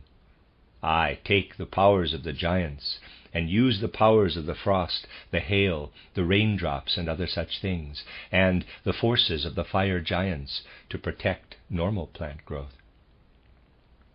I rob the plants of all these things so that I may treat the normal plant with it, make medicines from the plants which are kept in their normal boundaries by the beneficent elementals, by treating them with the powers of these enemies of the gods." Close quote. That was one of the methods of making plants into medicines, using frost, using what lives in snow and ice formations, using what could be achieved by means of combustion or calcination, and so on. The Druid priest thus felt himself to be the one who took the harmful principles from the enemies of the gods, the giants, and took it back again to serve the good gods. This is how we can follow up these things in many different ways. Why do we follow these things up? Because we want to be clear in our minds in using this example. I am giving it as an example because I feel that the course given in Penman Mar must indeed count as a most important event in the history of the anthroposophical movement. To show that, relatively speaking, not all that long ago, the whole state of the human soul was very different from what it is today. Today people are in a state of mind which absolutely cannot enter into the minds of those earlier peoples. And what I have said about those earlier people could be said about other peoples. We are gaining insight into a completely different state of soul. Those people did not yet have the feeling for the abstract thoughts we have today. All their thinking was still more dreamlike. They did not live in the sharply defined concepts and ideas in which we live today. They were really living in much more lively, rich, saturated dreams, and also in their waking hours, as if in a continuation of their dreams. This dreaming, never coming wholly awake, alternated, just as our waking hours today, with the abstract ideas of the waking state, alternate with dreaming and sleep. Theirs alternated with dreamless sleep. Their dreamless sleep was not as we know it today. When the human being came awake for his dream-like daytime life, he would feel, quote, "Something by way of sleep lives in me, even when I am awake. It is something which fills me like inner food for the soul, which I have taken in during sleep. It makes itself felt in me. I even have the taste of it within me." Close quote. People then still had the aftertaste of sleep in the whole of their organism. A third state was deeper than our sleep today, a state no longer experienced in the human mind. That third state was the state of being embraced by the earth, so that on waking the human being would feel, quote, "I have not just been sleeping. Apart from being asleep, of which I have an aftertaste, I was received by the forces of Earth's gravity into a kind of nighttime grave. Earth's gravity covered me. I was embraced by the earth." Close quote. We can say that today human beings know three states of consciousness: waking, dreaming, sleeping. And therefore we have to say that at a particular time in the past, people knew the states of dreaming, sleeping, being embraced by the earth. Everything that evolves in the course of history is connected to a degree, also at the present time.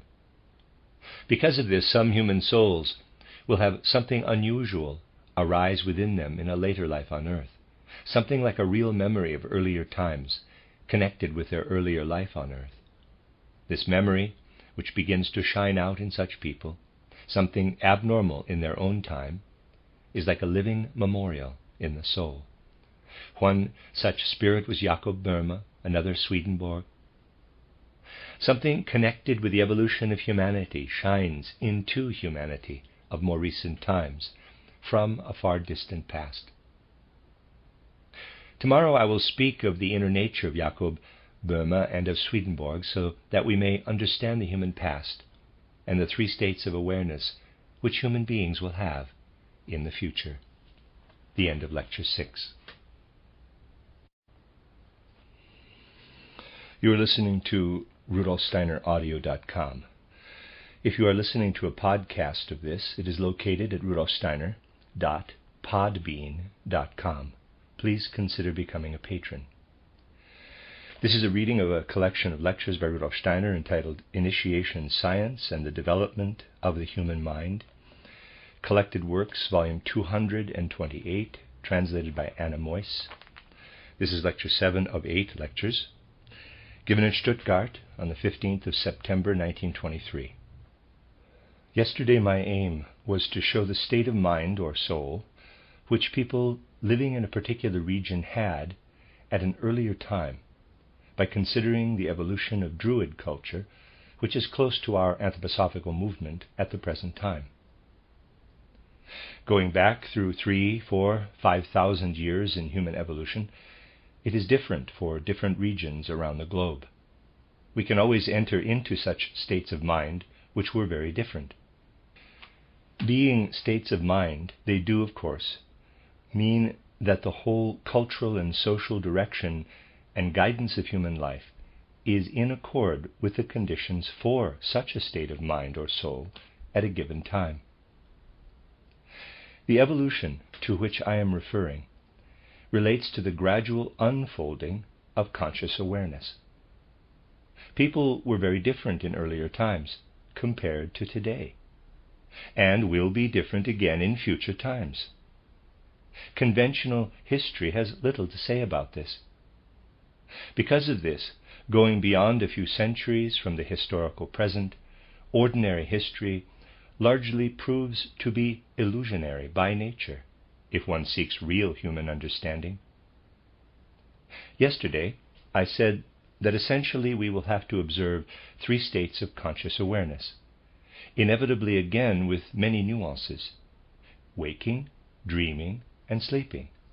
Our present-day levels of consciousness, yes, that truly is the present time, admittedly a present time which continues for centuries, and indeed millennia, but historically speaking, makes up the present.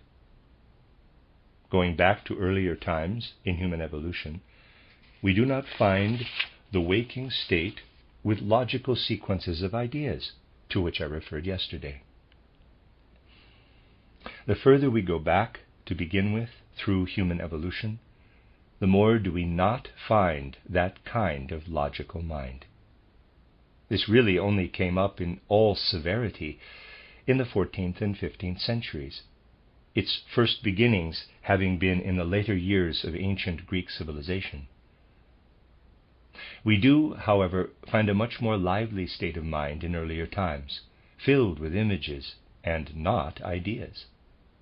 And we find this in the whole of humanity. The natural forces we know today were quite unknown in that form to the people of those earlier times.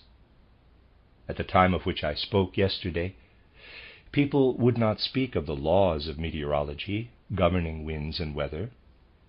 As I said, they would speak of something that had image nature, of elemental spirits active in the plant world, of giants spirits active in the winds, the weather, frost and hail, gales and thunder, and so on. Everything seen in nature was alive then. They did not draw logical conclusions. They looked at all the life, activity, billowing and welling forth of spirits in objects and also in the natural phenomena, the elements. The foundation for inner states of soul was entirely different for those earlier people from what it is today. This state of soul was such that people were really much more contained within themselves than we are today. But this inner containment was, again, different from anything we know today. It was at the same time a state of mind that moved in dream images, yet extended out into cosmic space. They would see images, but they did not see them in the way in which we have a thought today, and the objects are there outside. No, the giants of which they were sentient, frost giants, storm giants, fire giants, and the spirits of which they were sentient in root, leaf, and flower. In all these they felt connected with the plant, with roots, leaves, flowers, with the lightning, with the thunder. They did not feel themselves to be separate from outside nature in their inner life, for they lived in the Spirit, in images of Spirit, in their souls. It is not exactly in the very earliest times, of which I wrote in my title Occult Science and Outline, also known as an outline of esoteric science, but in the times which followed, that spiritual investigation shows how that state of mind evoked a quite specific inner mood in the important nations of those times. There certainly was a time when people would still inwardly perceive much of what truly is essential human nature. In the images I have just mentioned, they saw not merely their current existence, but also their life before they came to earth. They looked into a perspective in time the way we today look into a perspective in space. This was not memory, but vision. They looked beyond their birth into a spiritual world from which they had come down into human life on earth. It was natural for these earlier people to look at this pre-earthly existence and be sentient. Quote, "As a human being, I am a spirit. For before I assumed an earthly body, I was in the keeping of spirituality, having my existence there, living my human destiny, not yet in a physical body, but in," close quote, if I may put it like this, in spite of it being paradoxical, continue, quote, "a spiritual bodily nature," close quote. They would have felt it to be utterly absurd to be asked to believe in the Spirit, just as we would find it absurd to believe in mountains, for we see the mountains. At that time, they would see pre-birth life, though in an inward way, in soul vision. Then came a time when people did see this inwardly human aspect in the Spirit, seeing it as the events in pre-birth existence. But nature itself, the nature outside in their surroundings, was becoming more and more of a kind of riddle. I would say that pure sensory observation was gradually moving to the fore in human evolution. In very early times, the times of ancient Indian civilization, which I described in my title Occult Science and Outline, human beings still saw absolutely everything in the Spirit, including the natural world. A step forward came when vision in the Spirit remained inward, and nature gradually began, if I may put it like this, to be dispirited. People felt inwardly that they were spirit of spirit, and they looked out on the flora in flower, on the cloud propelling the lightning from itself, on the winds and the weather, on the delicate or marvelously shaped crystals, on hill and vale, on all those things. A certain mood then arose, which one can trace through long periods of time in spiritual investigation. It came particularly on what was then civilized humanity, a mood which may be said to have been more or less as follows. Quote, "We are spirit of spirit. In pre-earthly existence, we human beings were connected with spirituality. Now we have been placed in a natural environment. We see the beautiful flowers, the huge mountains, nature mightily active in the winds and the weather. But there is no longer spiritual. But that is no longer spiritual." Close quote. The idea of mere nature around one was progressively coming to the fore. Now, however, the human being, I am of course speaking of the advanced human being, someone whom we might call civilized in the terms of that time, felt that his living body was created from the substances, the physical matter of this natural world, which was without spirit, without gods. If something like this were to come to modern people, the people of today, they would speculate, philosophize, and reflect on this. That was not the case, at least initially, with the people of an earlier time. They would not reflect, but be sentient of a tremendous disharmony in their inner experiences.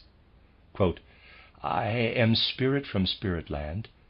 My true human nature comes from divine heights. But I am clothed in something which has been taken from a natural world that seems to be without spirit. My spiritual existence is interwoven with something which does not show me the spirit. My body is of the same substance as the plants flowering in the fields, of the same substance as the water from the clouds in pouring rain. This substance is, however, devoid of gods." Close quote. And it would feel to them like being cast out from the spiritual world, cast out into a world to which they did not really belong. One might reject this mood, sleep through it, which happens with very many moods in our present civilization. But the people who were awake at that time in the past were sentient of it, and humanity develops in moods, in things we feel and not in ideas and thoughts.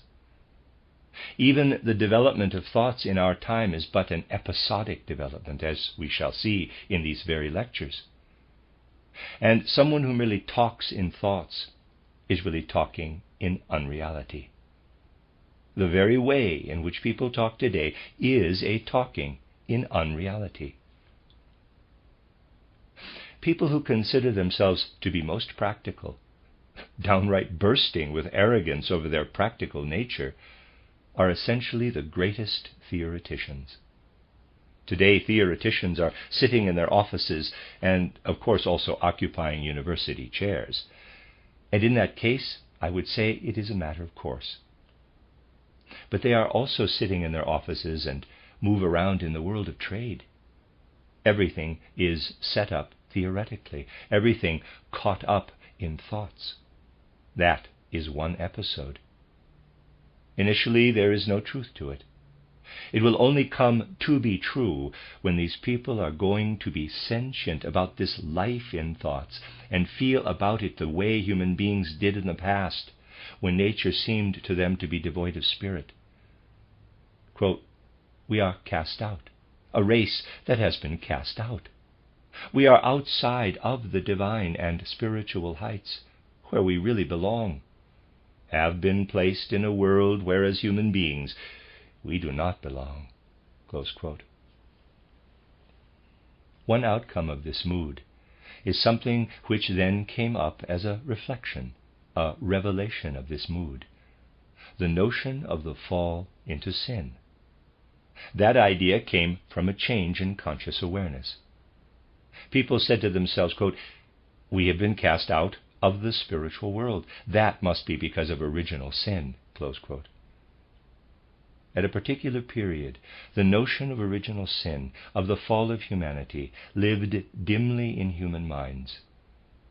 We understand this notion of an original sin a sin committed before time, a fall before time, if we understand how humanity's conscious awareness changed from past to present and future.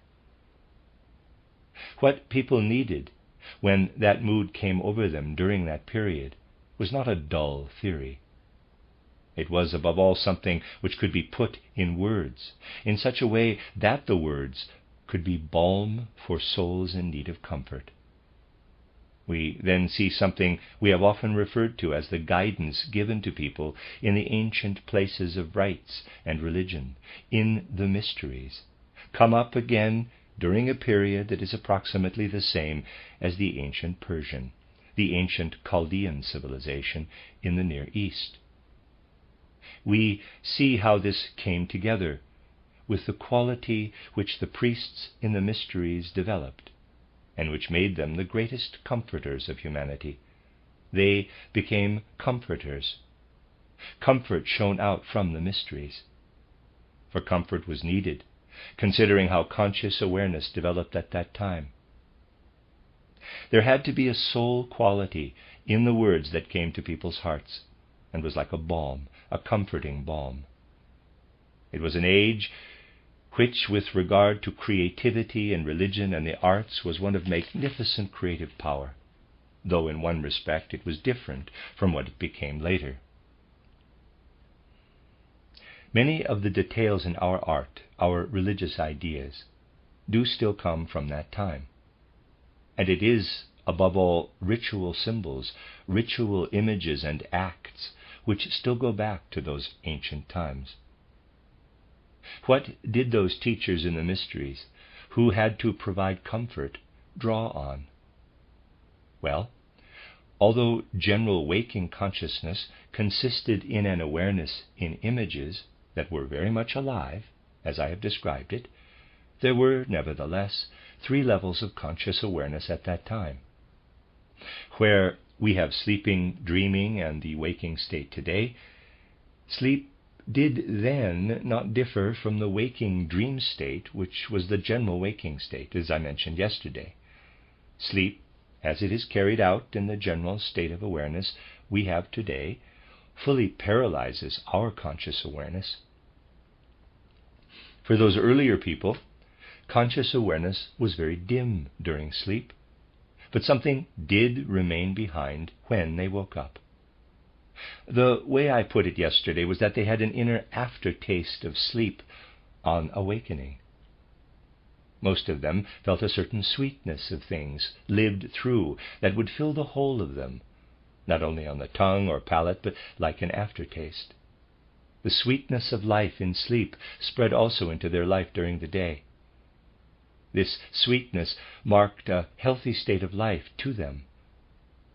When other tastes got mixed in, this would be a sign of sickness. It sounds paradoxical when we say today that in earlier times human beings sensed the sweet after effect of sleep in their limbs, in their arms, and down to the fingertips, in the other parts of their organism. But that is how it was. Spiritual science reveals it. Our language still bears witness to it, though it has become materialistic and less subtle. A sleeping draught was something spiritual in the past. It was sleep itself. It only became something material later on, a fluid which one would be drinking. Sleep itself was a draught from nature, a draught that made the ordinary daytime memory fade away. It was at the same time a draught to make you forget. Ordinary people had a vague after sensation, but initiation gave the teachers in the mysteries, leaders of the people, a more accurate awareness of what human beings actually lived through in their sleep. Today, modern initiation takes us from developing ordinary ideas to spirit vision. The people of those earlier times would step down, as it were, from dreamlike waking into the sleep state, but they acquired conscious awareness for it. So that an ordinary person would have the aftertaste, and the mystery priest would, in a conscious way, feel his way into, grow sentient of sleep itself, and, as it were, got to know the principle that would then produce the aftertaste, as I have described it. He got to know the waters beyond physical existence, the waters into which the human soul entered in sleep, the waters into which the soul entered, the waters it is immersed in every night. These were the waters of the nature and activity of the astral world. Compared to waking dreams, this, however, was merely the second state or condition. The third state was one of which present-day humanity does not know anything at all, a state deeper than the dreamless sleep of today. Yesterday I said we should call it being embraced by the earth. Every human being was in that state in the middle of the night's deep sleep. But only the mystery priest, being initiated, was able to have conscious awareness of what one found there, was able to convey the results of this conscious awareness. And that was the science of that day. People would then not merely say, quote, "I am embraced by the earth," close quote. Yes, they would say that as well, but they also said something else. Yes, they would say to themselves, quote, "I am embraced by the earth," close quote, but be sentient of something, as if in the everyday course of life they had entered into a state that was really already very close to death, but a death from which one would awaken again. In this state of conscious awareness, they would feel as if they had really gone down into the earth, as if they had already been put into a grave, though this would not be an earthly grave. This grave was not merely produced as an idea, but had to be produced as an idea. And I can illustrate this for you in the following way. Let me read that again. This grave was not merely produced as an idea, but had to be produced as an idea. And I can illustrate this for you in the following way. You see, the sun's rays do not merely come down to earth and give luster to the flowers, shine out from the stars. A farmer is more aware of this than a city person, for he also makes use of the way the sun's heat entered into the earth in winter. The heat which has streamed into the earth in the summer is there in the soil then. And not only the heat, other powers of the sun also stream into the earth. But from the point of view from which I am now speaking, this was actually less important. The more important thing was that the moon influences could also penetrate the earth, going down below the surface of the earth, as it were. I would say that it was a beautiful idea in those old days, not just poetic, but hyper-poetic, that people had an image, not just a logical view, but an image of how silvery sunlight streamed down in the light of the full moon and then entered right into the earth. An image of this moon silver penetrating a certain distance into the soil and then shining back again from the inner earth, having been taken in by the earth and not from the surface. People felt that the way the silvery moon billowed and welled, shining in and shining out, flowing in and out in billows, this was not just a beautiful image. As a mystery priest, one would know something quite specific about this billowing, welling moonlight. They knew that human beings are subject to gravity on earth. Gravitation keeps them grounded. And in a way the earth keeps its creatures close to it with gravity. The priest knew that the moon powers counteracted gravity. It is just that they are generally weaker than the more robust gravity of earth. But it is they which counteract the forces of gravity on earth. They knew this.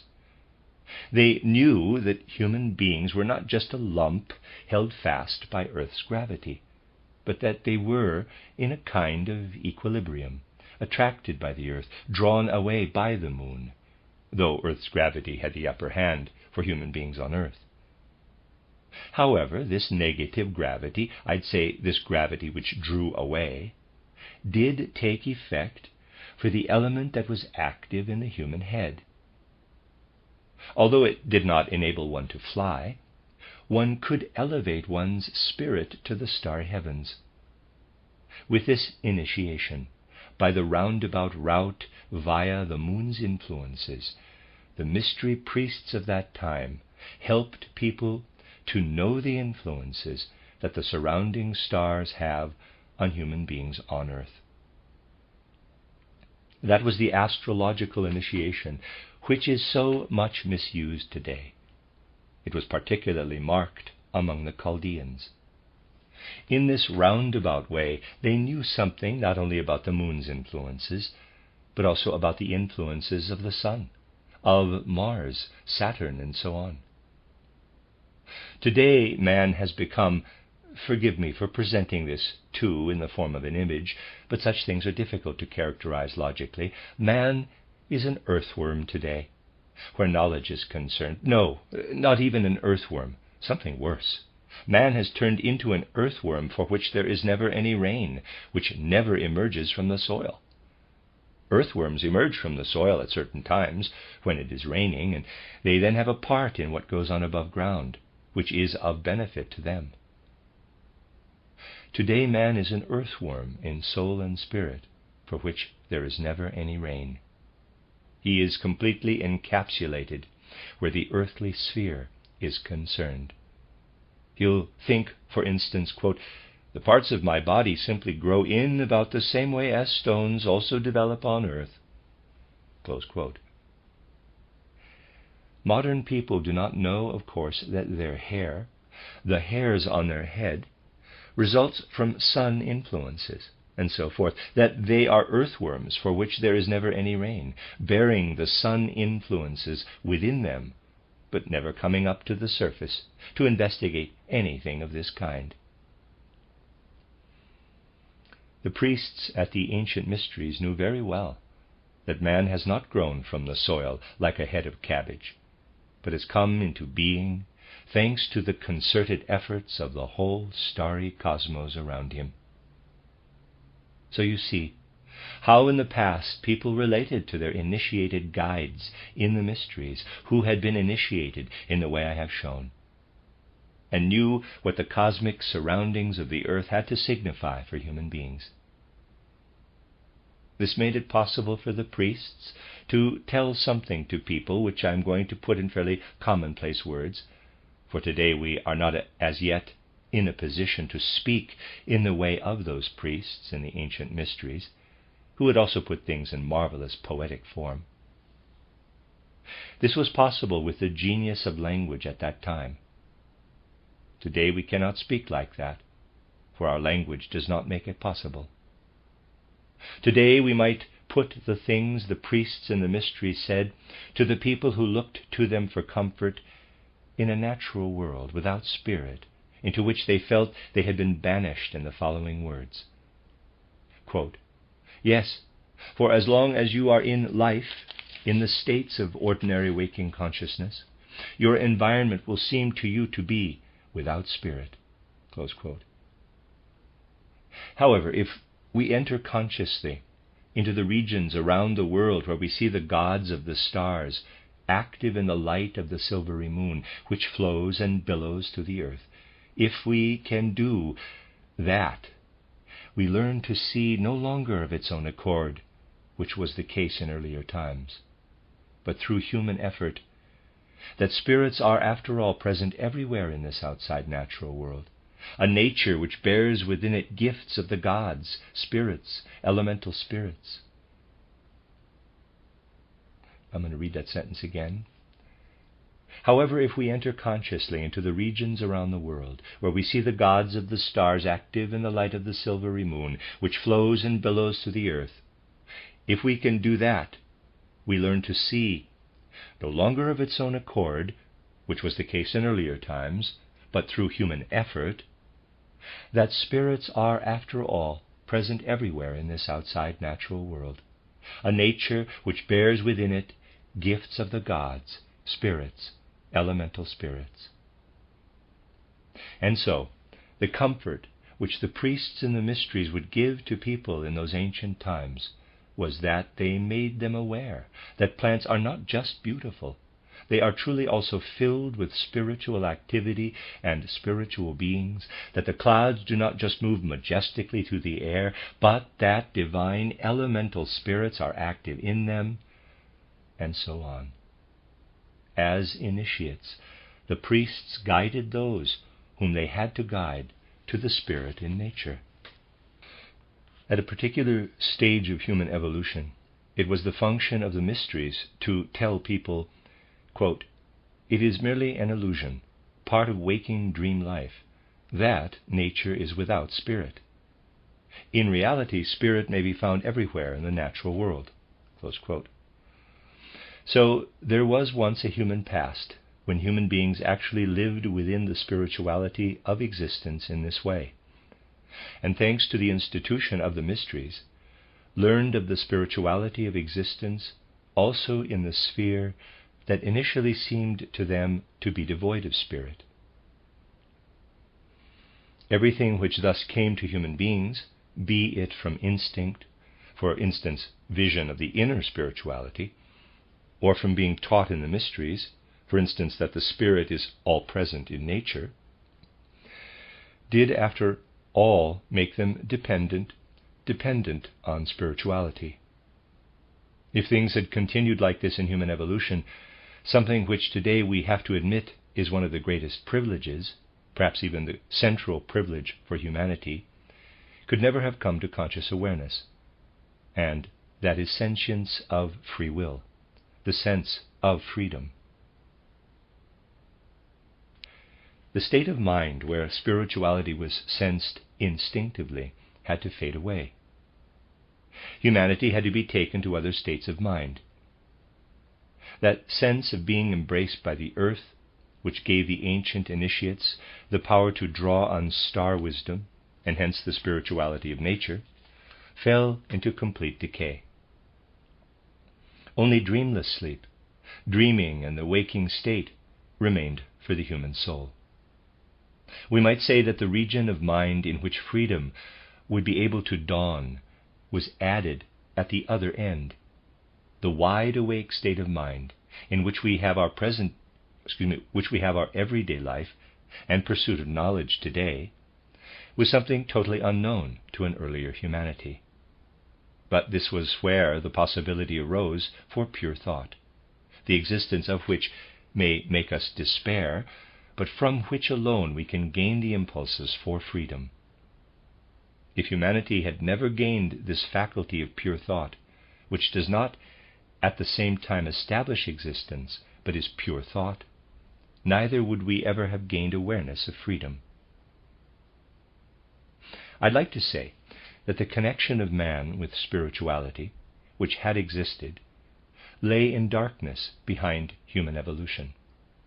Instead, human beings gained these three states of conscious awareness, and these actually took them from spiritual heights down into depths of earth. But they were meant to find their very own power to develop freedom from those very depths. Essentially, the dawn of this state of soul, waking, dreaming, and sleeping, had already been there for 1,000 years. Humanity had moved a long way into a particular darkness, the darkness in which the impulse for freedom lies, but the light of spirituality does not shine. Do develop a real feeling for the way this really was in human evolution.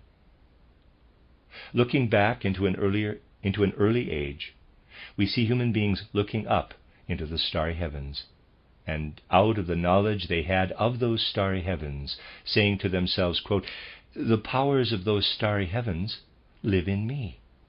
I am part of this cosmos." Close quote. As a spirit, man had been forced down to earth. The heavens had grown dark, so to say, for human beings were not able to see through, to understand the light, even sunlight or the light of the stars, all that shone down in a physical way. It was as if a curtain had come down, and human beings could not find support in any way for their existence. They could no longer see anything that was behind the curtain. Tomorrow we shall see that this curtain had actually been there for 1,000 years, how it grew denser and denser, and how this destiny of the curtain was reflected in the whole mood of humanity. Then a light came through the curtain, and the curtain fell apart, as it were. This was the light that arose on Golgotha. The event on Golgotha entered into human evolution. In this event, an event that happened on earth, human beings were to see again what they had once seen in the vastness of the cosmos as the spirituality of the world. In going through the mystery on Golgotha, the Christ was to bring something which in earlier times had been seen in the heavens into life on earth. The divine Spirit, the Christ, was to descend and dwell in a human body, to bring this light in a new and different way to a humanity which was then unable to come away from the earth. As human beings, we are today only beginning to understand this mystery on Golgotha, and the future of earth evolution will have to consist in this mystery on Golgotha being understood by humanity with ever greater maturity, and that the glory coming from the mystery on Golgotha would be understood more and more, with inner glory becoming cosmic glory, and beginning to shine out over everything that human beings are able to look into. Before we can consider this, we need to add some further building blocks today. In a certain respect, things that have once been alive in humanity's evolution on earth will also come back again. As I have told you, the priests in the mysteries were alive to this way of looking into the moon influences. Those moon influences took them up into their astrological initiation. They learned how it was possible to be initiated into the star secrets of the cosmos through the moon influences. An important aspect of this initiation was that something would come over the individual who was to be initiated, as if he suddenly felt within himself that gravity, weight, had less significance for him than usually. He was less aware of his weight. His teachers, who were older, told him not to give in to this, but to make a great effort of will when he felt himself to grow lighter, as it were, and give himself weight. That was, in a way, part of the craft learned in the old initiations, that one let natural weight, which had been lost under the influence of the moon, flow back into oneself again by effort of will. And with that the star wisdom would shine out. That is how all the potential a human being had at that time to overcome gravity was used to develop the will in him to hold fast to the earth in his soul. Holding on to the earth in one's soul was like lighting an inner light in the soul to shine out into the vast cosmos. Man then became familiar with that vast cosmos. When spiritual science casts a light on these things, one can give an exact description of how this ancient state of mind arose. But this principle, which existed in those human beings, does not recur. There is such a thing as atavism, with ancient faculties being transmitted. It comes back again, for human beings do, after all, also come back again. When the connection with the powers of the moon comes up again in people who live in a later age, where it really should no longer exist, since that deep sleep no longer exists, it becomes somnambulism, especially the ordinary kind of lunatism or sleepwalking. These people do not fight the getting lighter, but walk about on roofs or at least leave their beds. They are doing something with their essential human nature which really only the astral body should do. Something which at such a later time may be said to be abnormal, had in earlier times been a special asset which could be used to gain insight. The popular term, quote, moon-sick, close quote, for such people made good sense. For this condition is connected with an atavistic relationship with the moon powers, which has persisted from ancient times. Human beings are thus related to the powers of the moon, as I have described. They are just as much related to the powers of the sun. It is merely that this relationship with the powers of the sun is active in a hidden way, and one only comes to it in a most indirect way. Undoubtedly, it was the Druid priests of the flowering, and not the period of decay, who looked for their sun initiation in that relationship with the powers of the sun. That sun initiation led to a condition where one was looking up, not only stimulated, in a way, by the powers of the moon, to gain some knowledge of the secrets of the cosmos in the astrological initiation. No, this sun initiation did already provide some kind of dialogue with the divine spirits in the universe, a kind of inspiration, whereas the moon initiation provided only a kind of vision in images. Sun initiation meant that one would, in a way, hear the advice of the spirits. Above all, one's eyes are now made to receive the physical rays of the sun. I mentioned yesterday that qualities of spirit and soul are present in these physical sun rays. It is just that modern people do not see this.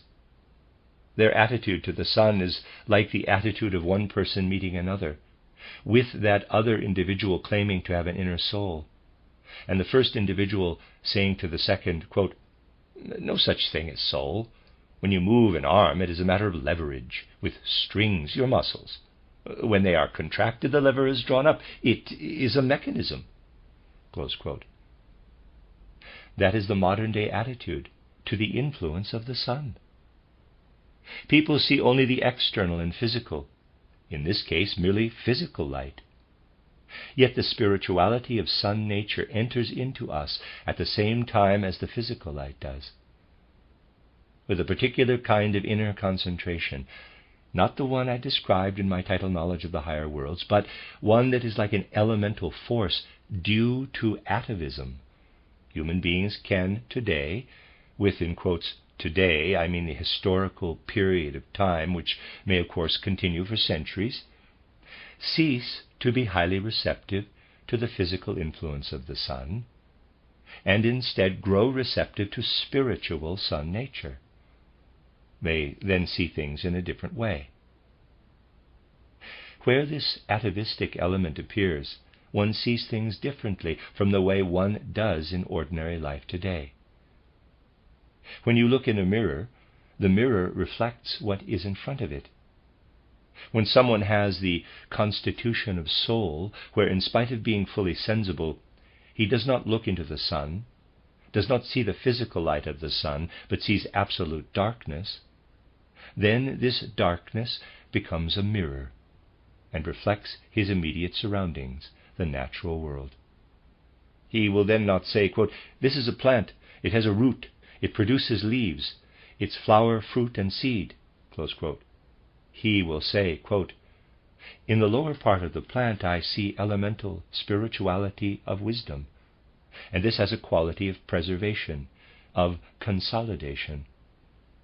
Further up the plant, I see this quality of preservation, of consolidation, being overcome, with the plant seeking not to consolidate, but to alternate between consolidation and dissolution in leaf development. And, finally, I see the plant strive upward, and it is like a cooking process due to the action of fire." Close quote.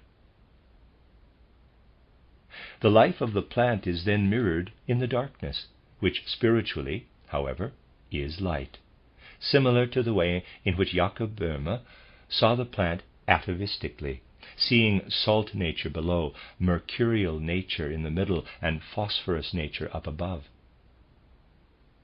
We see the quality which in early times was part of human civilization, original civilization, when one was not yet able to read and write, influencing a mind such as that of Jakob Böhme, who was a natural sun initiate.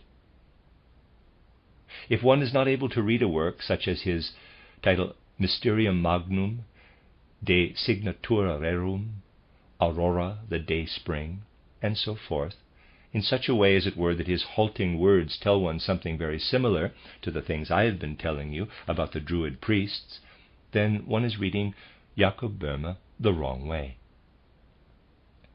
He had been initiated in an outward way, but something like the recapitulation of an earlier existence on earth welled up in his inmost being, and that was this sun initiation. You can trace this even in his biography. Even more profound powers that may influence human beings come from what initially was the outermost planet in our planetary system. It is not the outermost one in modern astronomy, for 2 more have been added, which are some matter of concern even in modern physical astronomy, because the laws governing the movements of their moons are not quite right, and so on. They are included, however, because position in space is considered most important, and since Uranus and Neptune have joined as well, people do include them. But, as I said, they are something of a pain, because their moons have, quote, gone off course, close quote, relative to what the other, in quotes, decent moons of Jupiter and so on are doing. In real terms, we may, after all, say that for a living, concrete understanding of the planetary system, Saturn definitely is the outermost planet. Human beings can be under the influence of the moon, which I have described in more detail, or the influence of the sun, which I outlined briefly. They can also be under the influence of these Saturn actions. In its spiritual emanation into the planetary system, and hence into human beings, Saturn is a kind of cosmic historic memory. It is like the memory, the remembering process in our planetary system. And if we want to know anything about what is going on in the planetary system, astronomical speculation certainly will not tell us. Today these things are beginning to make people working in external science desperate, for nothing is really quite right. But they are setting about it all in the wrong way. You see, among ourselves, we too have often spoken of the theory of relativity, as it is called, saying that one can never really speak of absolute movement in the physical world, but must always refer to relative movement. Just as one may say, quote, the sun is moving, the earth is standing still, close quote, so did people later come to say, quote, the earth is moving and the sun is standing still, close quote. All of it is merely relative, and one can say the one thing or the other. At a conference of the anthroposophical movement, held here in Stuttgart, people were one day speaking of the theory of relativity. A follower of this theory showed the audience in a very simple way that it does not matter if you take a match and move it along a matchbox, which you are holding, or if you hold the match still and move the box. This will also ignite it. This was a serious scientific subject, presented in all seriousness, and one cannot really say anything against it. There might have been a naive individual who might have nailed the matchbox to something, and then there would have been something absolute in it.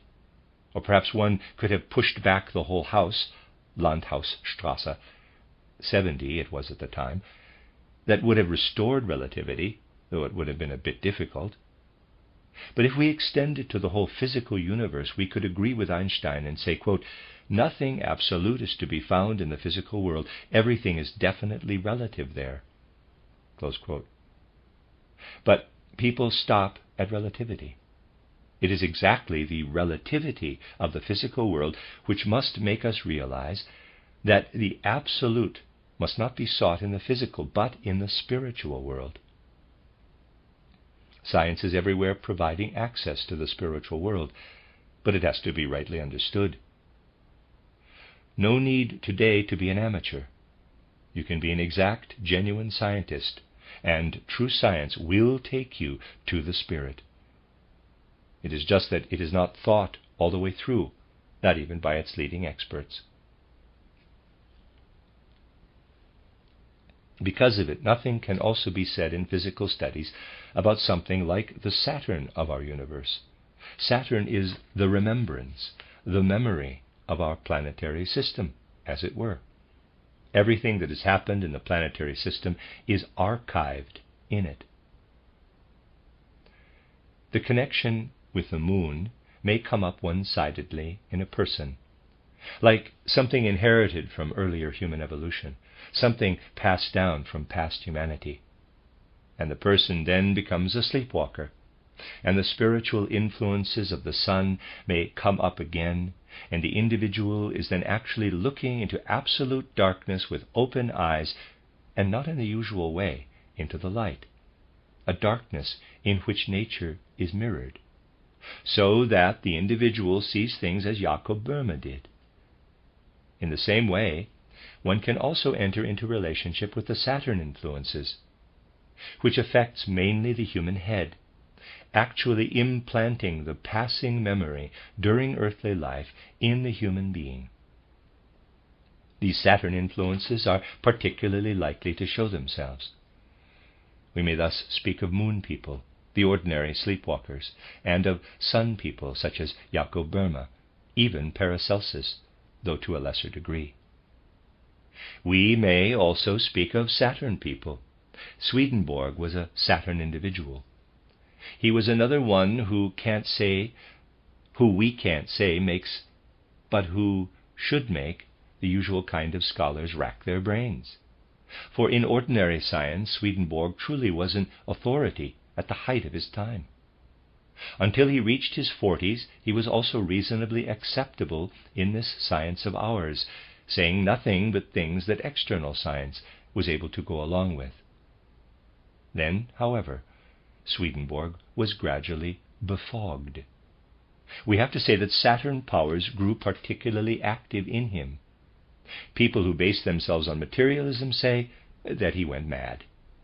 But it should really be something to make us think that so many works by him, posthumously published by a Swedish society, are considered to be scientific. Important Swedish scholars are now involved in publishing them.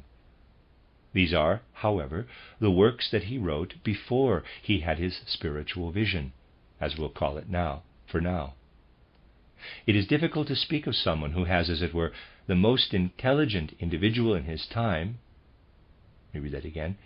It is difficult to speak of someone who was, as it were, the most intelligent individual in his time until he came into his 40s, and with regard to whom one really has to say in later years, quote, he's a fool, to put it mildly, close quote.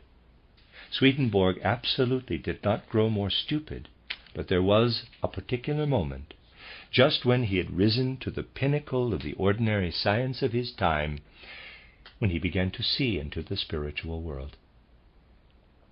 As this took hold of his head, the organ, as it were, which he truly had developed quite specifically, he was able to look in his own way, not the way in which Jakob Böhme saw the inner secrets of nature mirrored in the darkness, into the immediate ether, there where the images of higher spirituality appear in the ether. He described this spiritual world very much in his own way. His vision was not as he had imagined.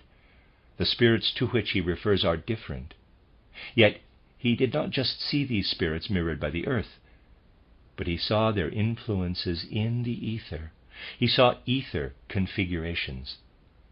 Those were the acts of the spirit, which did not become visible themselves, in the earth's ether. Jakob Böhme saw nature mirrored. Swedenborg saw what the spirits brought about in the ether, spirits of which he saw only the influences they had. So, when Swedenborg describes angels, these are not angels, but configurations in the ether. These were, however, brought about by angels, a reflection of what the angel does. It is always important to consider the reality of such things. It is wrong, of course, to say that Swedenborg saw the spiritual world as such, for he did not have that power. But he did see something that was real. The ordinary sleepwalker the moon-sick individual, does something real. He does with his physical body what he should only be doing with his astral body.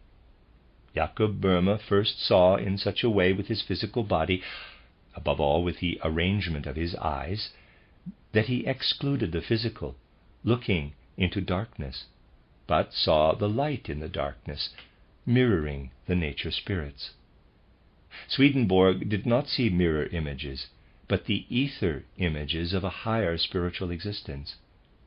So there are stages from the unseeing, automatic state of being filled with the spirit of the sleepwalker to what I'd call the natural second sight of Jakob Böhme, who did not see the outer aspect of nature, but the reflection of the inner aspect, and all the way up to Swedenborg, who saw not mirror images, but reality in the ether, the images, not mirror images, of the activities or proceedings up above in the higher spiritual region.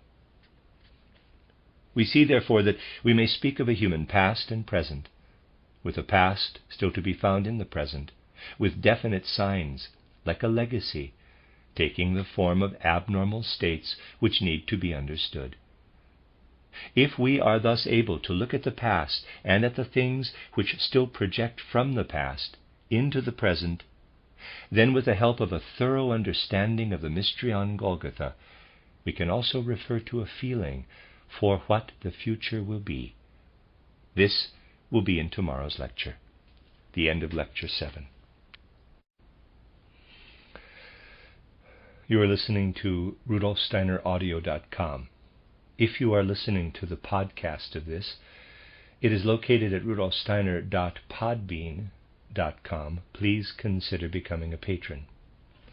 This is a reading of a collection of lectures by Rudolf Steiner entitled Initiation Science and the Development of the Human Mind, translated by Anna Moyse. It is in the Collected Works, volume 228.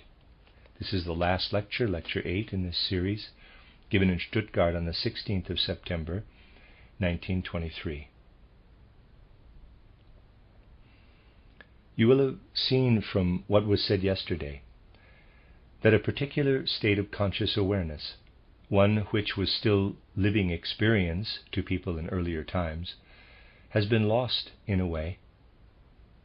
I did say that the particular kind of waking consciousness we have today, living preferably in more or less abstract ideas, or at least in shadowy images, did not exist in the same form in the past. But instead there was a kind of waking dream state, dreamy waking state. One could not be sentient of it the way we are of a dream today, but it was like the epitome of living images, which corresponded to a more or less spiritual reality. A kind of sleep state existed then, which was dreamless, but left the kind of aftertaste I have described for you. Then there was also a third state of mind, the one which afterward was really felt to be like resting in the welling moon powers which enter into the earth and really do, in a way, raise human beings above earthly gravity, letting them be sentient of cosmic existence. The essential thing with the old states of mind was that people were also sentient of man's cosmic existence. Today, in our ordinary state of conscious awareness, only a shadowy afterglow remains, an afterglow of which only very few people are aware. It simply passes by the human mind without our being aware of it. Let me characterize this state of mind in most ancient times. When people consider their dreams today, they will find that all kinds of things they have lived through here on earth flow into these dreams, which in a way are chaotic. Long forgotten things come up, changed in many different ways. Even things that went unnoticed in life may come up in one's dreams. The times when these things happened are also mixed up in all kinds of ways. But when one goes into these dream experiences in more detail, one will discover something most peculiar. one will find that essentially everything that comes up as part of the dream is in some way, however tenuously, connected with events in the last 3 days. You may dream that something has come up again which you may have lived through 25 years ago. It is there, full of life, with perhaps some slight changes, but it is there. Yet, if you look at it a bit more closely, you will always discover something like the following. Someone comes into this dream which brings back an event that was 25 years ago. To be really abstract, let us say this person is called Edward. You will at least find that somewhere you heard the word Edward, even if only a whisper passing your ear, or have read it, quietly moving past your eye. Any event, however insignificant or remote, that comes up in a dream will be connected with something or other from the last 3 days. This is because human beings really bear experiences of 2, 3, or 4 days ago. Such times can only be approximate. In them, in a wholly different way from the way they do anything that happened earlier than that. Human beings initially take their perceptions up into their astral organism and their capital I organism.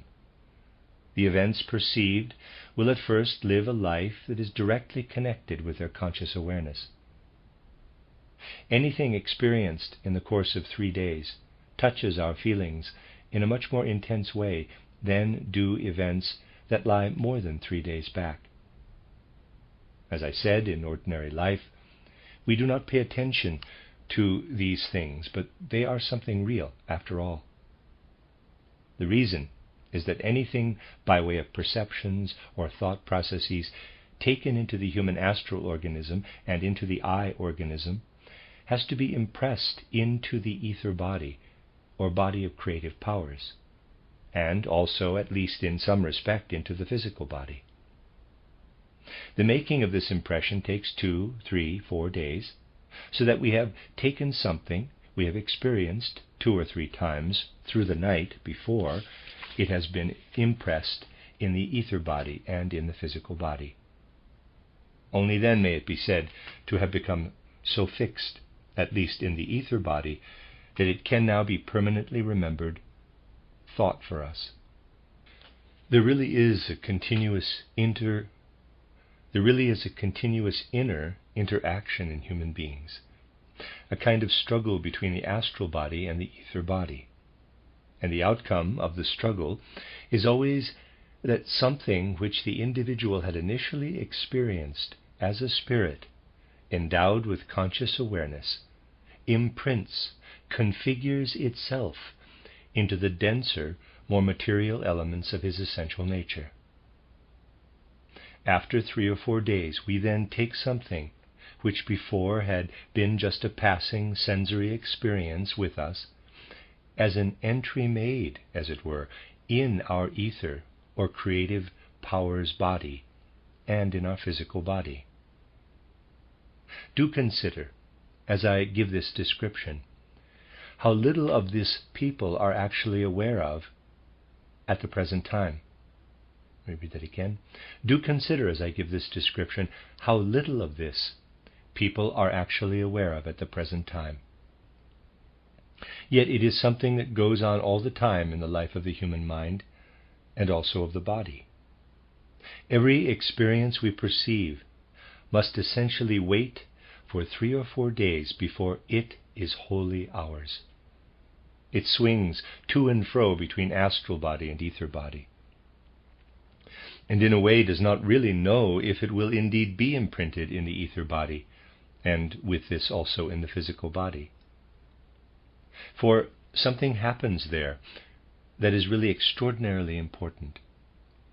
Just consider that only the I and the astral body are our true self. We cannot say that the ether body is ours. People of this materialistic age are presumptive enough to declare their ether body, and above all their physical body, to be their body. But those bodies actually belong wholly to the cosmos. When something we experience in the I and astral body is handed over to the ether body and physical body in 3 or 4 days' time, it is no longer ours alone, but belongs to the cosmos. It is really only for 3 days that we can say that something we have dealt with in the world has significance only for us. In 3 or 4 days' time, we have inscribed it in the universe. It rests in the universe, belonging not only to us, but also to the gods. In very early times of human evolution, the state of conscious awareness that was deeper than sleep, and has now been lost, gave people distinct sentience of this strange fact. And the initiates were able to say what was really behind this strange sentience. Above all, in the period of which I spoke yesterday, that of Egypto-Chaldean civilization, it was merely a dim feeling that people had. But the initiates of the mysteries were initiated into the actual nature of it, and this happened because at that time, today initiation has to be an entirely inward process in soul and spirit, at most involving also bodily symbols and body image processes. Initiation was essentially an external process, with the external changes then also changing the inner aspects.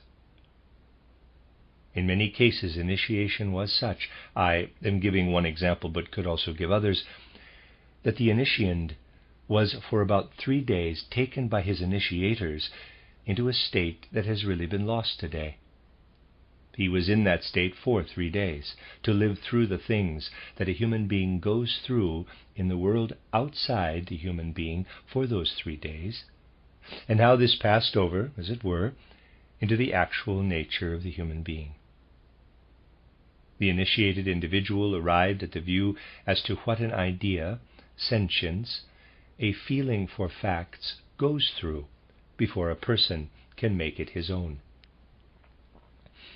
But what came up there was in a state that was so much hidden within this wisdom and does contain elements of extraordinary significance, so significant that modern materialists have not the least idea of it. It is the following. It will be easiest for me to help you to understand what was achieved with this initiation, where the initiand was kept in a state of dim consciousness for 3 days, if I first remind you of the life in dreams that everyone still knows today. Yes, the life in dreams is something that needs to be studied in detail. We must, of course, avoid all the superstition.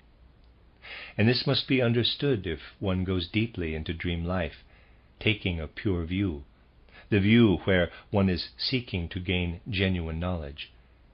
But it is something which has extraordinary depth.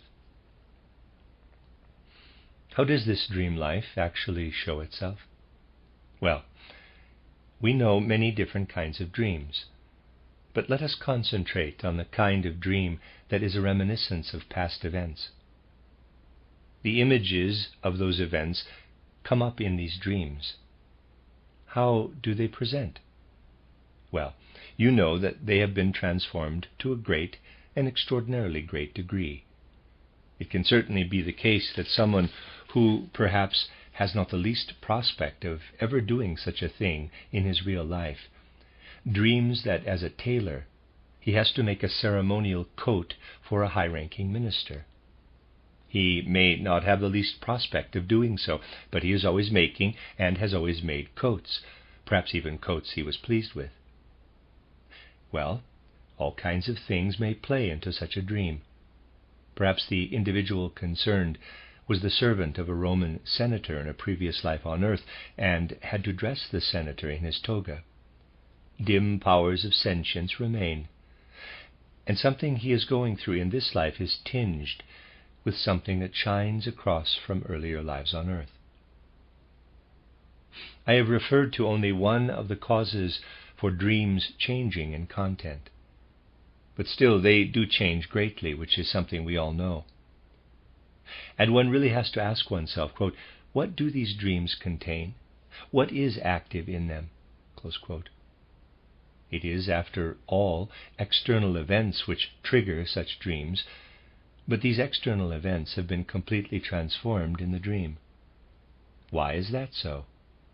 You see, it comes from something which the natural scientific view would never let us dream of the least little bit today. This is because the laws accepted in natural science today are looked for everywhere in the outside world, by observation and experimentation. These natural laws to which I am referring come to a halt as soon as they reach the human skin. If someone believes that the natural laws he establishes in his laboratory also act within boundaries set by the human skin, he is definitely on the wrong track. It is not only that the substances taken into his organism are changed within it. The actual movement of the organic laws to which the human being is subject live in the dream. The dream is closer to us than the abstract thinking we do during the day. The dream contains the manner in which the external substances behave inside the human being, taking the form of laws. And how does the dream present? As a protest against the reality framed as the laws of nature. From going to sleep until you wake up, you live in the world of which scientists say that everything in the world goes according to these laws. The moment when you pierce through your dream into the spiritual world just the tiniest bit, a small spider's web, I'd say, your dream experience shows itself to be a protest against the laws of nature. The dream cannot proceed the way events proceeded in the outside world. Otherwise, you would be very close to waking up. The dream that arises from actual sleep is a protest, the way it hangs together against the laws of nature, for it comes closer to the human being. Present-day, materialistically minded people make interesting discoveries in this respect. An interesting book published years ago can really only be said to be truly characteristic of the mental constitution, particularly of modern people who think in a scientific way. In his title Die Magie als experimentelle Naturwissenschaft, Magic as Experimental Natural Science, by a man called Staudenmeier.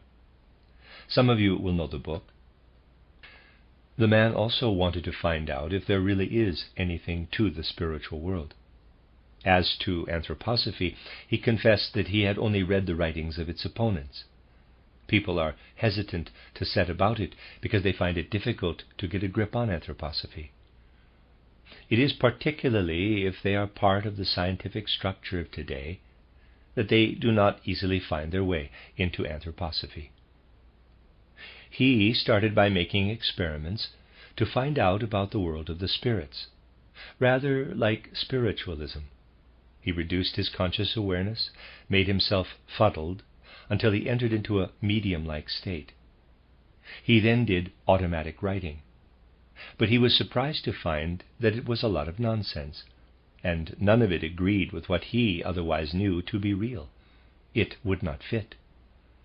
Above all, it was odd that the automatic writing said the spirits spoke to him, for he knew very well that it was not possible for spirits to speak to him.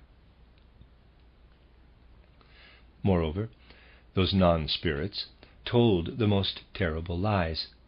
Indeed, he grew quite, I don't want to speak badly of him, medial, completely losing his way in the whole business.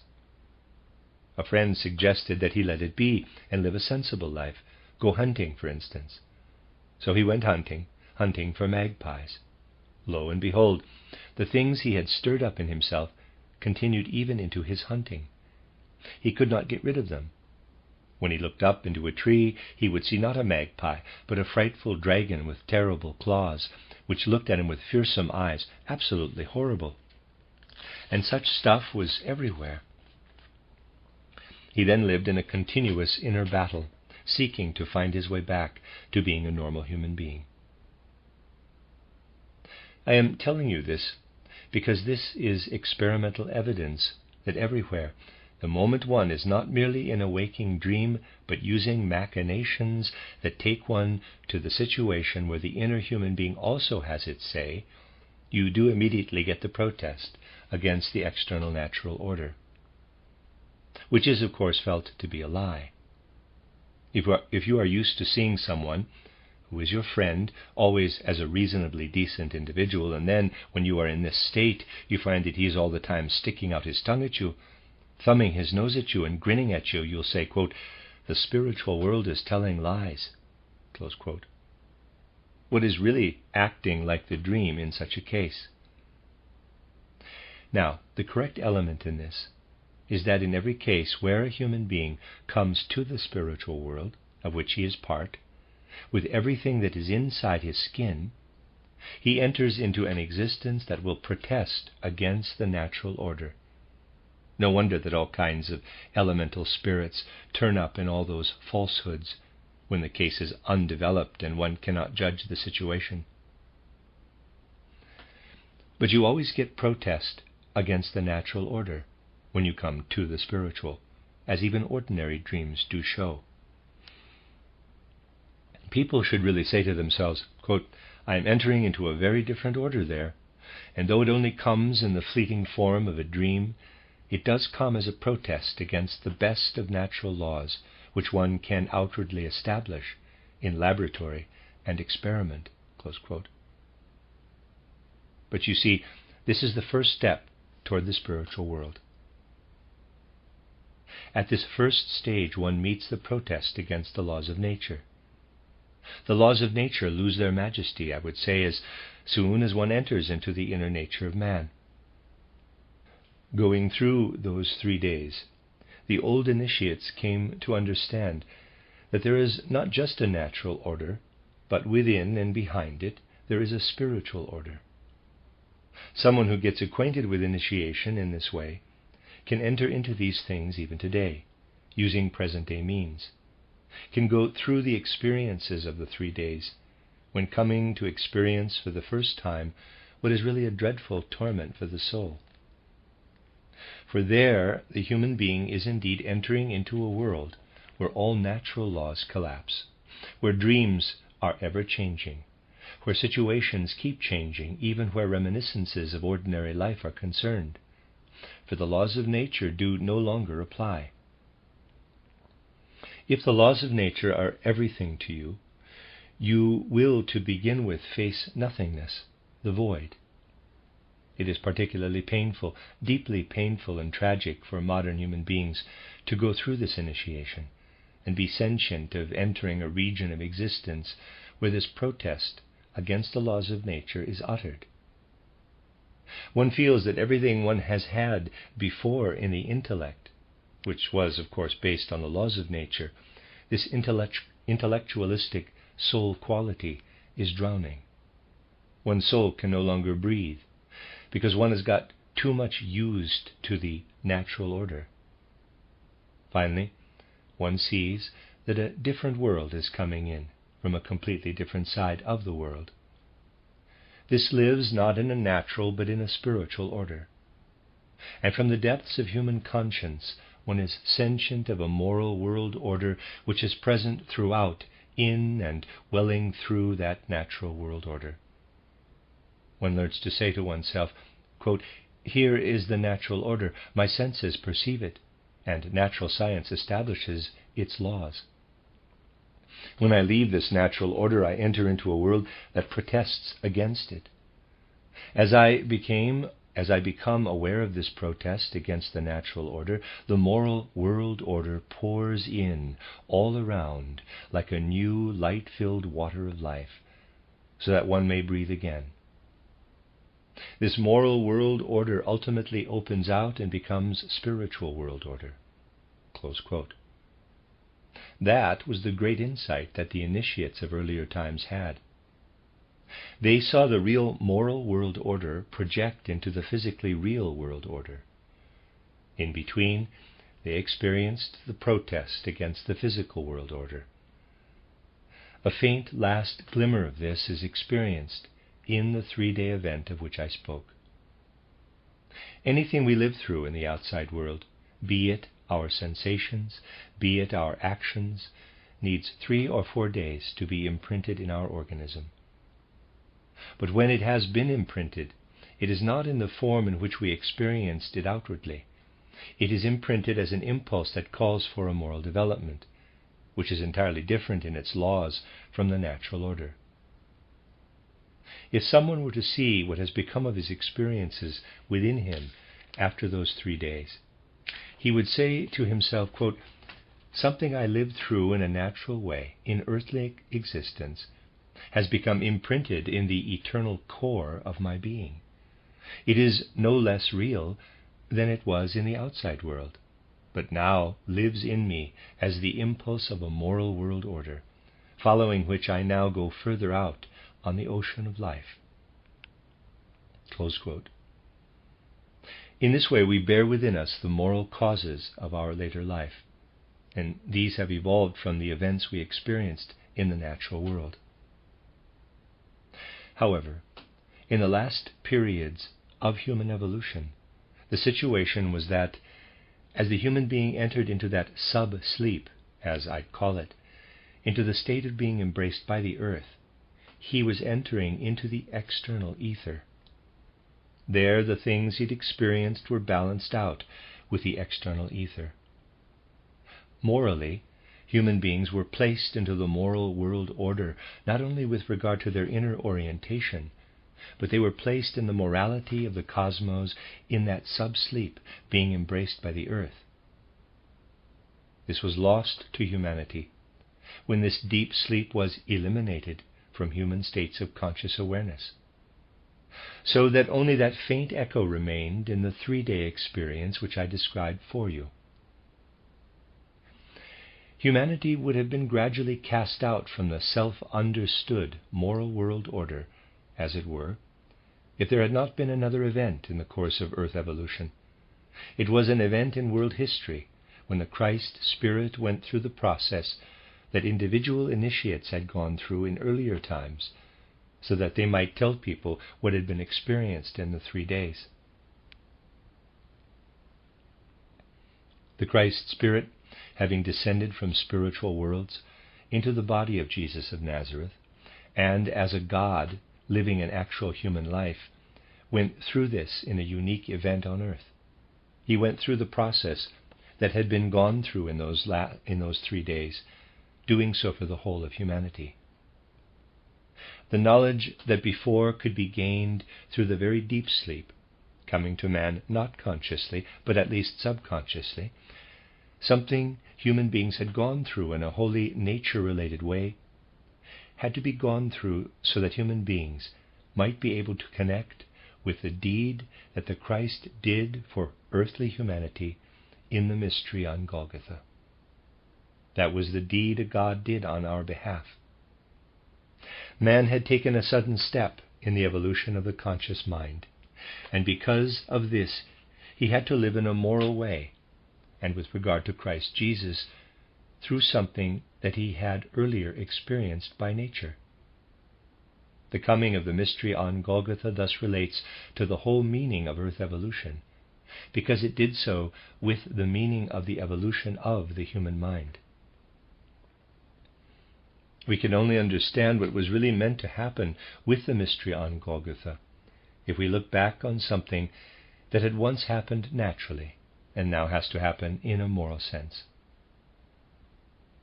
However, the modern mind, moving between waking, sleeping, and dreaming, has not yet gained its inner harmony in this particular respect.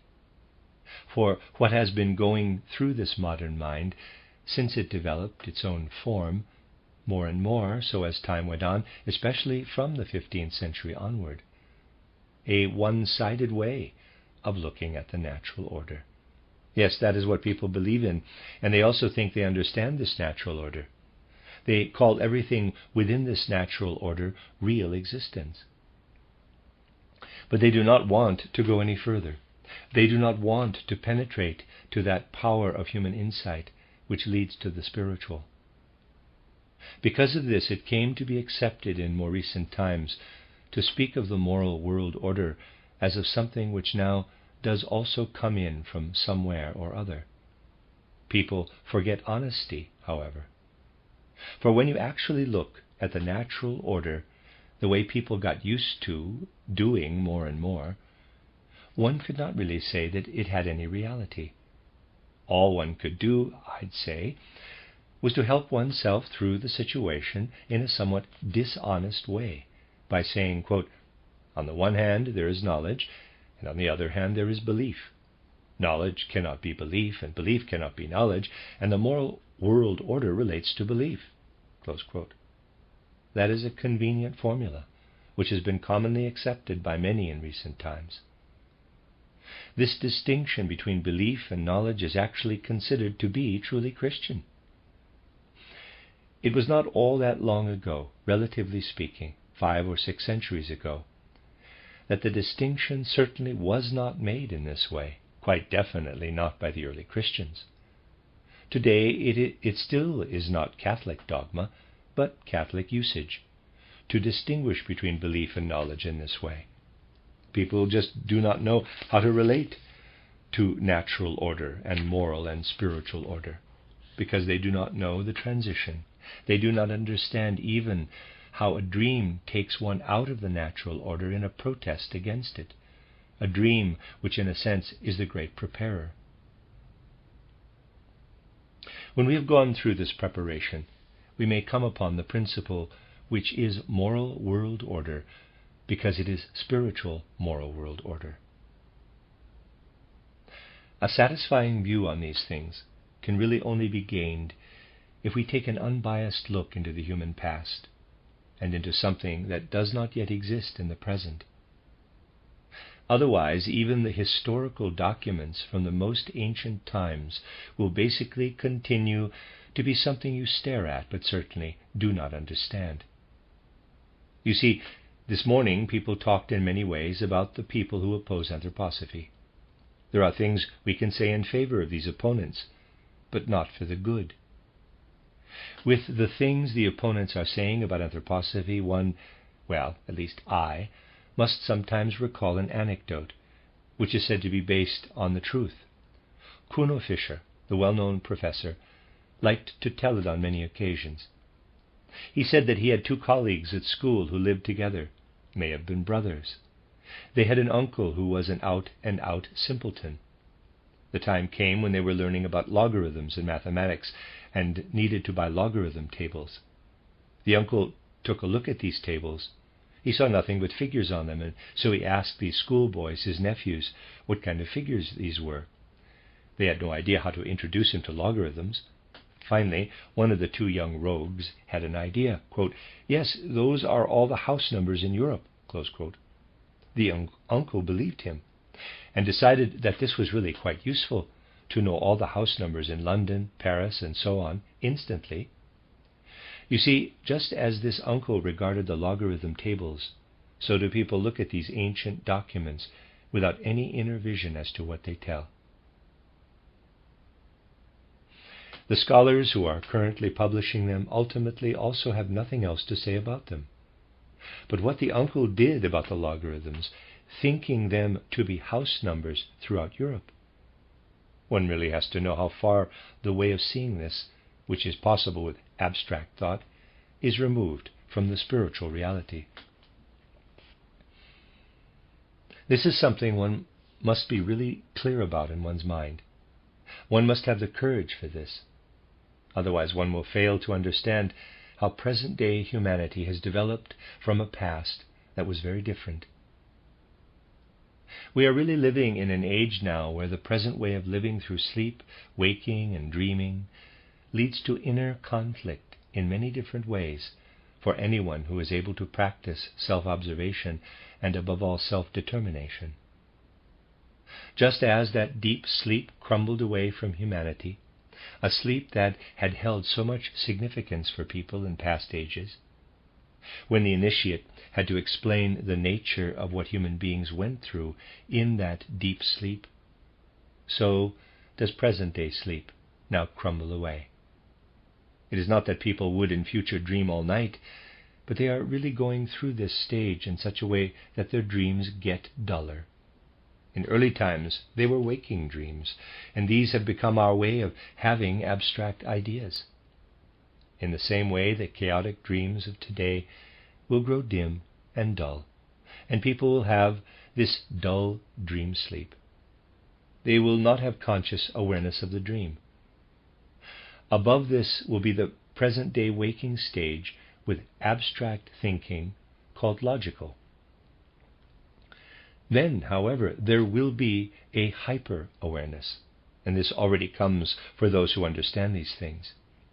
This hyper-awareness concerns itself above all with the human will, and with the effect that the will can have as it moves upon the nervous system. If you observe the untrammeled way in which the human will unfolds, doing so in the widest horizons, and understand it using initiation science, you will see how a heralding of hyper-awareness, a higher form of conscious awareness than the usual waking state of mind, is entering into what souls bring to expression, even going as far as states of physical sickness. However, people do not yet want to live with this, for they can only experience it if they make spiritual science their own. This spiritual science where one has to think in a very different way from that used in the everyday world. A spiritual science which truly is much more practical than the theoretical life practice of today, which is really the most profound non-practice. This spiritual science actually adds a thinking that is inwardly alive to the ordinary abstract way of thinking. This is not something we can add at will and leave aside at will. It is something which results, arises, for a particular organization appears in humanity which did not exist in earlier times. At present we have the first beginnings of it. The blood circulation in man's organs of movement, arms, legs, hands, feet, is progressively changing. Man is changing. The condition we often refer to as nervousness today reflects the fact that some kind of higher state wants to enter into man, but man is not yet accepting it. This makes people restless because it is still alien to them. They will only come to rest when they have made it their own. We can thus see a further 3 states of mind that lie ahead for humanity, with the human race working its way toward them: a dull dream sleep, a waking state, and being hyper-awake. The reason why so much is shaking and rattling humanity in external life situations is that humanity is resisting, mostly unconsciously, the change that wants to come from spiritual worlds. It will come, however. It wants to come. Above all, it does want to get to the human will. Human beings will have to understand in a very different way than they are prepared to do today that when it comes to the spirit, the region has to be passed where protest arises against the laws of nature. Human beings will only come to understand the future going via the mystery on Golgotha if they will be able to rise to the insight that the subject of the mystery on Golgotha cannot be grasped through natural science, but can be grasped with the power one develops by properly understanding the stage of mere dreaming, which tells of the natural process, and progressing to understanding the other shore of existence. The elements of understanding which are right for future understanding of the mystery on Golgotha must be gathered from the spiritual shore of existence. It will be essential to position the things which human beings can experience in the present time between the past and the future, and that human beings come to feel themselves to be a transition from this past into the future. They will then also be able to gain more and more understanding for the way of working with spiritual as well as natural truths. It is easy to understand the error people fall into for things which are wrong can be so tremendously logical. People fail to consider that things which are wrong can be so tremendously logical. Surely nothing can be more logical than to observe approximately how long some sedimentary rock needs to reach a particular thickness. The most natural way must surely be to calculate that if some geological stratum has such and such a depth, we multiply the small depths with the figure of how many times it fits into the great depth. You will get so and so many years. A geological period was 20 million years, 200 million years, Silurian, Devonian, or any other. Ah, the calculation is brilliantly correct. Nothing to be said against it. Yet, what we think is logical does actually deceive us in this case. This kind of logic always reminds me of the logic which one of the greatest mathematicians of all times once applied to his own life. When he had reached a considerable age, he suddenly developed a lung disease. He knew many medical people, and through these connections arrived at an idea of how many small abscesses he would have to cough up to get rid of his lung disease. It was a matter of how the lung continues to develop. He arrived at a figure of 15 years. So, all would be well in 15 years' time. Only he died 2 years later. That, you see, is reality. The other thing was logic. That is also how reality declares to logic in the whole of the cosmic universe. That is also how reality relates to logic in the whole of the cosmic universe. It is incredibly easy to prove things, for logic must not be attacked but defended. It has to be expressly said to be correct. It is just as correct as when someone works out, quote, "My heart goes through a particular process of development. At a certain time it will have reached a particular state. I calculate how long it may take until it reaches this stage, 300 years. I then go back 300 years, working out what my heart was like 300 years ago." Close quote. The problem is that, as a physical human being, I did not live with this physical heart 300 years ago, nor will I be alive in 300 years' time. The earth also did not exist at the times calculated by geologists, for it needs the spiritual order to perceive what the earth has gone through in the past.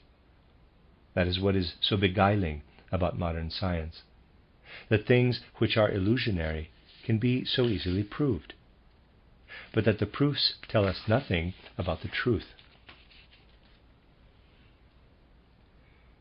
Today, human beings are therefore living in fear, not consciously so, for they do not wish it, but subconsciously.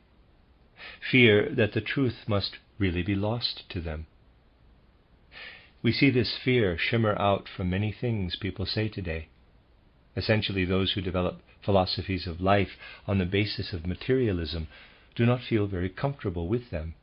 They feel some anxiety everywhere about boundaries which they do not want to cross. Though, on the other hand, these boundaries present terrible obstacles to living a fully human life. People do have a feeling that if they accept only the natural order, they cannot really live with this, and that above all such natural order as we take up into our life of ideas cannot lead to artistic and religious sentience and ideas that have genuine inwardness. We must not forget that the religious system we have today comes from times when human beings fathomed the cosmic world out of that deep sleep. All our religious institutions are from those ancient times. The religious institutions, not the mystery on Golgotha.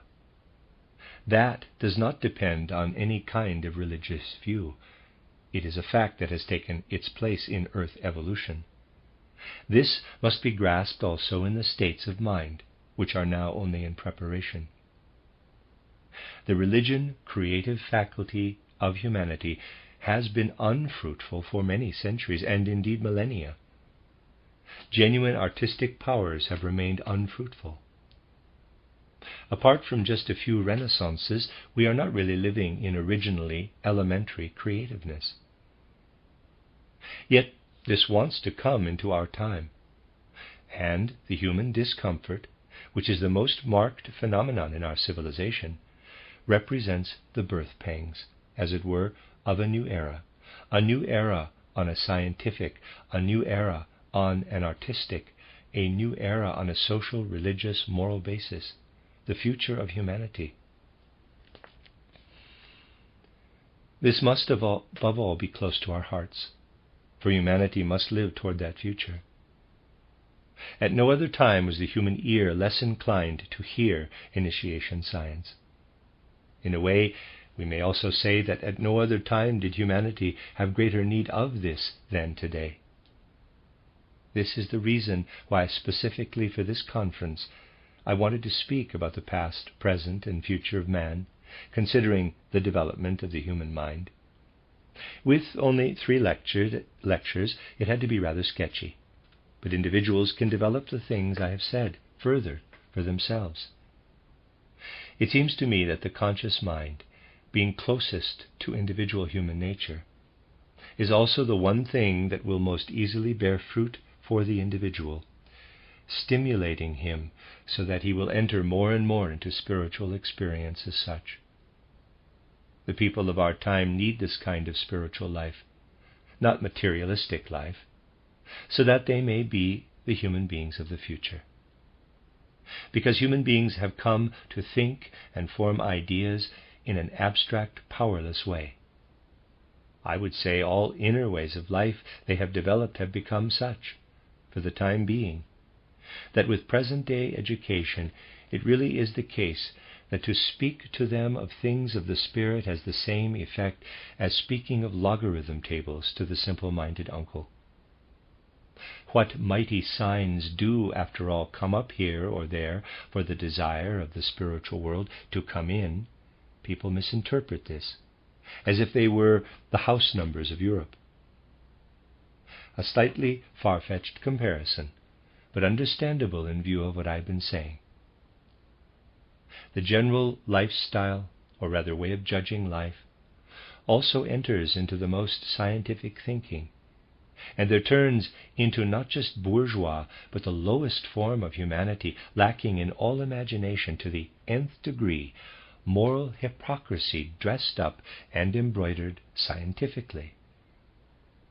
If ever something wants to emerge, even just a trace of it, people consider it to be something which from the materialistic point of view and good common sense can only be said to be crazy. In this case, too, there is a nice story based on reality. In the early 1840s, the philosopher Schelling, grown old by then, was called from Munich to Berlin. He had been silent for a long time. A man with a great reputation, he was to present positive philosophy in contrast to negative philosophy, a term he was himself using. His intention was to evolve the development, at least of the spiritual life of humanity, the development of the mysteries and of religion, going infinitely deeper at that time at Berlin University than anyone has done even to this day. When Schelling gave his first lecture in Berlin, the most illuminated minds were sitting in the front row. Certainly no students, but the professors from all faculties, leading educators, the most illustrious representatives of academic life. The students sat at the very back, and the audience was actually waiting, insofar as one could honestly wait there, for the fulfillment to be brought by this man of renown. Yet faces grew longer and longer as Schelling gave his first lecture. He did speak of the Spirit in a special way. He spoke of the Spirit at a time when the age of materialism was coming to its peak, was just about to be in full flower. He spoke of the Spirit. Faces grew longer and longer, and people did not know what he was aiming at. They simply did not know this. The philosopher Trendelenburg, later to be famous, was sitting in those front rows. He said that he thought he had understood a very little of this philosophy, but not the rest. but he was not sure if he had really understood this very little. Now, you see, one day one of the people who had heard the lecture met someone else who had also been present. People, including these two, had been cudgeling their brains for days, saying, quote, "Why was Schelling called to Berlin, seeing that no one can understand the things he says?" Close quote. Well, the friend was able to tell the other, for he was able to inform him, that Schelling's daughter had got engaged to the son of the Minister of Education. So now it was possible to understand why Schelling wanted to go to Berlin. Now the matter made sense. Yes, it does indeed seem paradoxical when one is telling such things, but one has to put it like this. For anything that can be grasped with the way of thinking which is characteristic of our time is that far removed, for the time being, from something which as spiritual science truly does not point to the future in an arbitrary way, but because it is an inner human need, because the human race must fall into decadence unless it gains a new spirituality. This new spirituality alone will be able to experience the three full states of mind which have to be gained in future: subdued dream sleep, the ordinary waking state, and the hyper-awake state. Otherwise, human beings will not be able to experience their humanity in future times on earth.